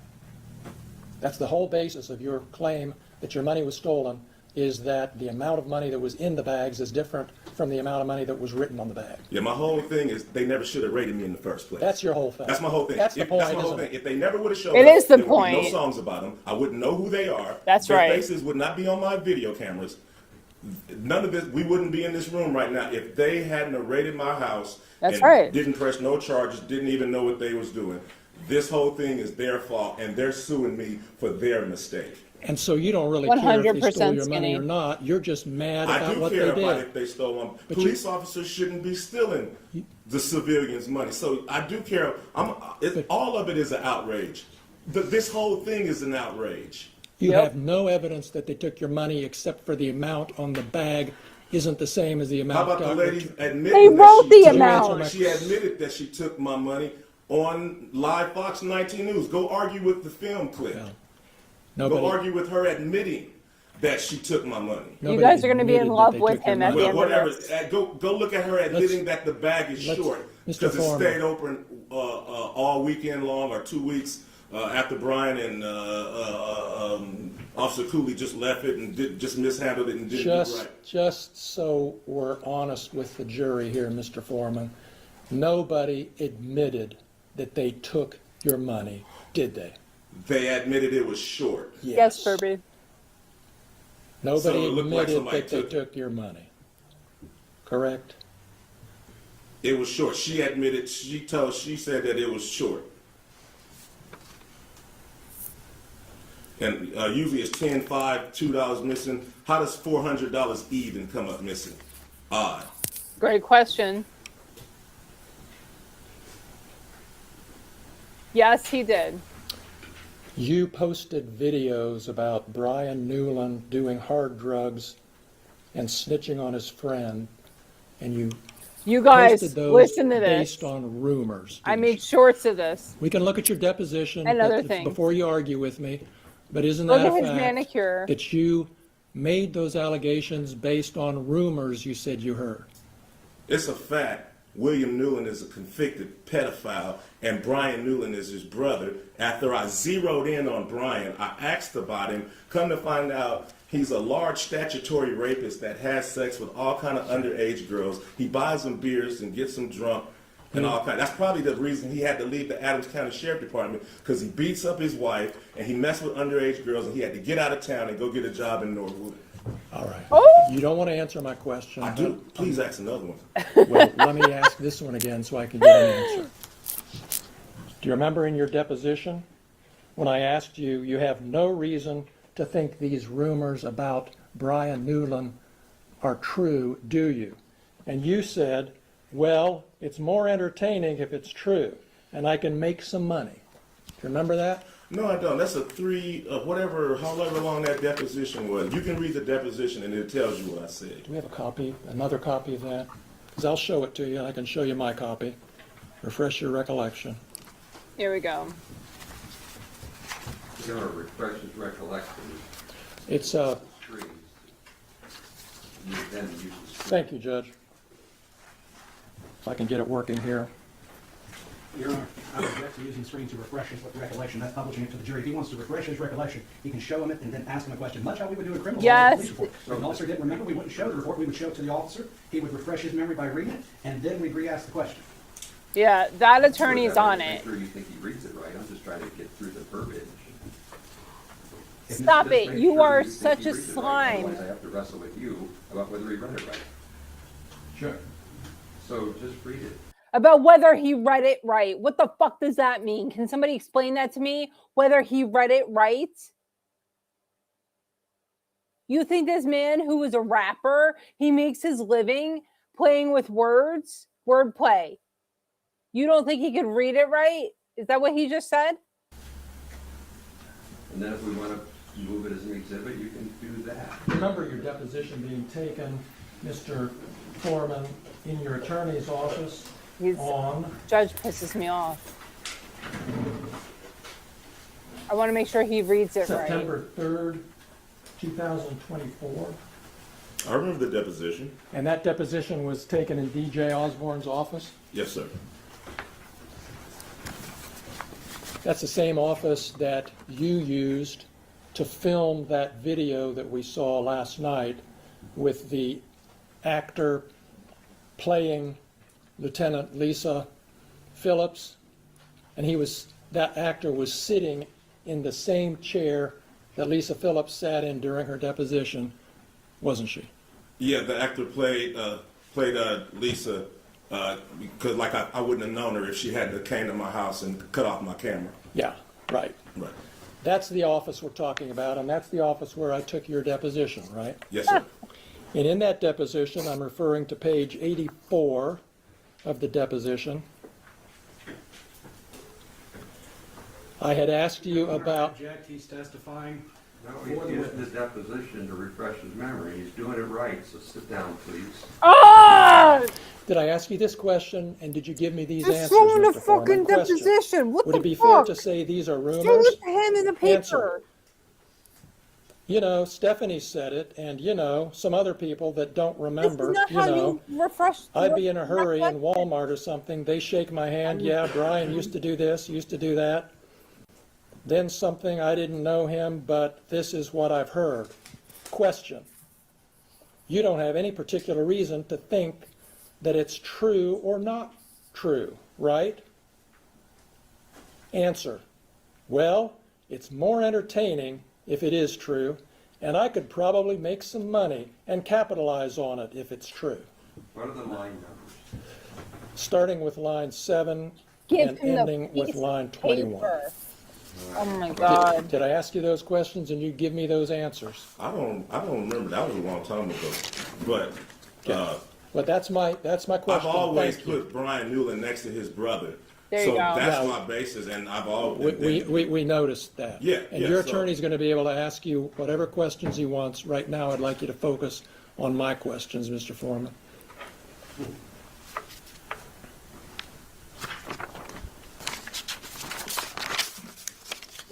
Cindy. You have no evidence that Brian Newland ever molested little boys, do you? If you look at the picture, he's holding the little boy's butt. It's too much for me. So if you just use your eyeballs, and then his brother's a convicted pedophile. That's your evidence for posting that pedophile stuff Hey, about I'm just little trying to boys. figure out. I'm trying to figure out what kind of guy is kicking on my door. What kind of guy is walking around my house reading my bank statements? It's a dude. It's a dude that's possibly a pedophile, got a convicted pedophile brother, deputized by the sheriff, walking around, possibly stealing my money. I'm just trying to figure out what's going on as I zoom in with my cameras. That's not the type of guy I don't think should be on the police force. I'm going to refer you again to your deposition. If you don't trust my reading of it, I'm happy to give it to you, Mr. Foreman. But on page 98 of your deposition, on that same day,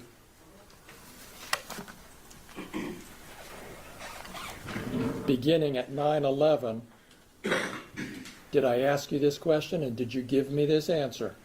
And again, the only evidence, you don't have any evidence that Brian Newland is a pedophile or plays with little boys. Answer, no, sir.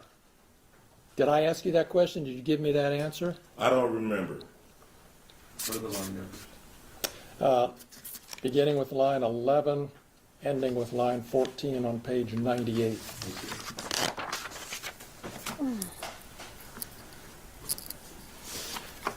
You have no evidence that Lisa Phillips stole your money, do you?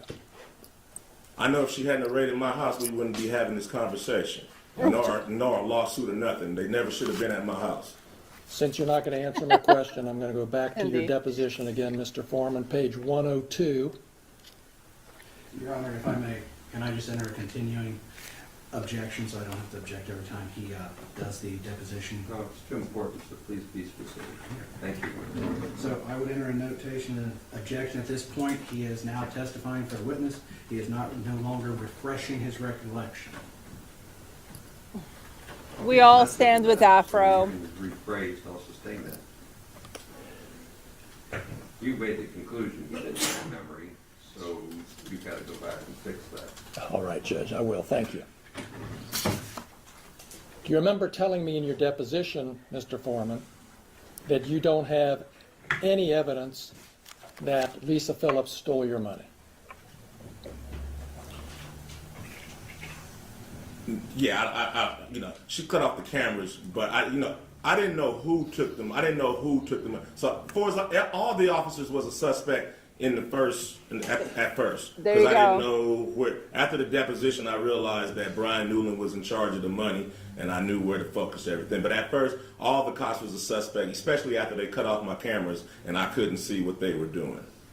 All right. Well, so you don't remember? Is that what you're telling me? I remember telling you that Lisa, probably didn't take my money, but I just didn't know. I just knew it was missing, and they cut off my cameras, so all of them were suspects until I figured it out. So until you figured it out? Until everybody figured it out, until it was solved of where the missing money was. All right. So just to clear this up and move on, you admit that you don't have any evidence that Lisa Phillips stole your money? No.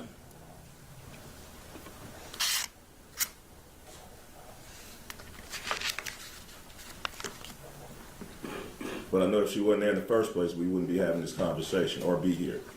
There you go. And is it true that one of your big motivation, really, in making all of these posts is to make money? To pay for the damage that they brought to my house under the circumstance that they shouldn't have even been there in the first place. Yep. Yep. So the answer to my question is yes, your motivation was to make money. Listen, to pay guys. for the damages that they brought to my house under the circumstances that they shouldn't have been there in the first place. Have you made enough yet to make up for it? Not really. You know. How much have you made on it? I don't know exactly, but it wasn't hardly $24,000. $24,000. It wasn't that. It wasn't that. You're still making money on today, right, with the new posts and advertisements and things? It's publicity. You're still selling merchandise, aren't you? No, publicity. Just me. Just everybody. Thanks to them bringing publicity to this, it's just an opportunity to run numbers up and be an entertainer. There you go. And the more lies, outrageous lies you tell about them, the more money you can make, right? Oh, please. Fact, they never should have came to my house in the first place. Fact. Yes. If they hadn't came to my house, they wouldn't have put themselves on the video camera and in my music career. He's right. All of this is their fact. All of this is their fault. And they have the audacity to sue me. These people and you are the predators and the victim at the same time. Oh! So what they did, searching your house, gave you the right to do everything you Under got. the circumstance that I got freedom of speech, after they run around my house with guns and kick down my door, I got the right to kick a can in my backyard, use my freedom of speech, turn my bad times into a good time. Yes, I do. And I think I'm a sport for doing so. Because I don't go to their house, kick down their doors, flip them off on their surveillance cameras, then try to play the victim and sue them. You were at Lisa Phillips's deposition, This correct? is a Yes, sir. In your lawyer's First office. Amendment. Yes, sir. Same office where you filmed part of that video last Friday. Yes, sir. And you saw how upset she was when she was answering your lawyer's questions about how this had affected her, right? Yes, yes, And you saw your attorney say, do we need to take a break? yes, And you saw her say, no, let's go on and get this over with. yes, sir. You saw all that. Yes. You knew she was upset. Just like she knew I was upset when she was standing in front of my kids with an AR-15 with her hand around the trigger ready to shoot me. Just like she knew I was upset when she cut my cameras. But I'm not a person, she is. So I'm sorry for being a victim. Let's talk about the predators. There you go. So you saw all that. You That's saw how right. upset she was. You heard the testimony about her children. You heard the testimony at the depositions about Randy Newland's daughter who came home upset. You heard all that. But you're still posting stuff about Yeah, it. because I understand it was Randy's fault and all of their fault for coming in my house in the first place. So if they hadn't came to my house, their children wouldn't be saying nothing. None of this would be going home if they did their research and did things right. So all of this is their fault. And now they want to sue me for their mistake. They messed with the wrong guy. Period. End the story. Is there anything that could change your mind They played about with fire. what you're doing to these deputies? Is there anything that can change my mind about the fact that they shouldn't have been at my house in the first place? Yes. Is there anything that can change my mind about how my money shouldn't have been touched in the first place? No. That's all the questions I have. Thank you. You're Yes. welcome. You're welcome. You're welcome. I'm sorry, Mr. Osborne. Do you want to continue the direct examination of your client now? Your Honor, I was going to actually ask for a sidebar so we can talk about that. Okay, so let's just talk about it. Okay, so I was actually going to not do cross with Mr. Form at this time. I was going to hold off until our case in chief. Yeah, I just offered you the chance to do that. So do you want to do your direct examination? Oh my gosh. of the case in chief right now? Not right now. Tomorrow. Like the pogo stick of witnesses up and down is what I was talking about. If he testifies on his own direct case, it could be now or it could be later. I just gave the lawyer a chance to do it now or later. It's He could true. like- So you'll likely see Mr. Foreman again. Okay. Yeah, you're gonna see him. This was an examination on the plaintiff's case. You get a chance to hear his testimony on his case. There's your explanation. Is it just me, or is this judge like you can't? He's making things even more confusing. Like his entire job with the jury is to make sure that they understand what's happening in the courtroom, but he's just making it like 10 times more confusing. Is it just me, or is that like what's happening here? Pretty damn sure them kids were making fun of Lickamlow Lisa long before Afroman did. Look, okay. She was literally the low-hanging fruit at school. Those kids would have been eaten up by her, eating her up daily. So isn't that crazy too, that she was the school for Afroman's kids? She was the school resource officer. And then she's in the house reading it, and the kids saw her there. And she's like he said, she's holding an AR-15 or whatever kind of Glock they have. Isn't that crazy? Yeah, the judge is a real like, and look at it, like his energy is like, ugh. It's not that his physical appearance, it's his energetic appearance. Yeah, he's trying to confuse them. He's talking in circles. Yeah, judge is being a bitch. I don't like the judge. Dirty cops, dirty judge. I bet the ex-cops paid this judge off. I mean, you know, there's something going on here. Whether it's completely, whether they're inept, I don't know. You know what I'm saying? But so that's where this basically ends. He just confuses the jury a little bit more. And we are going to adjourn for the day. And I will be tomorrow evening. Depending on how it go, I'm likely, if it goes long, like I'll review it when I get home from work tomorrow and get some, you know, timestamps of the best part of every testimony. So that way it's not like a 5-hour long stream.